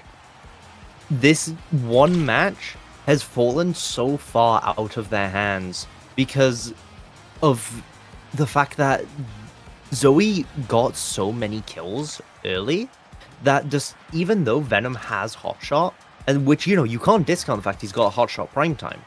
Really good things for Juno to have. But because Zoe is so far ahead, she's been able to keep Umi from playing the game at all. I mean, the silver lining, though, is that Kazan gets Catalyst, right? And Luna gets Deadeye, right?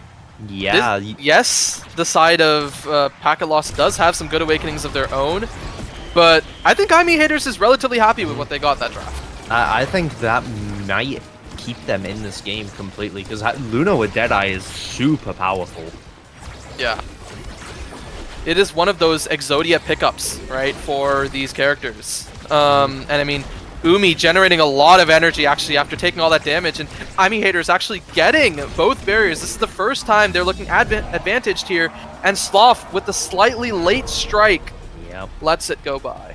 I think Catalyst is actually what Umi needed, because the reason why Umi was dying is he was having to burn his evade early to either dodge a power chord or to dodge a Finny secondary, and then dying to the Flame Flurry one-shot. So now that he can just tank that little bit of damage, get all of his energy back, never need to, you know, not have evade up. He's always going to be able to keep that frontline position. Both barriers falling, just showing that, but he is going to trade his life for it. And I mean, now Packet Lost really wants to get this, these both barriers off of this power play, right? Zoe and Lila looking for this offense, but the triple take isn't enough to keep it forward. The boost almost sends it in. Now, they are trying to reconvert.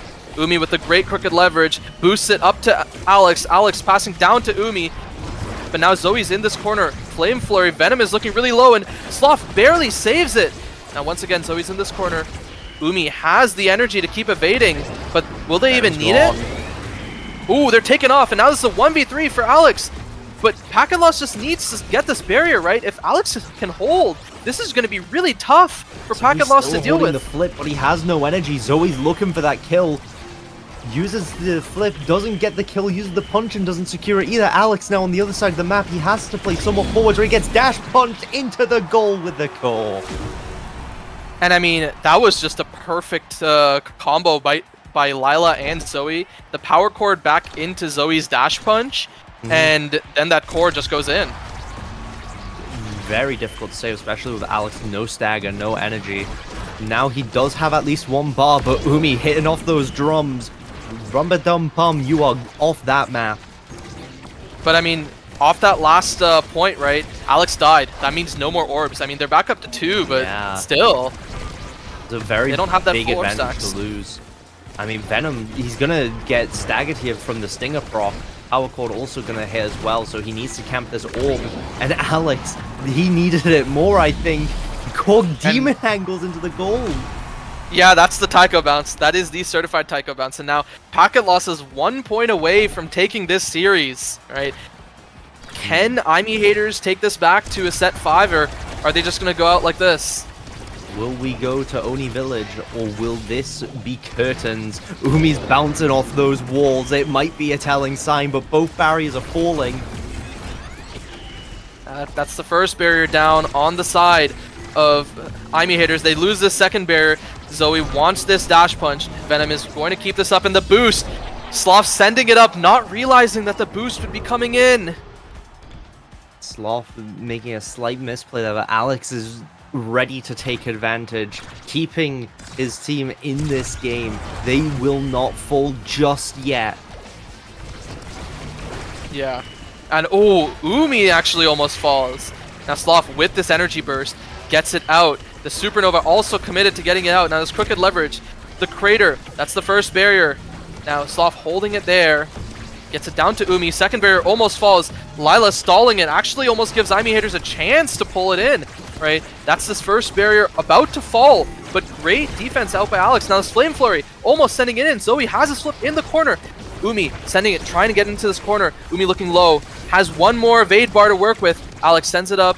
Umi trying to buy some time. And the stun lock gets Zoe off.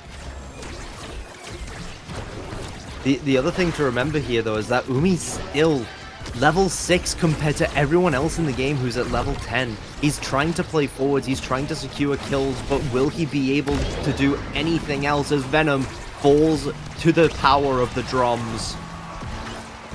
Yeah, and oh, a great clear out by Alex. This is the patience that I was kind of praising earlier, right? And Alex with this boost almost gets this barrier. A great angle actually gets that really close to going down. Now Dash Punch missed. The side of IME Haters really wants to convert with the lack of cooldowns on the side of Packet Loss. Another boost almost gets it down. This Friend Fling looking to bounce it off. Now Supernova keeping it forward. Down to Umi. Sloth with a perfect energy burst. Zoe in the corner tries the dash strike, doesn't actually get it. Once again in this corner, great pass out to Umi, goes right around Sloth. That's that barrier, and the crater almost sends it in. But the slime! We're going to set 5. There was so many small details there that really helped carry that final set.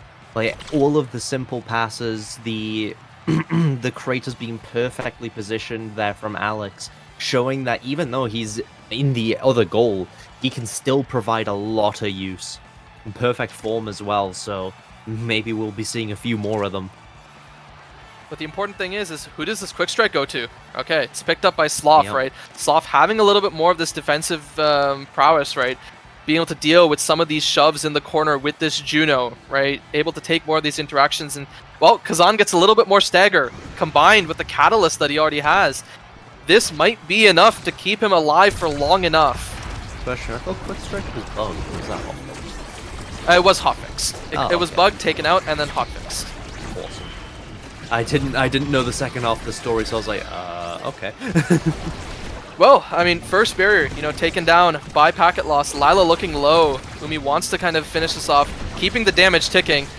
Venom in this corner, almost taken off by this punch, and no barriers fall in the end. And in fact, it's just Lila that falls. And Sloth with this quick strike, putting in the work. Umi with a little bit of a mistake there, popping open the umbrella, actually saving the barrier. Yeah, this quick strike defense is absolutely nuts. Now Umi has this flip. They're trying to send it in for this double barrier. Venom looking low, grabs this orb. They are looking kind of healthy now, but Umi doesn't really have any energy to work with, and they're also looking to take some damage as well. I mean, you say that, but look at his energy bar now. He's already got another bar back. He's sort of been sitting very forward, hitting Sloth to try and generate as much energy as he can to try and get a flip off, but he's being forced to evade because, again, he's still on that low level as Venom flips and strikes that core into the goal. Field goal through the middle of Lila and Sloth. Absolutely threading the needle between the members of Packet Loss. I mean, I think this unstoppable pickup from Venom is really helping him here. He may have no energy, but he can tank a lot of damage. Never mind, I spoke far too soon. He's out of there. Yeah, but I mean, even if he's out of there, that's still one barrier down on the side of Packet Loss. Lila's actually looking pretty low. Even though they have the adrenaline rush, they can't really walk up, and this power cord takes a second barrier. Zoe wants this confirmed. Venom is back, and the jump actually puts him a little out of position, forcing Alex to commit this boost. Umi doesn't get this, and that's the dash punch, killing Alex and resetting the orbs. She is not sugarcoating it. She wants those orbs gone. She wants that core in the goal, tying up this game. Yeah, and I mean, we are 3 points away from seeing whether or not this series ends here. One barrier taken apiece. This topspin almost getting it. Umi keeping it in this corner with these strikes, overwhelming the quick strike. And that's... Oh, that was what a an goal. incredible display of timing and skill there. Just waiting out Sloth's strikes, using that extended strike from the closed umbrella to secure all of those barriers. Because quick strike, you need to take advantage of the fact that you need space. But Kazan denies that space between strikes. Yeah. And I mean, Lila taken low. Umi has no energy really to work with. Oh, taken off by this crater. One barrier down a piece. Flips almost up for a lot of members on the side of IME haters. Both barriers down. This is map point. And the slime almost sends it in. The quick strike actually is able to save it in time. This pass up to Venom. Venom has a flip. Alex almost has a flip of their own. The Supernova answered. Venom in this corner. The slime. And oh no! The slime ends it! Wow, what a cinematic game. That's so unfortunate. I think there was 3 goals that match to simply just accidentally striking into the slime. And I mean, that's the nerves, right? Yeah, that's definitely the nerves. They had a really big lead, and unfortunately, it got a very choking hold of them, it seems like. Yeah. No, that's for sure. And I mean, we can see, right, a lot of damage coming out on both sides, but in the end, right, it really was the slimes, right? Those slimes kind of getting it past Sloth and Lila. Unfortunately, you know, that quick strike picked up really helped them in that final set, but it wasn't enough. And well, we're going to a game 3. Oh boy. Oh no. Hey, we still have one more series after this. Oh wait, I just realized it's Oni Village. It's Oni Village. Oh no. Everyone get your copy passes out. We're going to Oni Village. I mean, the big shining star of that game, I think, absolutely has to go to Venom. More redirects than anyone on his team. Umi, of course, still being a full level behind, even after winning the game. Venom was really showcasing how oppressive Juno can be if you let her do what she wants. When she gets that hot shot, she is not easy to defend against. And I mean, to be fair, yeah, there was that hotshot first draft, but the only thing to keep in mind is that wasn't really paired with much power, I think, until much later on into the game, which meant that that red core was pretty hard to achieve outside of overtime. Yeah. But I believe, if I recall correctly, I think that final draft, Venom did pick up that bulk up. Meaning that they do have that red core ready for Juno. But yeah, Umi as well, right? Yeah, they're having a very tough game for this, I guess, almost the first 2/3, but then they got that catalyst, and, you know, they're finally able to live for long enough to help convert these points alongside Alex and Venom.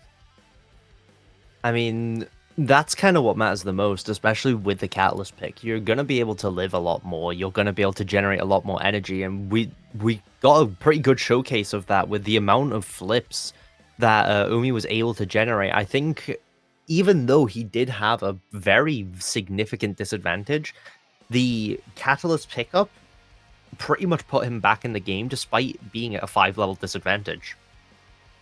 Right, yeah.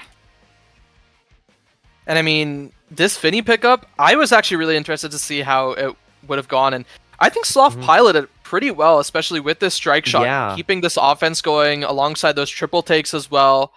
You know, getting that one goal in that I remember, that cross-map misdirection. That was a insane to watch. Really good goal. The only thing that you had to consider is there was a lot of situations there where Sloth just wasn't fast enough to walk to the other side of the goal to pick up the core. Which makes you think, would momentum boots have made a difference? Because it wasn't until the final few sets where Umi was really sort of sitting on top of Sloth and trying to output as much damage as possible. So before that, where he has the time to stack up that movement speed, would they have been more helpful?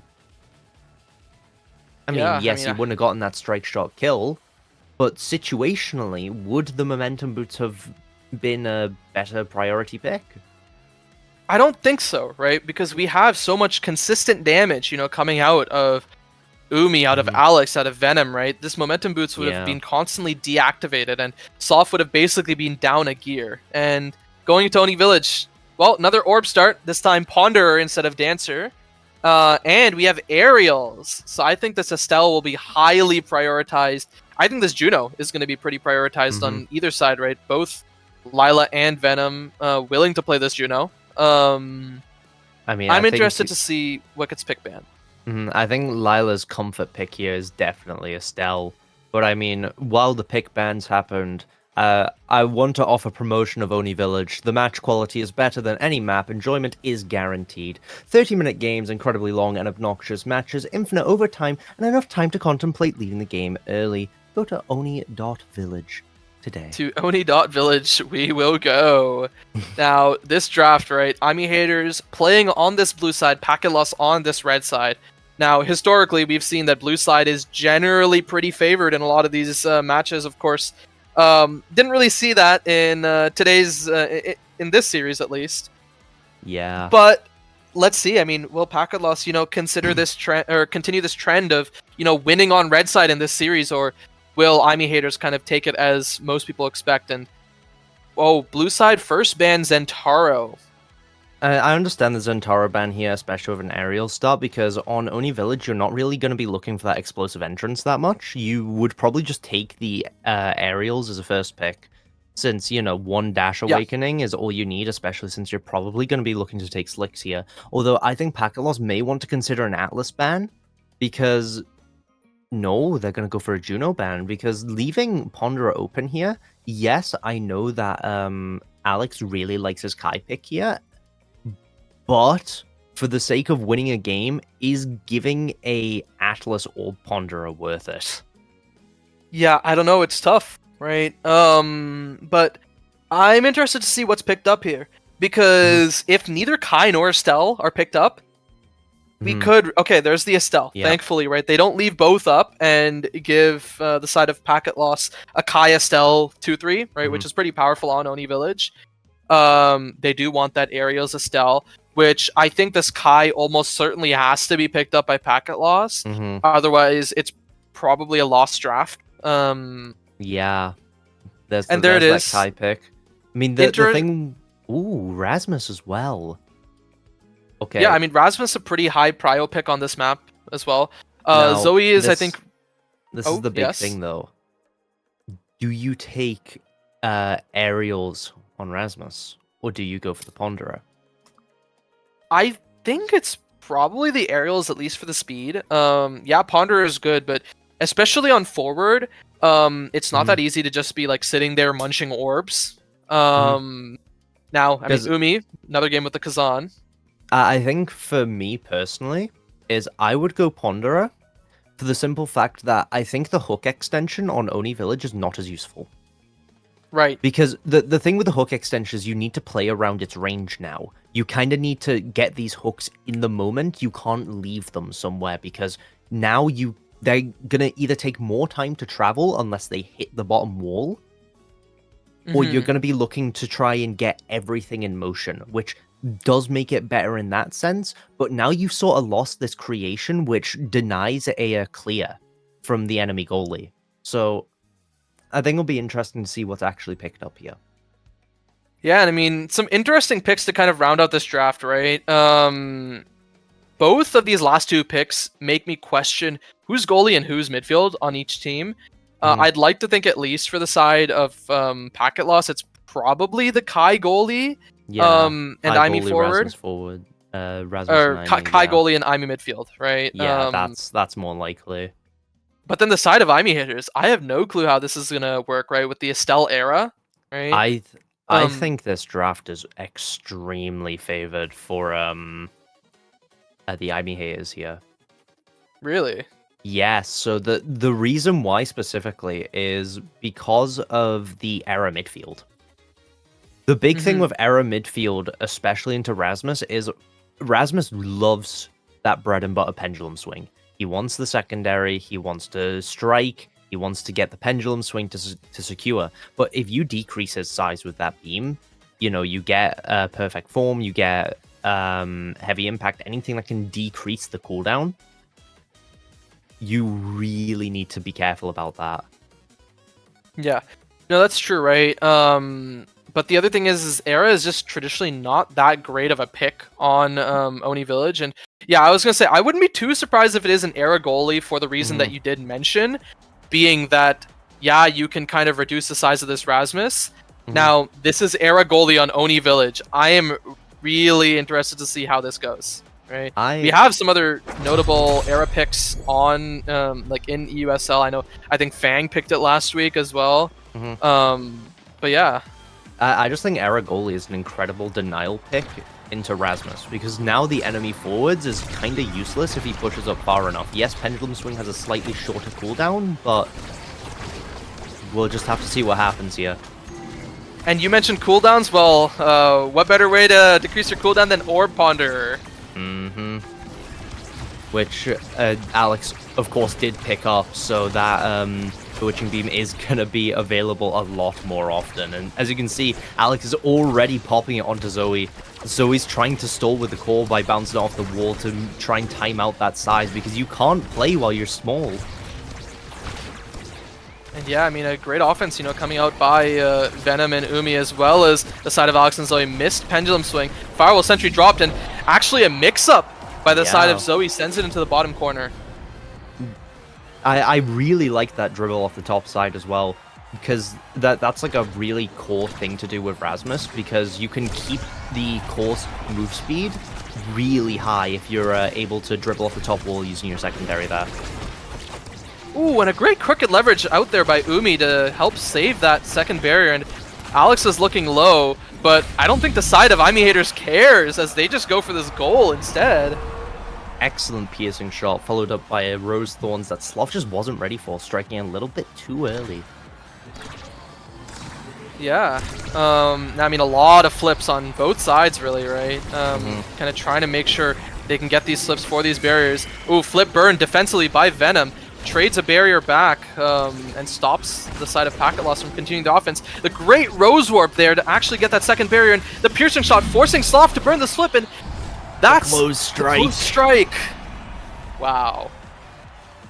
Excellent teamwork being showed off here. Umi being just far enough forwards to where he needs to be able to strike, but he's never too far forwards to where he isn't able to follow up or move if the core is, you know, given over to the opposition. Yeah, I mean, good flip attempt out by Lila, looking for that flip glitch pop, but doesn't actually get anything from it. One barrier down on both sides. Glitch pop trying to keep this core forward. Zoe in this corner. Pendulum Swing waited out by Alex. Firewall Sentry denied, and actually Zoe hits it back in. Zoe has a slip pretty close to the goal, and this is going to be looking pretty tough for Alex if he can't defend this. Now, I mean, keep that core as far away from Zoe as possible, but the Era Beam, again, is going to be a really big deciding factor if Alex doesn't hold it. Yeah, and I mean, this aerials pickup on this Rasmus, you know, making them really fast. Oh, this flip. Do they get it through? Pendulum swing. Alex sends it back in, and great pendulum swing to bring us to point 5 of this first set. I mean, we haven't been here that long. What happened to the obnoxious wait times of Oni Village? Something's kind of off here. I think we went to the wrong site. This is not Oni.Village. My bad. This might be Inky's. Inky dog. Oh, and a flip. Ooh, slightly missed. Now Venom is looking low. Can they survive long enough to keep their flip and maybe look to flip to get this, get any barriers for Imi Haters? Great Bewitching Beam, getting that double shrink. And that's the first barrier. That's almost the second. Stopped by the barrage. In this corner, the topspin isn't enough. This Firewall Sentry defensively sent up into that top corner, but Lila's looking low. Flip by Alex. Oh, stopped by the glitch pop. Now Lila looking to get this offense going. Flip defensively, tries to send it around. And while they do clear it, it's not enough to get this barrier. Zoe looking really low. The Crystal Thorns ready to take Zoe off the map. Umi patiently waiting for any ability. Zoe has to back off. This Firewall Sentry once again now committed on this offense. Umi in the corner, top spins it forward. They don't get a chance to flip. Venom and Alex waiting patiently, and ooh, that's the second barrier down. Flip, waits out the barrage, almost sends it. Sloth with the perfect strike. Lila has a flip of their own. They want to send it over to Zoe. Flip into the top corner, saved by Crystal Thorns. Umi keeping this offense going in this top corner, passes up. Really fast-paced game here, but what I am noticing is that, you know, people like Umi earlier holding his flip, which you usually could get for a kill, saving it instead to opt to try and get that barrier instead. And wow, what a perfect shot to that top corner. Alex not ready for it. And I mean, that's one of the issues of Era. He didn't have primary because he's been using it on Zoe so often, and I don't think his secondary was up because he used it earlier to try and move to that top side. Yeah, and some pretty big pickups here, right? Orb Dancer available, right? Lila could pick it up, or yeah, they could just let it drop all the way. I mean, if Alex gets Orb Dancer, this is really tough, Well, right? I think Zoe just Alex has to take this. either take Dancer or Caster last. They're giving either or to him. He takes Cast, which means Sloth gets Orb Dancer. Oh, I feel like that might be a little bit of a misdraft. It's a mistake. Well, I mean, we'll have to see how this plays out, right? Maybe this Castellast is going to be keeping Zoe shrunk for even longer, and that's the goal behind it. But I feel like this Orb Dancer is better, especially because, you know, this Momentum Boots Kai looking to jump around, and Umi already taken off the map, but one barrier does fall for Ami haters. Venom stalling it. First barrier down, second barrier down. Packet Loss has this perfect offense ready, and slight misplay out by Lila. The Cyber Swipe forward. Sloth continuing to feed it forward. In a tough situation, the Glitch Pop sends it into the goal. You can see Sloth is already getting so much use out of this Orb Dancer momentum. Every single time that calls in the top side, he doesn't even need to worry about walking up. He can just go there and walk back down immediately before the core can even be returned. That first barrier is going to fall immediately to the Sentry turret. Yeah, and that Sentry turret, that is an extra special Firewall Sentry, right? Yeah. That means that Lila will be having this every round, and it's going to be pretty tough for Ami haters to deal with it. Anytime that core spawns on the bottom side, that's an instant turret, and that's an instant barrier going to fall straight away. When the Death Touch almost gets it up. Great Whiplash, but doesn't manage to secure it. Venom looking low, but they have this flip. They kind of want to use it. Trying to go into this top corner. Sloth ready to maybe kill. Nope. Venom has this flip. Getting damaged. Fang waiting patiently. Umi trying to get this core out. There's a good double shrink to try and secure some control, buy some time for Venom, but he's not able to actually get the barrier there. Yeah, flip out. Zoe has this flip, but continuously getting shrunk by Alex. Unable to really play. Now Venom stepping up. There's this Firewall Sentry that's trying to keep this core forward, but doesn't manage to do much. The Glitch Pop out forward. Zoe popping this Whiplash, trying to get forward. Flip, double flip, pop by Ami haters, but they do at least get it out. Now, this carried away and maddening descent, trying to keep this core onto the side of Packet Loss. A weird crooked leverage interaction there. Look at this move speed on Sloth. He can be anywhere at any time now. And this move speed seems to really be dictating this point. And, ooh, great crooked leverage into that shot. Actually gets that barrier. Now topspin, stalling the core long enough, baiting up the strike and sends it in. So what I noticed there is when Venom warped, he picked up the orb that Sloth was actually running towards. If Sloth was able to pick that up, he may have been able to carry the core by himself because the eject button was up. Yeah. Now first barrier taken out by that Maelstrom. Second barrier answered with this Sentry in this corner. Zoe looking for some sort of offense. Umi coming back around into this corner with this pokey stick. The crooked leverage, keeping it there. Lila has a slip, doesn't really want to burn it on defense. Burns it on this offense, answered by the Maelstrom. And Venom keeping this forward with this Aerial's Rose Warp down up to Umi. Great abilities layered, and Venom has this flip. They want to get into this corner and flip it out. Actually sends it opposite side because this Firewall Sentry is going to expire.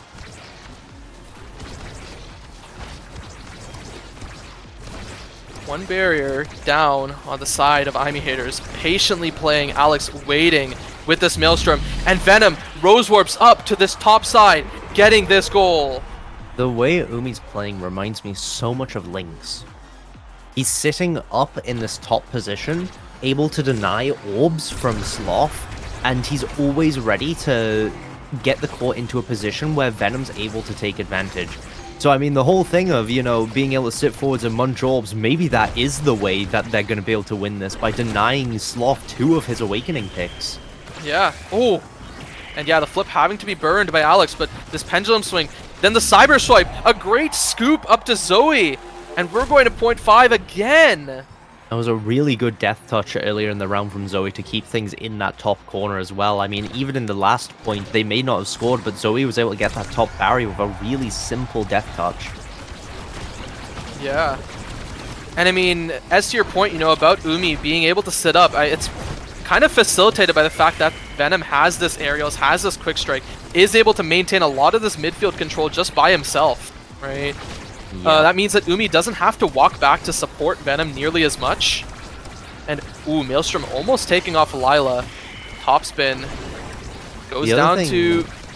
The other thing to keep an eye on as well is the fact that because Zoe is playing Rasmus, Alex is kind of just standing in midfield throwing out beam whenever he can afford to. Like, look at this, Zoe can't really play, tries to go for a pendulum swing, but it won't actually connect because the sweet spot isn't big enough to hit Alex. And I mean, also a great Rose Warp too, out by Venom, kind of helping save that as well. And that Maelstrom keeping up the bottom, the Crystal Thorns actually finishes this off. Venom trying to keep this forward, sends it right past Lila. Umi with a great shot to the bottom corner, and we're tied up in sets. That was an unfortunate cyber swipe, going just a little bit too far forwards, not able to catch the core, even with a strike. Yeah, and what does this reward Venom with? Peak performance, perfect form, some sort of cooldown reduction, or he can get the move speed. Missile pop as well is an option too. Yeah, Peak is a great pickup too, honestly. Allows for more of that speed. Perfect form, yeah, keeping those cooldowns up, allowing Umi to just be able to sit up there while Venom keeps this midfield control going. Now, it is answered by the Peak on the side of Lila, right? Giving them that speed instead of cooldown. Big fish denial from the Rasmus. We all know how much he likes his size.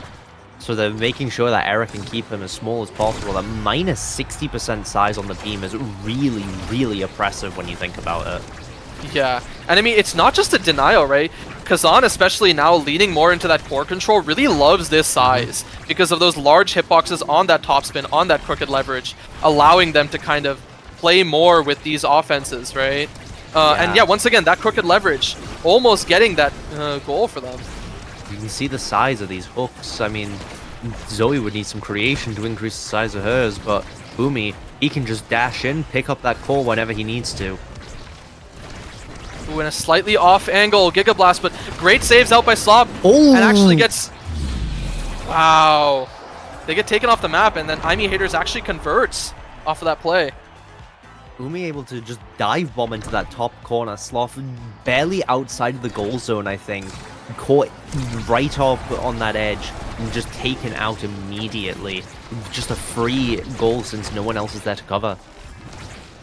But yeah, I mean, Alex in a tough situation, times it perfectly, clearing it out the Firewall Sentry. And now, I mean, the side of Imi Haters all has flips, but it's actually not enough as Zoe gets a perfect pendulum swing. And now the side of Pakalos really wants to get this offense going and tie up this point. Even with that minus size, Zoe was able to hit that pendulum swing and get into that top corner. But the crooked leverage and the top spin here, taking away that barrier and tying up this game. Yeah, and great combos. Venom still has a flip of their own, right? And so does Zoe. If it gets to either of these members, they could get a really disastrous goal for the opposite side. And great flip! Answered! I know, yes, Sloth does save it, but that means that Zoe doesn't get the slip in, but they still have a flip of their own if the side of Pakalos can get the core forward, but Umi doesn't want to allow that. Neither does Venom. The Rose Warp almost up to Umi. Alex keeping this offense going and misses a strike, but it's not over yet. Zoe doesn't have this flip anymore as they try to kill Venom with it. And now, the perfect cyber swipe out by Lila! See, as I pointed out earlier, Umi saved his flip to not kill Zoe earlier, and instead tried to use it for core control. Meanwhile, we can see Zoe trying to use it for a kill, which then cost them a pretty practical tool. Yes, they still got the goal anyways, but they could also still have that core flip at this moment. They could have used it to save their goal there. But yeah, I mean, now the side of Imi Haters actually converting and getting both these barriers into the top corner. Flip having to be burned by Sloth. Actually out to Lila, out to Zoe. Now, Imi Haters still keeping it in this top corner. They're not letting this offense go. Sentry comes up here, but there's a shrink. They use the flip. Sloth trying to use the Giga Blast as well, but they can't keep anything outside of this top corner. And I mean, great answer against that Death Touch, right? Cyber Stripe almost trying to get that in, and the Whiplash almost sends it in. Sloth with a tough choice to make, and Umi grabs it with the Crooked Leverage and sends it in. Yeah, I was gonna say the Whiplash, slight misplay there, almost sending it into the goal.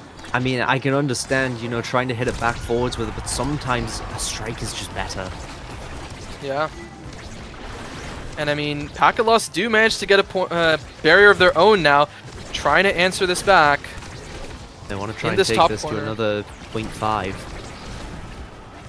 And I mean, yeah, it would be a long game, but I would be excited to see it because these teams have been going at each other's throat back and forth, and it's going to be really fun to watch.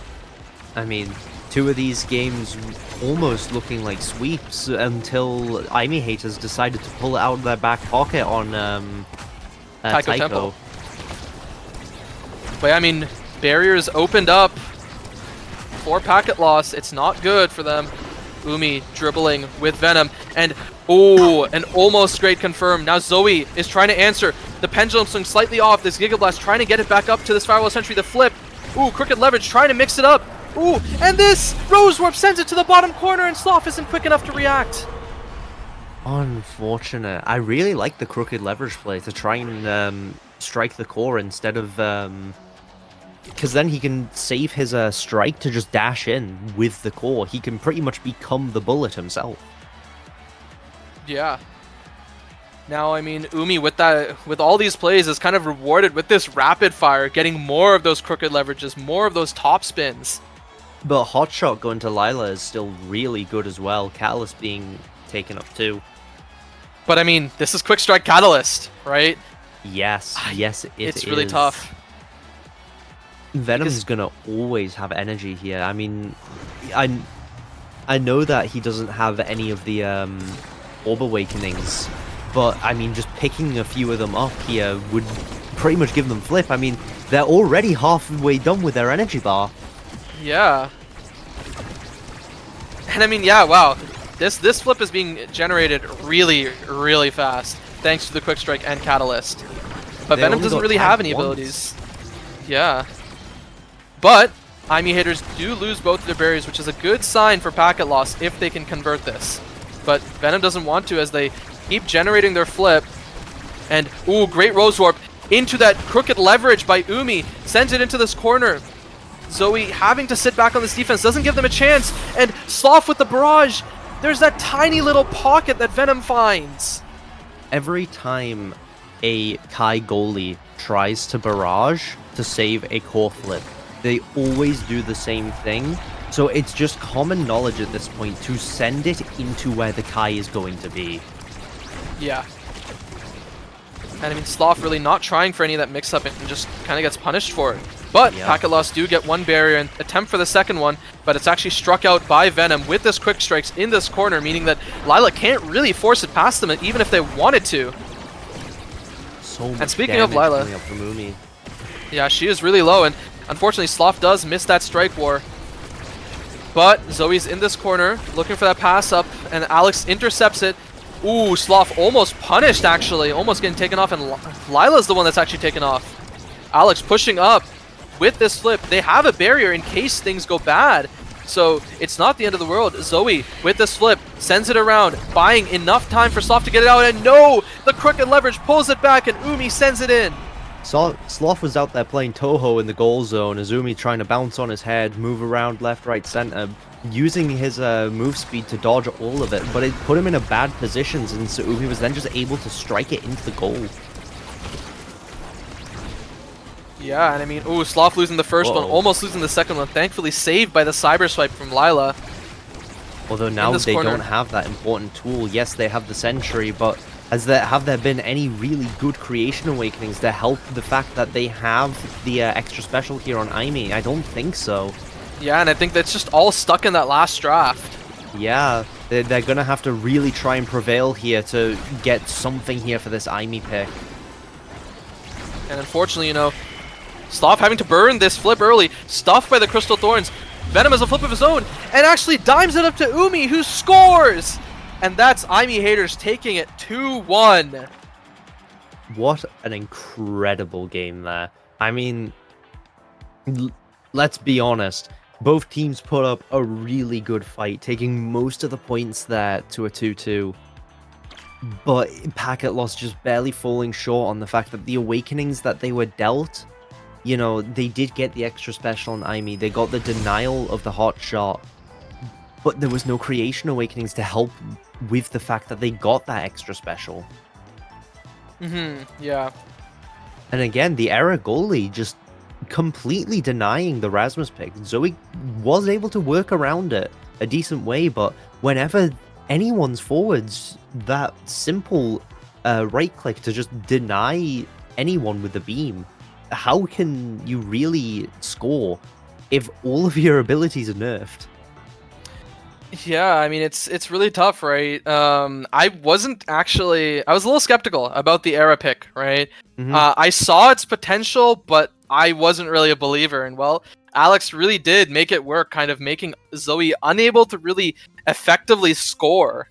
And there was a lot of times where he just sends the Maelstrom across the bottom line, guaranteeing that bottom barrier. Because, I mean, of course, Kai is a strong goalie, but the problem with Kai versus Era is you don't really have a way of, like, using creations to block the Maelstrom. Yes. Like, that's the advantage that Atlas would have in this situation, but that means, of course, you give up Kai. So then, enemy, of course, they first pick the Estelle, but if you pick Atlas, then they last pick Kai. Yeah. And I mean, I might have even been a bit of a fan of, you know, maybe this Atlas Kai, right, on 2-3. Like letting Sloth play that Atlas and then picking that Kai midfield, because Kai midfield is a really good pick on Oni, right? A lot of people consider Estelle and Kai to be the two best midfielders on Oni Village, and that's kind of why when we saw earlier where I believe it was Fingerless giving up both Estelle and Kai to TMCT, it was widely regarded as a big draft mistake, letting both of them fall, because Kai can also flex to goalie, right? Being a good midfielder, they're also able to flex to this goalie position, and that flex pick on this map, being one of the best picks as well, is dangerous for this draft. I mean, I think that's actually probably what they should have done. Like, you know, you usually don't think about Kai midfield, but Lila has played Kai midfield on Oni a good few times. I mean, they have clips from scrims of them playing it. So maybe it would have been better to lock Kai Atlas instead of the Kai Imi. And yeah, I mean, knowing that it's Ponderer as well, I mean, you are going to get a lot of use out of that on Kai, especially since his cooldowns are relatively short. Yeah.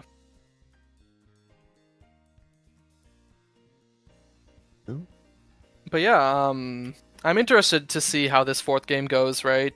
Seeing, you know, if we're going to be getting that 3-game series, because I know, at least according to the preseason power rankings, KLB was kind of regarded as a team around that, like, 3rd to 5th place or so rankings. And, well, Fierce Fury, widely regarded as the #1 team in the league, alongside, you know, Imi Haters, being pretty close up there.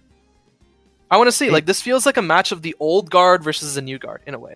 Like, KLB is a, you know, classic team.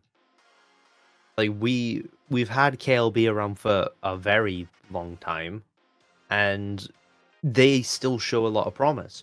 But Fierce Fury has, you know, a lot of faces in there where you look at them and you know that they are a promising team.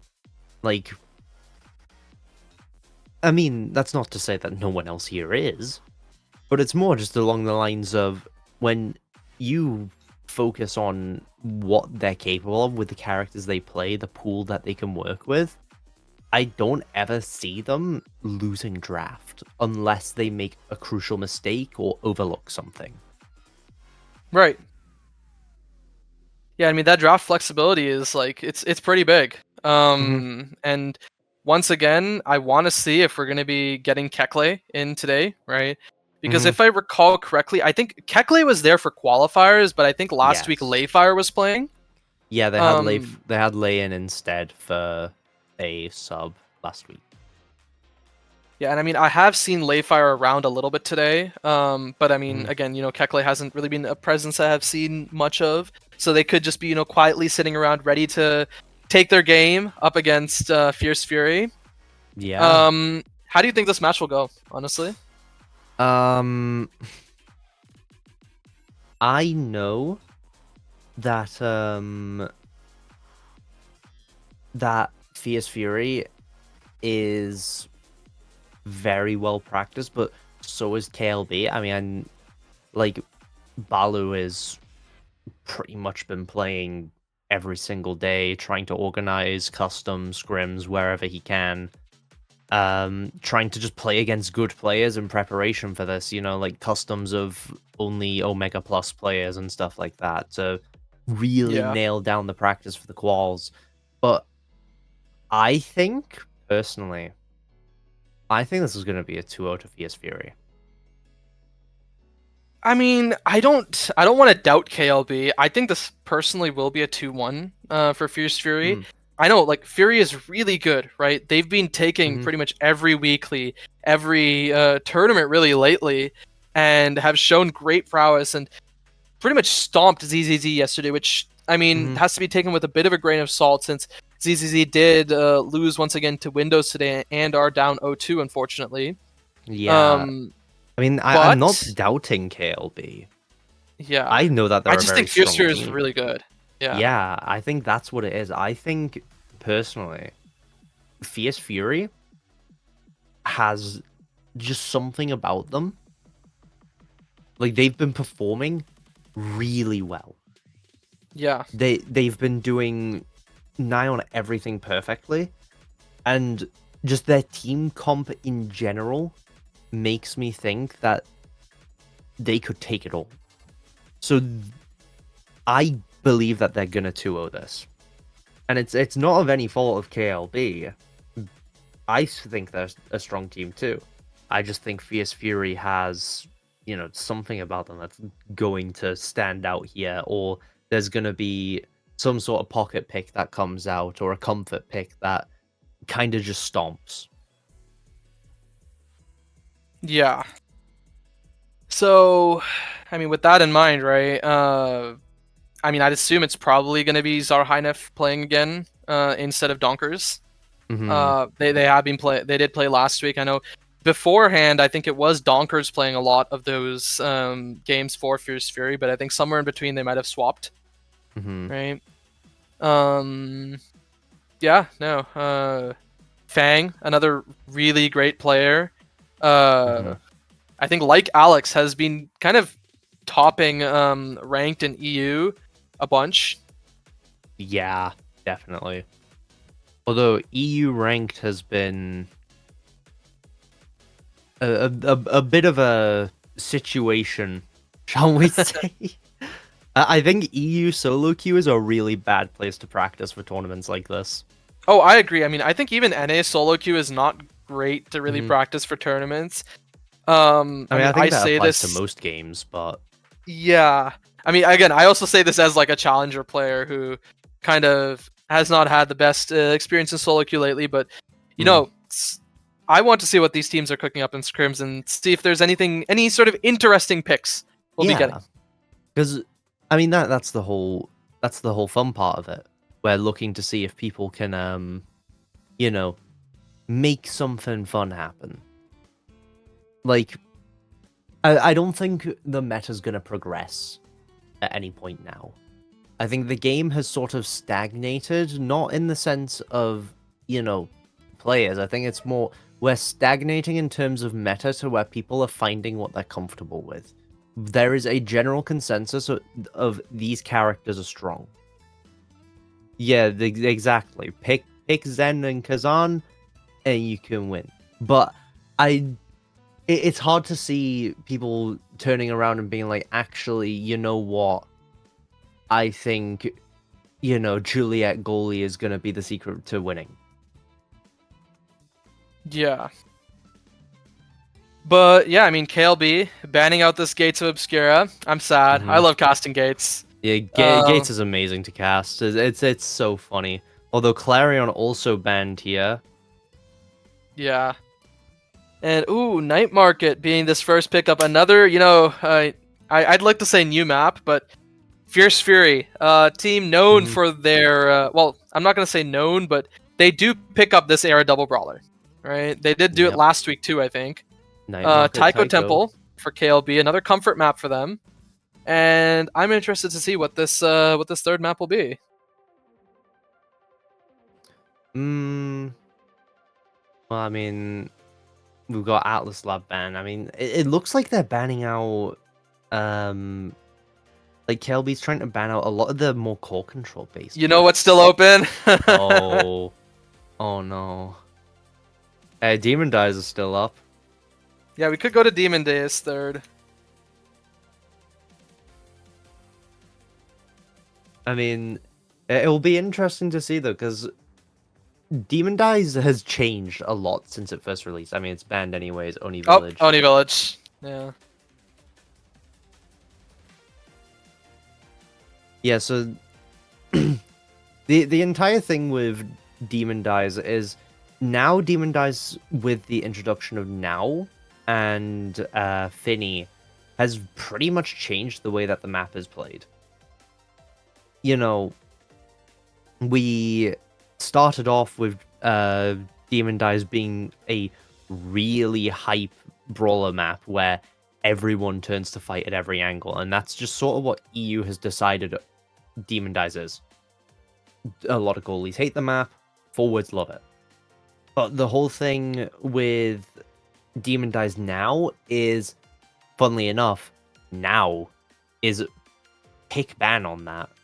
If you lock Now, you have a really solid goalie, or maybe a midfield. And now your team on this brawl map just has to lock Zentaro or some sort of other damage dealer, and you should be relatively safe. Enemy team will probably then be forced to lock in Finny somewhere to try and counteract all of that bonus damage, which then leads to a situation where if one is picked and the other is banned, well, what are you gonna do? Although, yeah, it's pretty tough, honestly. Yeah, I mean, it looks like we're gonna be moving into the first map here. Guys, I keep casting Stinger. I keep casting Stinger. We love Stinger. The bees, not the bees. But with that in mind, right? You know, I know Fury loves their era double brawler.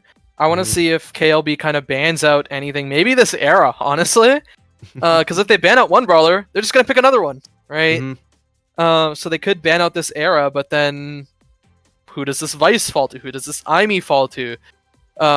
This Zentaro, right? These are all great picks, right? With this Awakening start. I mean, also, since Donkers isn't playing, KLB might be less, inclined to ban the Juno. Yeah, they don't have to go ahead and ban that Juno, right? Which means, someone on Fury, please go into EUOS, yell at Donkers to get back on your team. He's there. Go get him. But yeah, it looks like I think Fury's rosters banning are the Juno. Never mind, don't go get him. Leave him in there. Keep him. You can keep him. Yeah, so the rosters for this, I believe, will be Fang, Zarheinef, and Sake, and then on the other side, it'll be Balu, Layfire, and Lamacraft. So once again, no Kekle this week. No Kekle, no Donkers. So yeah, Zentaro banned out by KLB. They don't want to give Fierce Fury the chance to first pick that. Sake really good at piloting it. Yeah, but Kazan's still up as well. That's the other thing. The era. And I mean, there it is. The first pick era. This is the era double brawler that we're gonna see. Yep. Era goalie. Yippee! This may be a free draft. I'm not gonna lie. It's important to note, right? This era pickup is not just a good pick for double brawler. It's also almost a deny pick from Layfire, being one of the most notable era goalies in EU. Yeah. Asher pick Ooh. Yeah, Asher picked up. And let's see, kind of, is this going to be... There's a world where this could be like an Asher flex to goalie, and they try to deny another brawler away from Fierce 'cause Fury, that's actually what I was thinking, because I was like, how good is Asher into Era goalie? Because I can't imagine it's too incredibly good. Yeah. So I was thinking when I saw that, I think it's actually Asher goalie. Yeah, it's Asher goalie with Julie, and I think this could just be an ex-Kazan slam from, you know, Zarhainif and Sake. That's exactly what I was about to say. I'm expecting X Kazan. There's the X pick. That'll be on Zar, and Sake really likes his Kazan. I mean, like, this is kind of like a set in stone. Although we could be proven wrong, and they might turn around. Oh, Drek. Oh, okay, this is interesting. Now, okay. Yeah, I think one thing I was gonna say, right? I think last week, Zarhainif, I'm pretty sure, wasn't playing the X when they had Julie X. I'm pretty sure Zarhainif was playing the Julie, which, funny enough, right? So at least in NA, I've seen this kind of Era double brawler picked up multiple times, and it is typically the midfielder playing X and the forward playing Julie. I mean, but it was the opposite. Yeah, right? this. I think that's Llama on Aimee, and it's Asher goalie.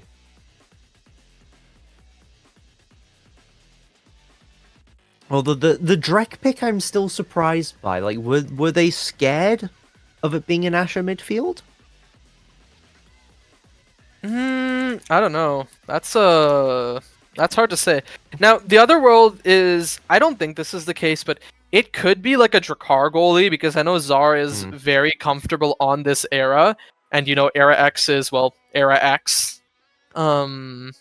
Actually, I think we might both be slightly happy, Star, because it's Drakkar with Stinger. It's Stinger Drakkar. He may as well be a brawler. That, like, they now have a really good midfield who can output an incredible amount of damage. I think, like, the Era first pick had kind of sent this draft downhill, although it. Like, there is a chance they can save this if there are any misplays, a free dash punch here or there. If explosive entrance does get picked up by Aimee, that could be a cyber swipe off the top ropes, off the bottom ropes. Like, anything could happen here, but draft-wise, I'm very happy with what Fury's got here. KLB is... They've tried to make something, but we're gonna have to see who picks what first. Yeah. No, it's definitely interesting. I mean, there is always the potential of, you know, maybe this is kind of a double brawler pseudo like comp, kind of mirrored by the side of KLB, because hey, this could be the Aimee goalie, right, with Asher Julie double brawler, but I don't think so. At least, well, at least in NA, right, Asher goalie is a very prevalent goalie, and it's picked up by a lot of players. But I have not seen it as much in EU, right? So I'm inclined to believe maybe there's a chance this could just be Aimee double brawler versus Era double brawler. Yeah, because I know that Llama does play Asher. Ooh, okay, yeah. Well, that changes things. Because I know that Llama like can play it. I'm just thinking generally. You know, there is still the chance of it being goalie.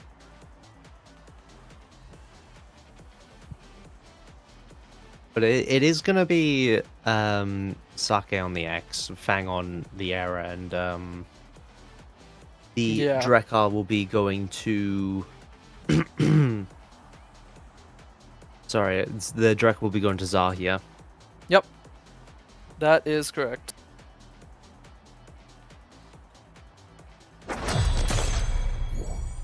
While Awakenings-wise, Drek is going to be taking the Stinger. Fang on the aerials. Going for that extra move speed. Yeah, it is Llama on the Asher here. So it is going to be double brawler, Layfire playing the Aimee. Yeah, so this is interesting, right? To see how this Aimee double brawler matches up against this Era double brawler. They kind of offer different things, right? Where, ooh, first kill, really quick. And the double barrier. Good patience from Sake, too.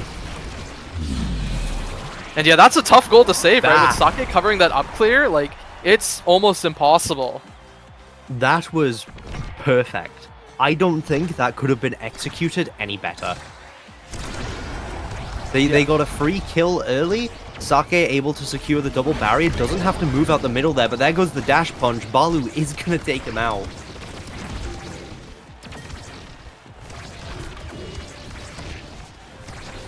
Yeah, and I mean, great kind of offense, you know, converted off that kill. Llama almost getting it in. But yeah, as I was saying, right, this Era double brawler versus Aimi double brawler, Era does offer this like support in terms of speed, but Aimi offers more of this core control and kind of this aggressive potential as this goalie. And we're seeing this right here, right? Layfire with the patience gets it past Fang, and well, Llama gets taken off. Balu is about to be taken off. Layfire has a slip, and they're gonna have to use it effectively. Ooh, and Nightmare gets bounced. That actually kind of works out.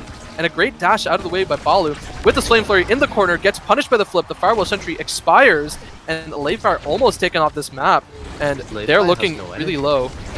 Yeah, no energy, but Lamacraft showing the power of Asher goalie here, but actually, both members of KLB are looking really low, and great strike out by Layfire. They're buying so much time, but it doesn't matter in the end. A good kill with the flip into the demon angle in the corner. I mean, I'm a really big fan of Layfire, like, timing things out, like, almost timing out with the eject button there, but if it did time out, that could have spelled curtains early for the point. Yeah. I mean, one barrier taken a piece, right? Zarheinef in this corner with Sake, but it does get flipped to the opposite side. Llama getting chunked, but doesn't actually fall with the perfect evade. And Zara is the one that's actually looking to be almost dead. They're really trying to force out as much damage as they can with this Stinger pick, but are they going to be able to pick up a goal? Because Sake is showing an extreme amount of promise with this core control. And I mean, great breakthrough used just to kind of avoid needing to expend this this energy, and yeah, it looks like the side of KLB is waiting. Yeah. Yeah, Layfire kind of trying to buy time for maybe Balu to be able to come back, but yeah, unfortunately it doesn't work, and it's really tragic because we're going right into this draft, right? Now Balu doesn't really get to pick what he wants. Yeah, Balu's in the middle, he's not even at the end. It's I'm interested to see if, like, KLB kind of tries to do some sort of, or sorry, Fierce Fury tries to do some stuff to give Balu something that's not that good. Yeah, I mean, they're leaving that Orb Ponder up right in the middle, taking the Prize Fighter away, Reverb, so he's gonna be stuck with the Orb Ponderer. If someone did take that, like Fang wanted, like, maybe Fang wanted to, but if he did, that would have meant that Balu would have been stuck with Catalyst. Yes.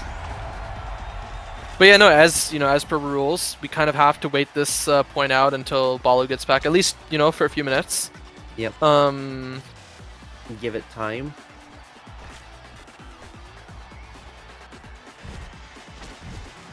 But I suppose in the meantime, though, we can talk a little bit about the gear choices here. Like, Lamacraft going for the slicks on the Asher, and Sake, of course, going for the Siphoning Wand, but of course, people are opting for more core control orientated awakenings here. Oh, sorry, gear. Because, of course, Sake did take the Siphoning Wand to combo quite well with the Stinger. But I believe Balu also had slicks. Yeah, I believe so.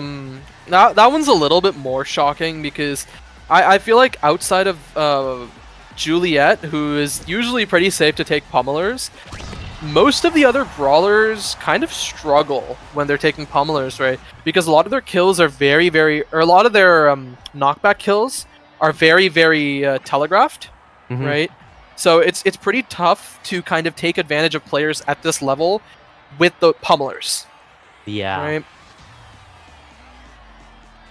So, yeah, that's kind of why they're opting into the slicks, maybe into the wand, right? Really just about anything.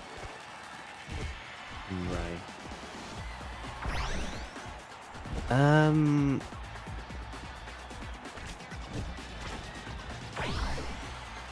trying to see if we know what the situation with Balu is here. Yeah.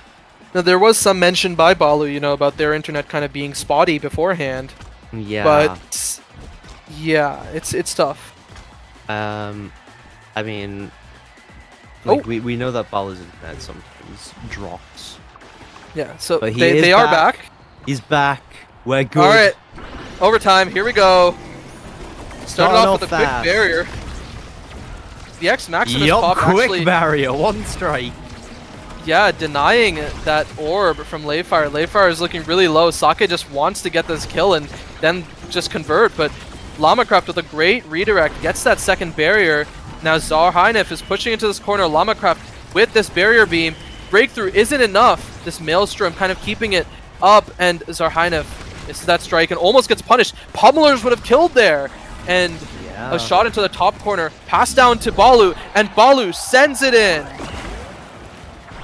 Actually, funnily enough, Balu does have Pummelers, so Pummelers wouldn't have killed there.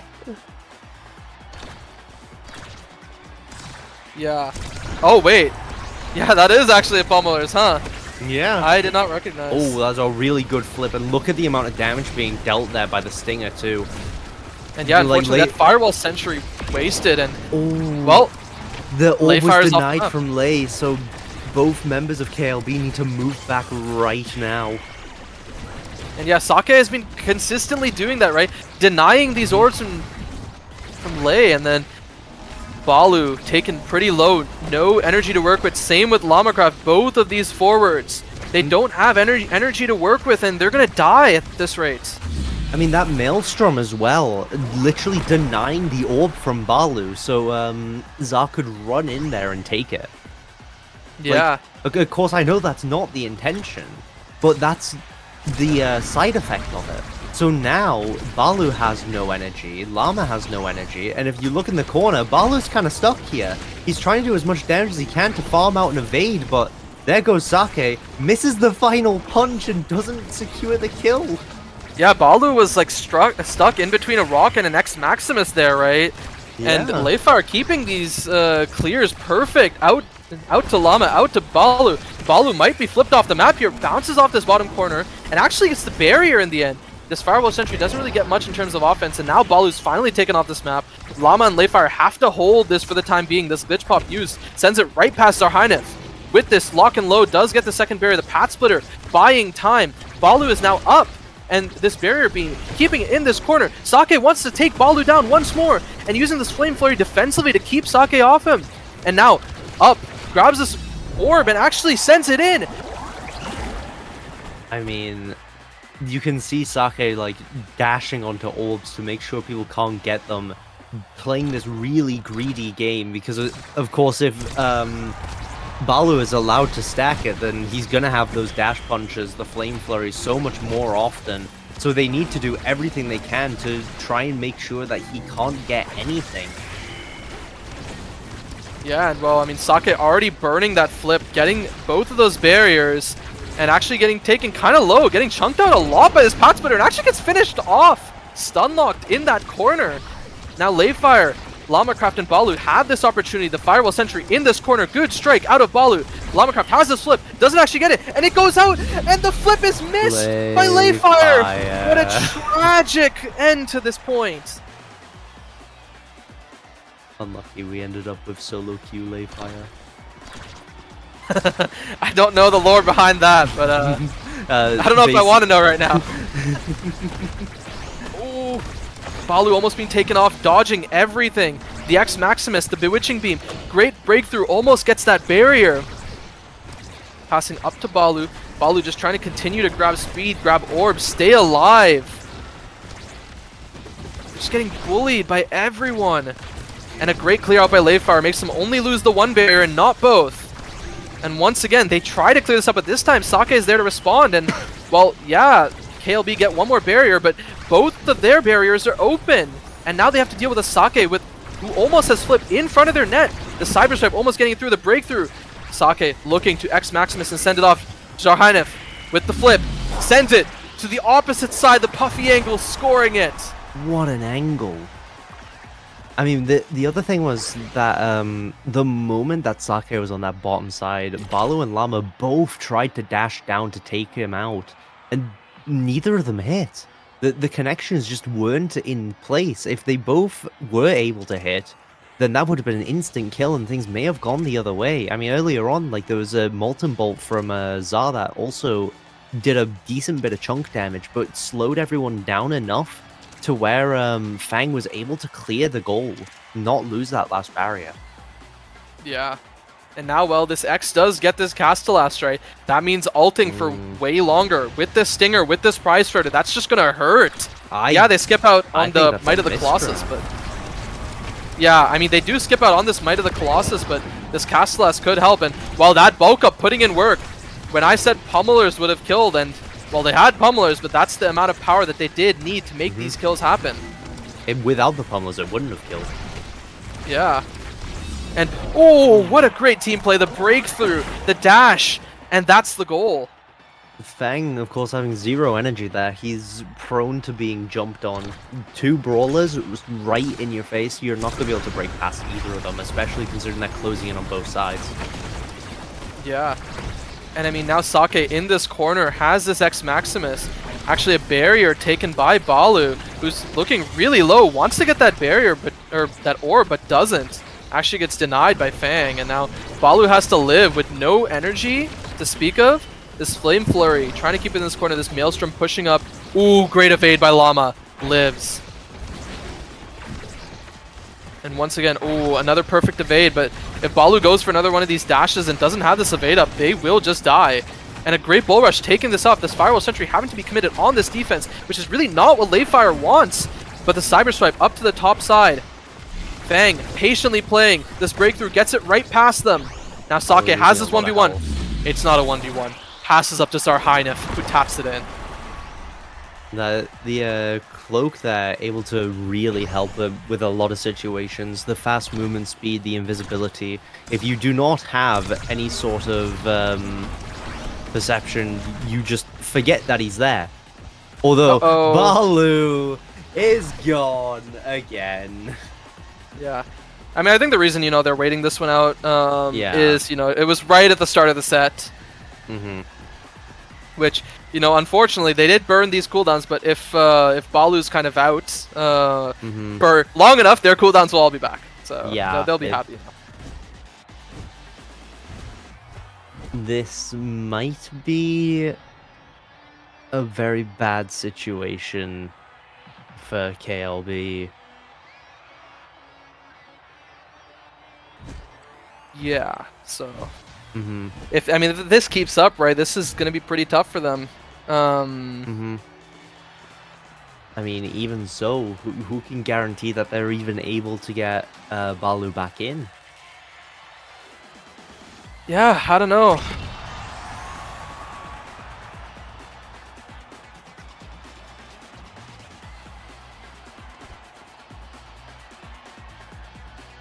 I mean, they're still gone, right?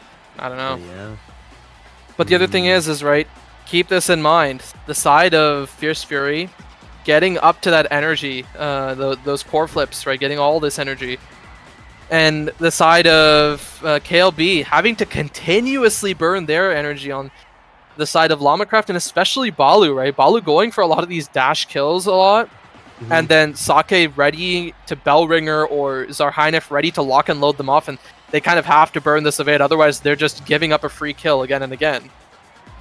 The other big problem is, like, they don't have much evade to work with in the first place, because all damage they do try to get is quite simply just evaded. They either evade or they walk out the way, and things just don't connect, so they never have enough energy. Balu's playing a bit too far forward, so... Yeah.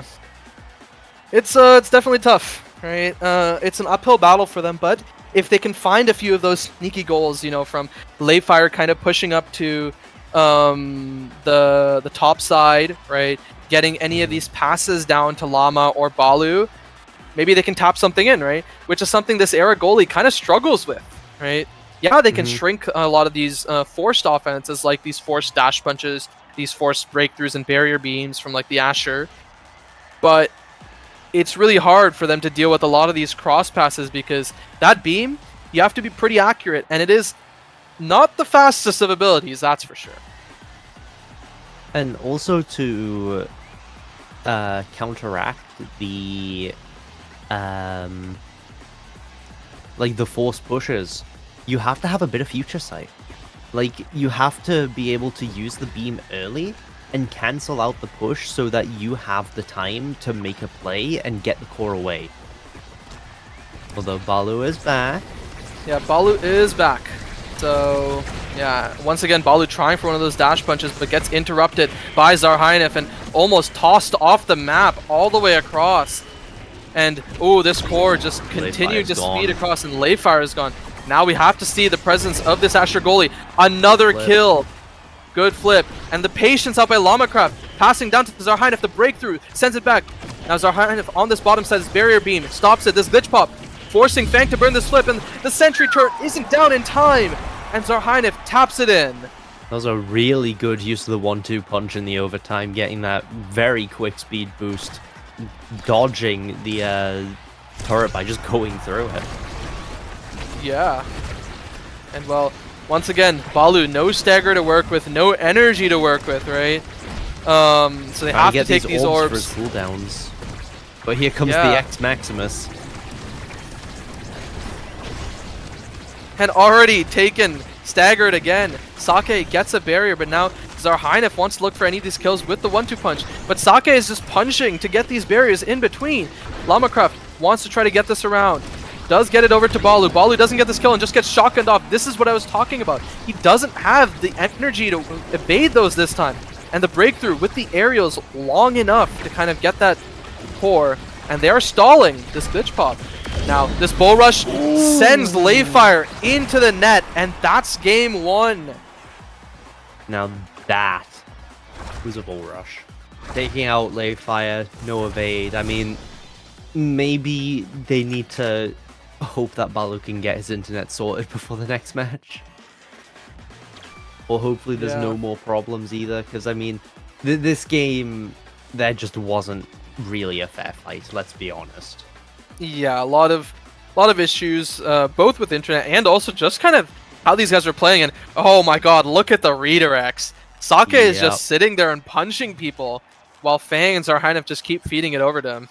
44 redirects. He got less than the person who was AFK for half the game. To be fair, well, when they were AFK for the most part, it was an problem. It was an internet thing, but also there was a lot of time, we spent paused. Mm-hmm. I mean that's more what I mean though. He got less redirects than while we were waiting for someone. Like, you can kind of see what the priorities are of just rushing in with X and just doing as much damage as you can. See, as a wise man once said, KO them! True! Real and based. And I mean, yeah, that's exactly what they're doing, and that's kind of why, KLB wanted to ban out this Zentaro, wanted to kind of pick up this Julie, right? Make sure they can't really get these KOs, but it didn't matter, they're still able to. Especially with this Stinger, right? That means this Drakkar now has like a considerable amount of damage to start keeping up with some of the others. Yeah, I mean, we're gonna have to see what the next map has in store, because next is Taiko. And the thing is, with Taiko, since it is a brawl map, Fury really likes their brawlers. I mean, if Julie Kazan are up, I could see them being picked for the side of Fury here. Yeah. Unless KLB has a master plan to maybe sneak something in here. I will say, I don't think the Era double brawler is nearly as good on Taiko. But it can still be picked. I think we're probably going to be seeing something a little bit more traditional, with the side of Sake, maybe going for the Zentaro, maybe going for this Kazan, right? Yeah. Maybe even the X. Honestly, they might grab the X again. But yeah, I think what's important to keep in mind, this was Fury's map pick, Night Market, and I think KLB willingly went to red side. So yeah, I think Fierce Fury might end up picking blue side again. I don't know. We have to see how this ends up shaking up. I mean, it will definitely be difficult.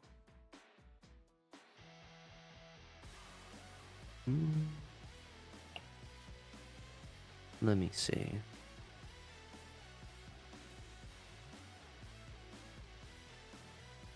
Yeah, I mean, especially on Taiko itself, like the map itself is very different.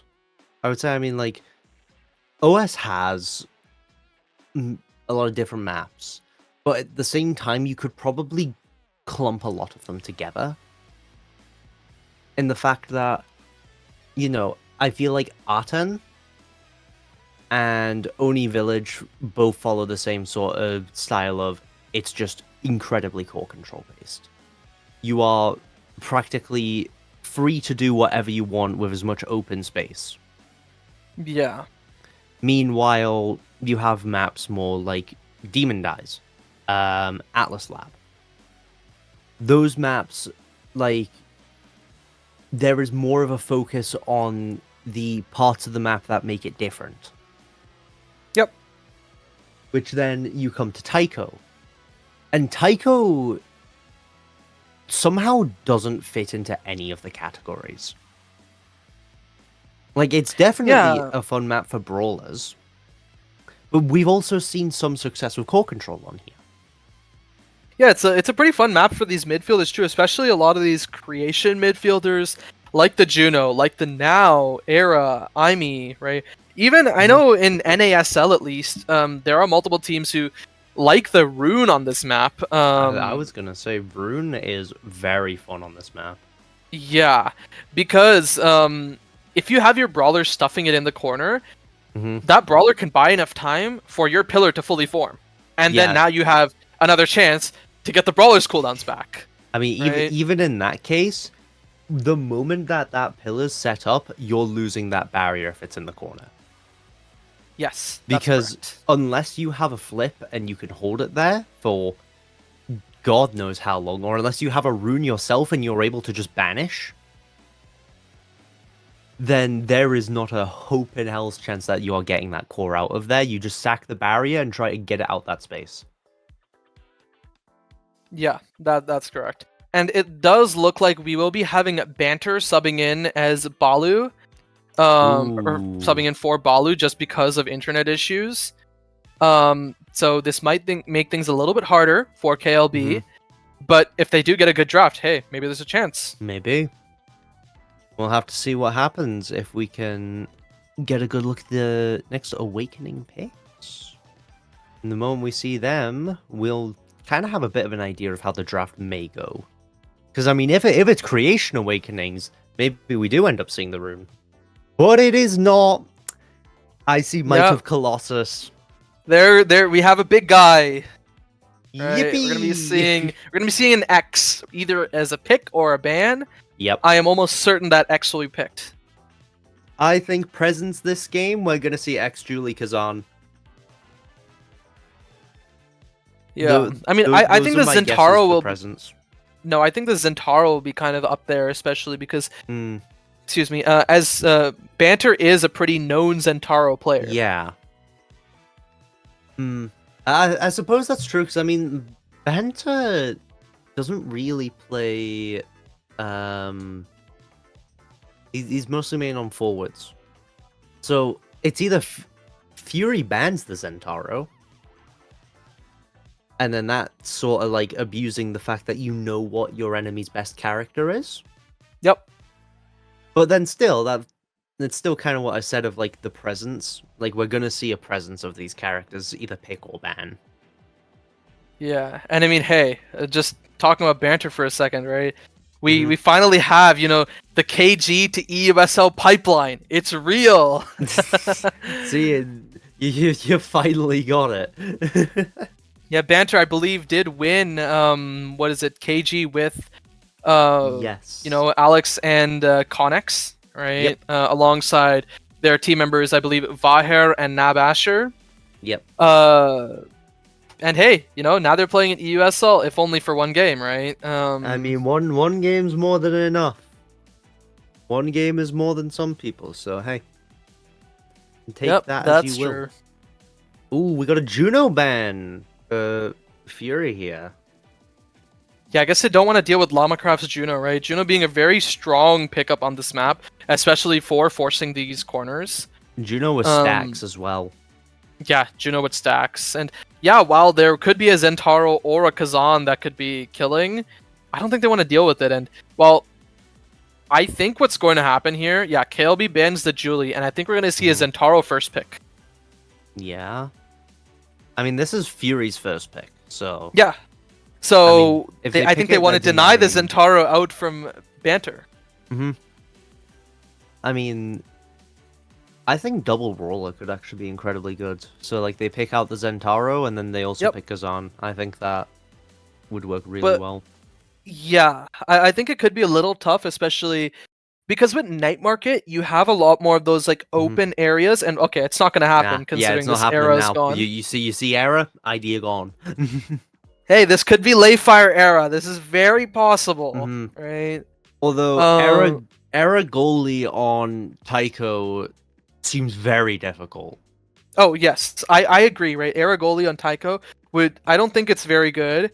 Just because it's really hard to force it out of the corner, right? And the corner is a lot of where you're going to be having that offense. So either you want to be able to run far in front of that corner to make sure it never gets there to begin with, or you just get it out of the corner, which is why stuff like the Atlas or the Luna are like good picks.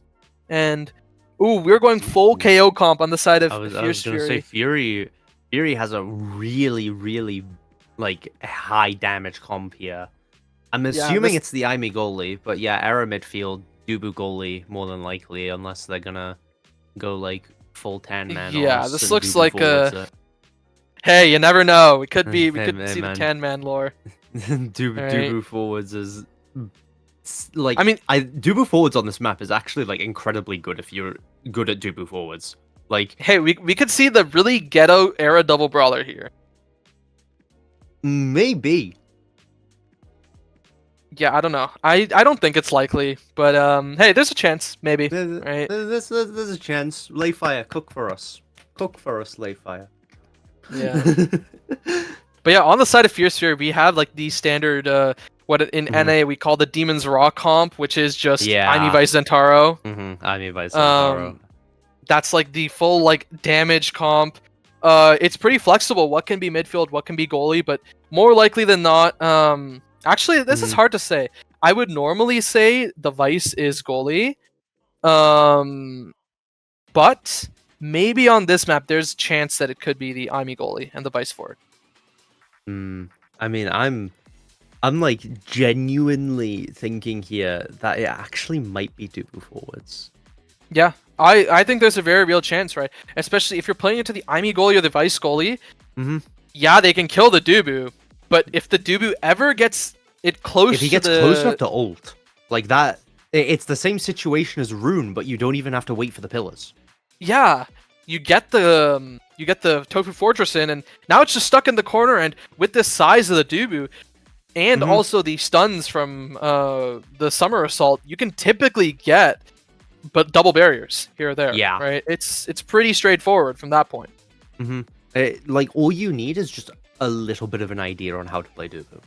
Because Dubu forwards is very different from Dubu goalie for the simple fact that you would assume that you're kinda tanky because you're a big hamster, you're a big boy, but at the end of the day, like your actual stagger melts. Because you don't have a way of really defending yourself. Yes, you're big, but you're big. You're a huge target. And because your cooldowns are actually very long, you're gonna have a pretty difficult time. Yeah. So yeah, interested to see, is this going to be the last game of the day, or are we going to be going to a third game? I don't know, but I mean, I want to say I was right, but I said some mystical power's gonna make this a 2-0. Maybe I accidentally jinxed Balu's internet. Oh no! Poor Maybe Balu. it's my fault. I cast a cursed Balu. I'm so sorry. I mean, that's like another level of caster cursing at that point. You're not caster cursing what's going on in the game. You're caster cursing them out of the game. I just caster curse the player. My bad, bro. Yeah. Well, let's see. Who's grabbing the Simi? Who's grabbing the Vice? Okay, Zarhynef is going to be on the Imi, and then the Vice is going to Fang then. Yep. Unless we see some Zentaro goalie lore, but probably not. Nah, that's going to be Sake on Zentaro, I believe. Yeah. And probably one of the best pilots of Zentaro in this league, right? Yeah. They've shown some great prowess on it, and I really want to see who's picking up what on the opposite side. Tell me it's Dubu forwards, baby. Tell me it's the Dubu forwards. It is! It's Llama's Dubu! 10-man lore! We're seeing Dubu 10-man forward. lore! So it's important to note, right? The side of KLB, they do see how much damage the side of Fierce Fury has, and both forwards went for this vicious fan brace. Yeah. And already both barriers taken off. Leifire struggling to defend against Zarhynef and Sake, and actually almost dying at this point. Keeping in damage with the slice and dice. This Firewall Sentry already getting dropped. They won't have this for the next offense. And this Flutterfly having to be popped to actually just defend, which means they won't have this for the offense. And ooh, Cyber Swipe. Ooh, great evade by Leifire. They live, but I mean, they don't Barely have evade dodging. for the next set. Yeah, they barely dodged the EI rush, but honestly, I think it would be more worth to just die there. Yeah, I agree. You take would the want to death, reset the you let stagger. the goal go. Yeah, reset stagger, reset the energy. I mean, now Leifai is kind of just going to have to wait out and see if he can get an orb. And even then, I don't think it's enough. I guess his thoughts are, you know, we want to keep the stacks online for as long as we can, so we have the, and maybe take a chance at, you know, keeping it online forever. And then maybe I'll be fast enough to dodge everything eventually. And well, he's living for now, right? But doesn't have many stacks to work with, right? It's actually Lamacraft who's starting to get these stacks, but they're looking kind of low. Banter's definitely struggling too. Yeah, and It's still Banter's- level 1, 2 points in. Yeah, Kazan still only has one form, and that's the second point for the side of Fierce Fury. He only has one ability that does damage and a very long dash. Although, there we go. There's that level 2. Yeah, Kazan has two forms, and can we get this? Ooh, great evade by Lamacraft. Keeping their stacks up. The primary, not quite connecting though. And another flip used by Zarhynef, actually getting that second barrier, passed down. This glitch pop, keeping it forward. The Tofu Fortress used on defense to counteract the Firewall Sentry. Fang up in the top side, waiting to see if this core will come to them for the flip. Zarhynef having to back off for this orb, and now Lamacraft on this defense with no energy, hoping to live for long enough. Banter putting out damage onto Zarhynef, who gets it up to Sake. Leifire with the slip has to make some sort of play happen. They cannot let this go in here. They have to burn the slip now. Sends it out. Down to Fang. Up to Sake. With this EI rush. Doesn't close out. Now Banter keeping the score forward with this Maelstrom. Lamacraft has to back off to defend this. And they're looking really low. They have to burn this energy and actually baits out the Supernova, which means that Fang cannot defend the second barrier. Banter up. Tries to bounce it off this middle corner. Fang gets it up to Sake once again. Sake is ready to play with this. Now the Tofu Fortress used as an answer to this Firewall Sentry. Banter looking really low. Almost has this core flip and is about to get punished for not using it. And a great angle by Lamacraft. Banter not dying there by like a millimeter away from that center drum. Able to get the secondary off to just secure the fact that he lives to the next set, carrying over basically a core flip. And guess what? Lamacraft, Leifire almost fully stacked, right? They're going to be moving fast now, and maybe now they can use this core control to their advantage. Flip having to be burned by Banter defensively, and a great angle by Zarhynef, who, even at the cost of their own life, they do take both barriers, and the EI rush. Ooh, Sake misses the slashing strike, and Leifire does clear this out because of it. Now, ooh, a great strike war win by Fang secures them the first set, and unfortunately for KLB, all the work they did to get these stacks up is getting reset. And now, Fierce Fury is going to have even more damage. Llama's too far backwards, I think. Yeah.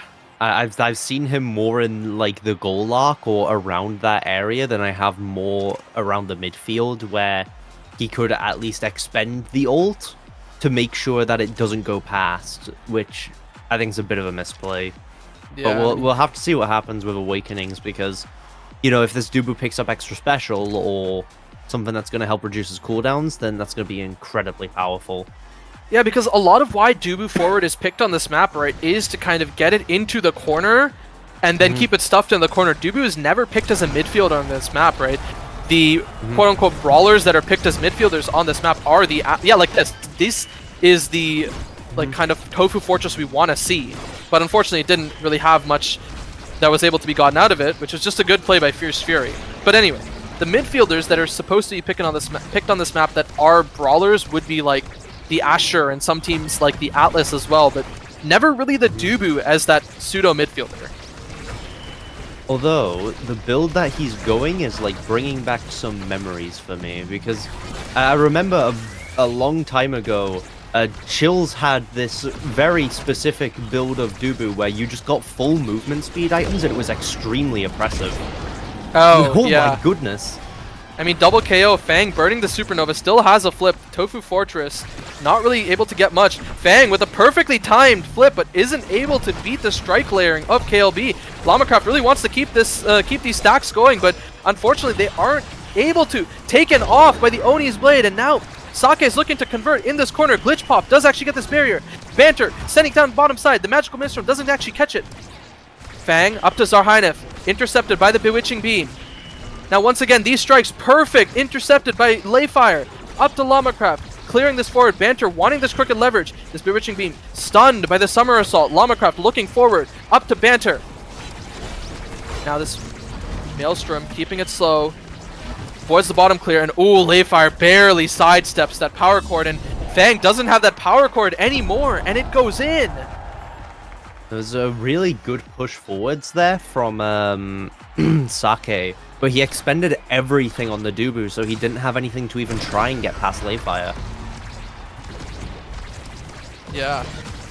And once again, this Dubu looking a little fast, right? They are a quarter of the way to the stacks, but even that quarter really makes a difference, right? Layfire, on the other hand, is almost fully stacked, having to burn this slip now to get it out. And Zarhainef looking low. Any crooked leverage could finish this off, but Zarhainef backs off to grab this orb. And now this Supernova is looking tough. Banter barely outtimes it and actually gets taken off this map. Can Zarhainef save this? Fang burns this flip. The Firewall Sentry keeping it up. The EI Rush not enough. Lamacraft has this flip, burns it, actually gets flipped up to Fang. Now in this corner, the side of KLB keeping this defense going. They don't even drop a single barrier. Now Zarhainef is looking low. That's the one barrier. Flip, stuffed by Layfire. This Magical Maelstrom keeping forward. A great double barrier out by Banter. Now Lamacraft in this corner with Banter. And a great log sends it in. That's the power of the Dubu forward that we want. Yep. I mean, a little bit of a slow start, but once you start getting those levels piled on, this Dubu forwards really starts to shine. I mean, this movement speed boost as well is actually being incredibly useful. But Sake, very quick kill, followed up by Fang with the Supernova too. First barrier going down as well. Yeah. This might be an ace. I think what yeah, okay, Layfire plays it smart. Just leaves the goal. Gives it. Yeah, doesn't want to drop his stacks too, and very smart for that.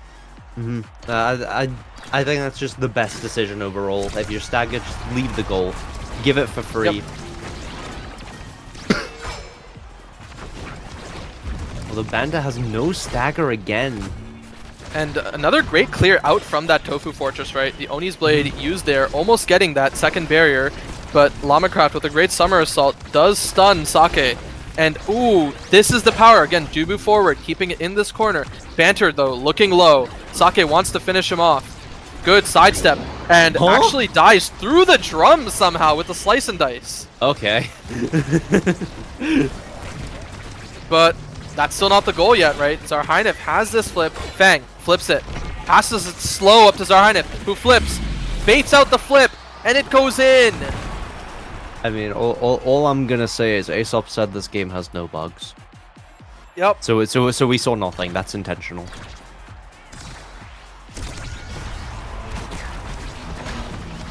But yeah, great offense. I mean, this Tofu Fortress now used defensively. Banter looking kind of low, regenning with this Vambrace. And now going to be taken off. Fast enough. Not regenning fast enough, getting taken off by this Oni's Blade. Layfire is taking damage. That means no more stacks, but I don't think that'll matter. I think the point just goes down here, right? Fang, down to Zarhynef. Zarhynef up to Sake, down to Zar, and up to Sake. And they just dribble it around Llama. He's not able to actually do anything. Because the thing that I've realized is when people dribble like that, every single goalie is drawn to stand in the middle. Yeah. Because if they go for one person, then of course it's a free goal.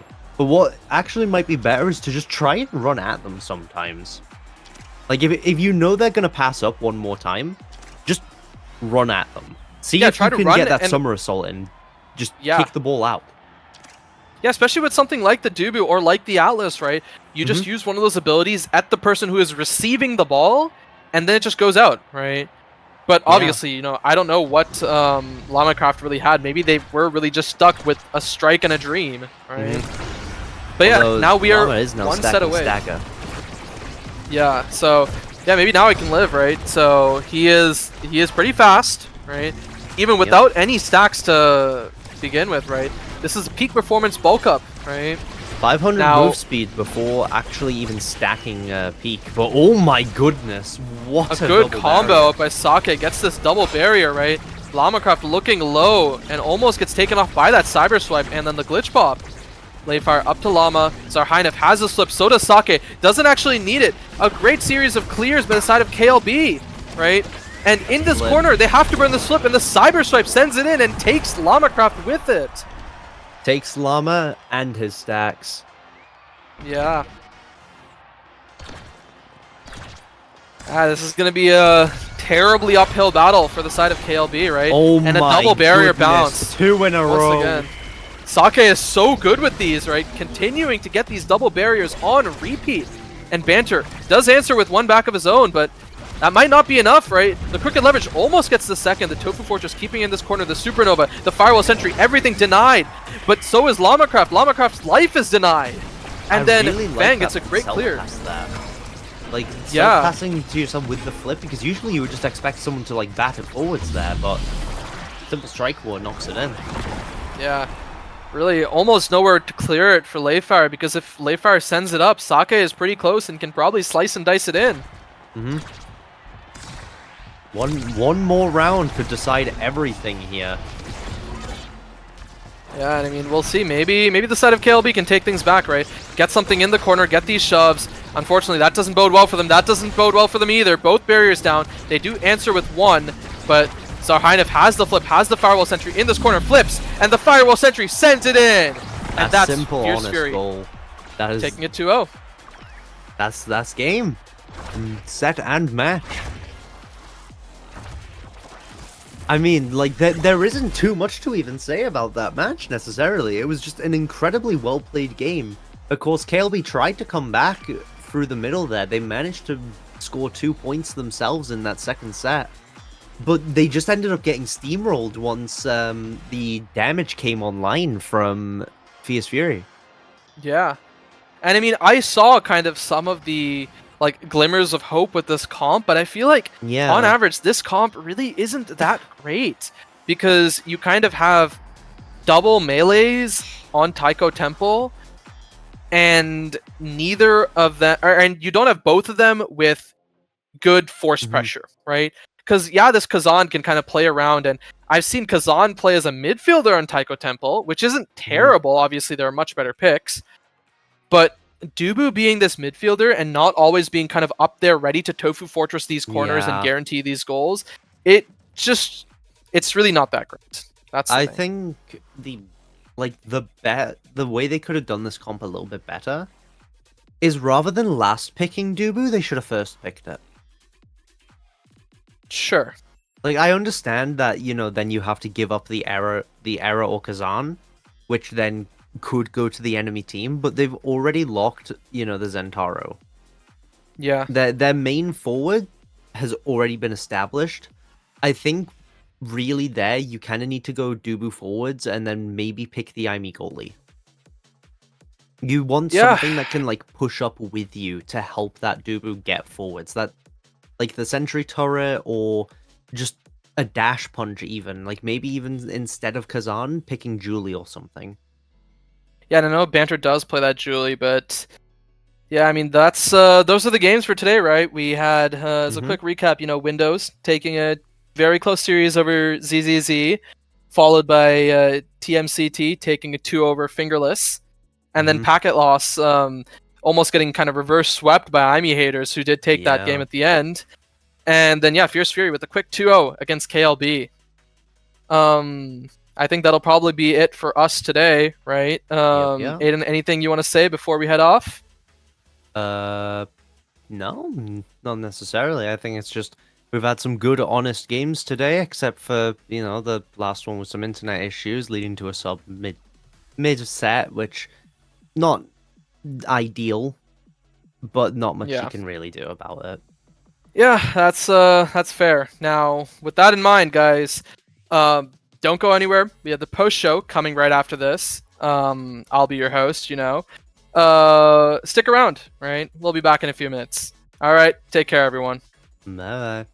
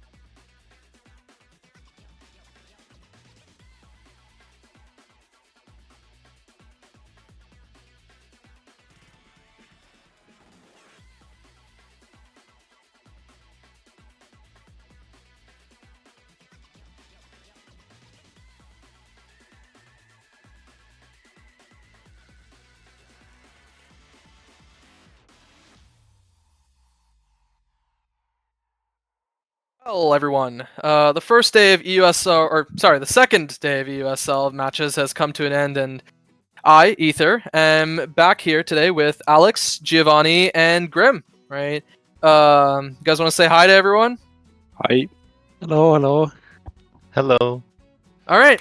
So, we can get right into things, right? We'll start with actually Grim, right, being the first match of the day, playing against ZZZ. It was a pretty tough series, right? And I know the past few weeks, as opposed to playing with Nereth, right? You've been playing with Nitron. How has that been? Been fun. I've known him for a long time, and yeah, they're pretty similar, so it's not too much of a difference. I enjoy playing with different people, so I enjoy it, even though it might not be ideal. Yeah, I know the whole like situation with what happened to Nereth. You know, hopefully Nereth should be back by next week. And yeah, Nitron, you know, maybe might continue his mercenary work across different EUSL teams. Now, about that second game, right, where you were an Atlas Lab, right? You picked up that Pummeler's Deadeye Luna, or Pummeler's Adrush Luna, and then got Deadeye, I think, that first draft. It looked very strong, and it kind of put on a pretty great showing. How was that, you know, playing Pummelers against, you know, people at this level and trying to look for those kills? We were discussing whether to just go for anything other than Pummelers, but I don't know. It seemed like Pummelers would just do more work on me because I'm more comfortable with it, and I would look for those kills more often. And then we all were just basically praying and screaming for Deadeye and got it as well. Yeah, I know you're kind of known as having that KO gene, right, as people talk, right? Just being ready to pull that trigger at any moment, just dash in and look for that kill. And yeah, no, we definitely saw that. Now I guess I'll throw it over to Geo next, right, who was part of that second game of the day, TMCT versus Fingerless. Once again, you guys are looking pretty dominant this week. But that first game, how was it? You guys went to set 5.5. Yeah, so I think our approach to that game was not perfect. Like, we kind of drafted ourselves into more of a KO kind of comp, and we are not that comfortable playing it, so we kind of ended up all picking Hotshot anyway, even if there was Deadeye available for like Atsu and me maybe. Would have been better, but yeah. Yeah, we are not comfortable with that, so we went to set 5, but we pulled it off, so I'm kind of happy. Yeah, that's about another that. thing I was thinking of while watching that game, right? I was wondering if that pick was kind of 100% intentional. You were thinking, oh, maybe we could get Hotshot plus Deadeye on someone, because I don't think anyone on the other team is going to pick Deadeye, so maybe we can manipulate that whole starting Awakening shenanigans where, you know, if everyone goes Hotshot, Deadeye can show up back in the draft. So I thought that was idea, intentional. but oh, it okay. kind of didn't work out, because I feel like we just both should have went Deadeye and played for the kills more, but yeah, we ended up didn't do that, and then they had the better core control comp, so kind of, yeah, I think a bit behind in draft, but pulled it off. Yeah, and I know Atsuro mentioned last week, right? They like the Luna over the Kai. You know, they enjoy playing it a lot more. I mean, how was it, like, you know, to play around with that Kai, or sorry, with the Luna instead of the Kai? I mean, obviously Luna has a lot more trouble defending against like 3 hotshot enemies, right? Yep. Because when the core is really fast, Luna abilities are definitely harder to hit, and just she doesn't have that many tools. So yeah, we had a decent amount of issues in that game, but I don't know. I'm just happy that we won that, because in game we didn't feel like we were winning. I can say that much. Yeah, no, there are a lot of like a lot of great pendulum swings, you know, out of Ayuki, and like just great conversions from the offensive Fingerless. But in the end, you guys did take that, right? Now, I'll go over to Alex, right? That match with Packet Loss, it was a little tough to overcome, especially, you know, going down in that first game and then having a tough start to the second one. Any thoughts on how you guys came back mentally? I mean, we haven't really scrimmed for like a whole week, so we weren't exactly well prepared. We're also playing with Umi as sub right now, since Rokos is not available yet, but he'll be back for next week, I believe. Yeah, that's what I heard from Venom. So yeah, I mean, the start was rough. In particular, I think Umi was having a rough time today. he was getting focused quite a lot, and I'm not sure if he was just not on top of his game today, but he was definitely struggling a lot with getting focus out. So yeah, I mean that made both the first and second map incredibly hard to play. Yeah, and then again, that Taiko Temple map, right? What were your thoughts when you guys saw Catalyst finally fall down to Umi? I mean, it was definitely very helpful. He was like running out of evades constantly, not really able to participate in the game actively too much. So yeah, I mean, it was a huge pickup for us. Yeah, no, I agree. That Catalyst, it felt like the turning point, and then, you know, Umi, I think picking up, I think it was the peak performance, that final draft, a little like cherry on top, giving that extra stagger to make them have to burn less evades. And then, yeah, in the end, you guys took it that set 5, and then came back in that final game, right? And that was definitely very fun to watch, right? So I think, yeah, we can take a look at this week's standings, right? And we can kind of see how things shook up after the first 2 weeks of games, right? So we can see, you know, IME Haters, TMCT, and Fierce Fury, mostly as expected, you know, being 2-0 to start. KLB and Windows in between, right? In that 1-1 section. And then, yeah, Fingerless Packet Loss and ZZZ sitting at the bottom, right? Are things about as you expected, guys? Or are there anything that you didn't really expect? We'll start with Alex. I mean, KLB is 1-1, but they also had, like, arguably probably the roughest match, like one of the roughest matches that they can have, so nothing too surprising about that. Packet Loss, I'm actually not sure what their first match was. It was TMCT. TMCT, I mean, yeah, it's also one of the better teams for sure, so they've had pretty rough games. I'm pretty sure they'll bring it back like soon enough. Yeah, I mean, I don't think there's too much surprising. Gio, about the same, or? Yeah, I would agree. I feel like so far all of the games have been as expected. Some of them have been really close, so we could have seen some upsets, but in the end they didn't really happen. So the games so far have played out like I would have expected before. Yeah, I mean, we were really close today to seeing Packet Loss 2-0ing IME Haters, right? And both of them would have been 1-1, but in the end, you know, they came back and they pulled through. Grim, I want to hear from you. Any thoughts on these standings? Not really. I haven't given it any thought. I just enjoy watching. Yeah, I mean, you know, you guys are sitting in the middle of the pack right now. But yeah, we'll see how things shake up from here. I think I want to take a look at next week's matches as well, right? See if there's anything, you know, super interesting, or if maybe things will go as expected, right? Next week's matches, I believe we are starting with IME Haters versus Windows, right? You know, 2 reps from those teams on the stage right now. How do you guys feel about this match? I mean, I'll start with Grim, right? How do you guys feel going into this match?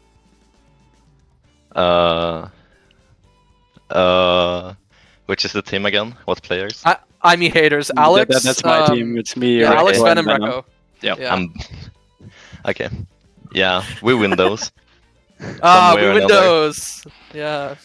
Yeah, but unironically, I think it's an uphill battle which we can win. But yeah, it's not one of the teams I have the highest confidence against. Yeah, I mean, we saw Packet Loss, you know, like putting in some effort and trying to take down IME Haters. So yeah, it's shown there are some cracks here or there, but it sounds like, at least, Alex, you know, you guys will be probably scrimming a little bit more with Recco this week, and we're kind of getting back into things. Yeah. So yeah, next after that we're gonna be having KLB versus Packet Loss, right? That'll be an interesting match. 2 teams which, at least at the beginning of the season, were both ranked to be kind of middle of the pack, around that like 4th to 6th area, right? Packet Loss, you know, having 2 tough matches against 2 of the top 3 teams right now in the league, and hoping, you know, to bounce back against KLB. But this is another really good team, right? So they're gonna have to start picking up these wins sooner or later. Alex, what do you think about this match? I mean, it's an interesting match. I think it's going to be rather close. In my opinion, like Packet Loss they have the advantage that they've been like playing together for a very long time. And on the other hand, I think KLB has like a bit more like individual skill on their team, but they don't have as much time as a team like practicing and getting stuff down. So it's going to be like those kind of two things going against each other. The one team with the individual class and the other team with just raw like practice and like team play. Yeah, and then okay, Giovanni, any thoughts about that match, KLB versus Packet Loss? Yeah, I would also say it's like a 50-50 kind of game. Definitely both teams can win that. I'm interested to see if we can like see KLB like with the whole roster that week. Would be nice to see, because then I would think they are slightly favored. Yeah, but definitely an important game for both of them to like make playoffs or not. Might decide on that game. Yeah, I agree. And then Grim, do you need the rosters for this? The players on each team? Yeah, okay. So KLB is Kekle or Layfire, and then Llama and Balu, and then Packet Loss is Sloth, Zoe, and Lila. Okay, so great. Yeah, can you remind me of the question? I was zoned out. Okay, who do you think will win between these two? Oh.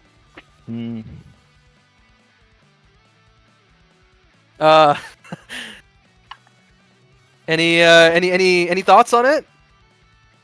I don't know. For me, I might be tripping, but I feel it's. I have no. It doesn't. I don't lean in any particular way. I would guess. Balu's team won't win. Okay, strong words. All right, that's for sure. All right. Now, we have two more matches towards the end of the day, right? We have TMCT versus EZZ and Fierce Fury versus Fingerless. I think both. I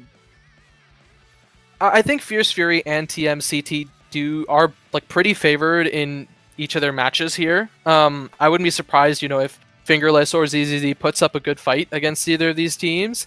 But they've had like pretty tough starts to this season, right? I don't know. I mean, does anyone want to comment on either of these matches? Giovanni, any thoughts? I mean, I think for our game next week, I think we have to play with a sub on that one. So okay, we might struggle a bit then, but I still think we can win anyway. But yeah, it might be closer than we would expect. Who do you need to sub in? We need does to he want to sub in lead a that? goalie. We need to sub in a goalie okay. because Atsu won't be there. Okay, so you're missing goalie and you're gonna have to hear the sub. Okay.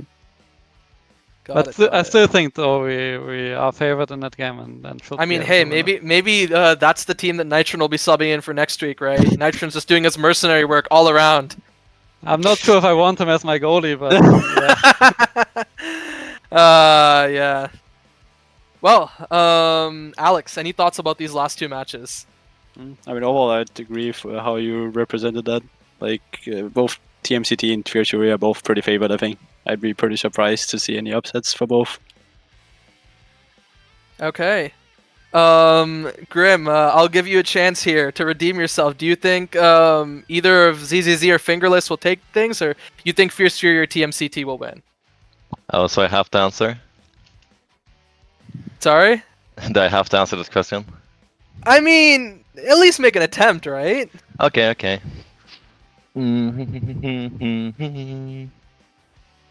Yeah, I'm gonna be honest, Chief. I have no clue. Alright.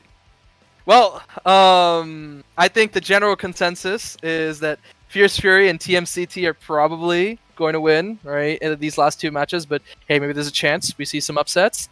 But yeah, besides that, I think we can wrap things up. And we can head over to next week, right? Anything you guys want to say? Any shout outs? We'll start with you, Grim.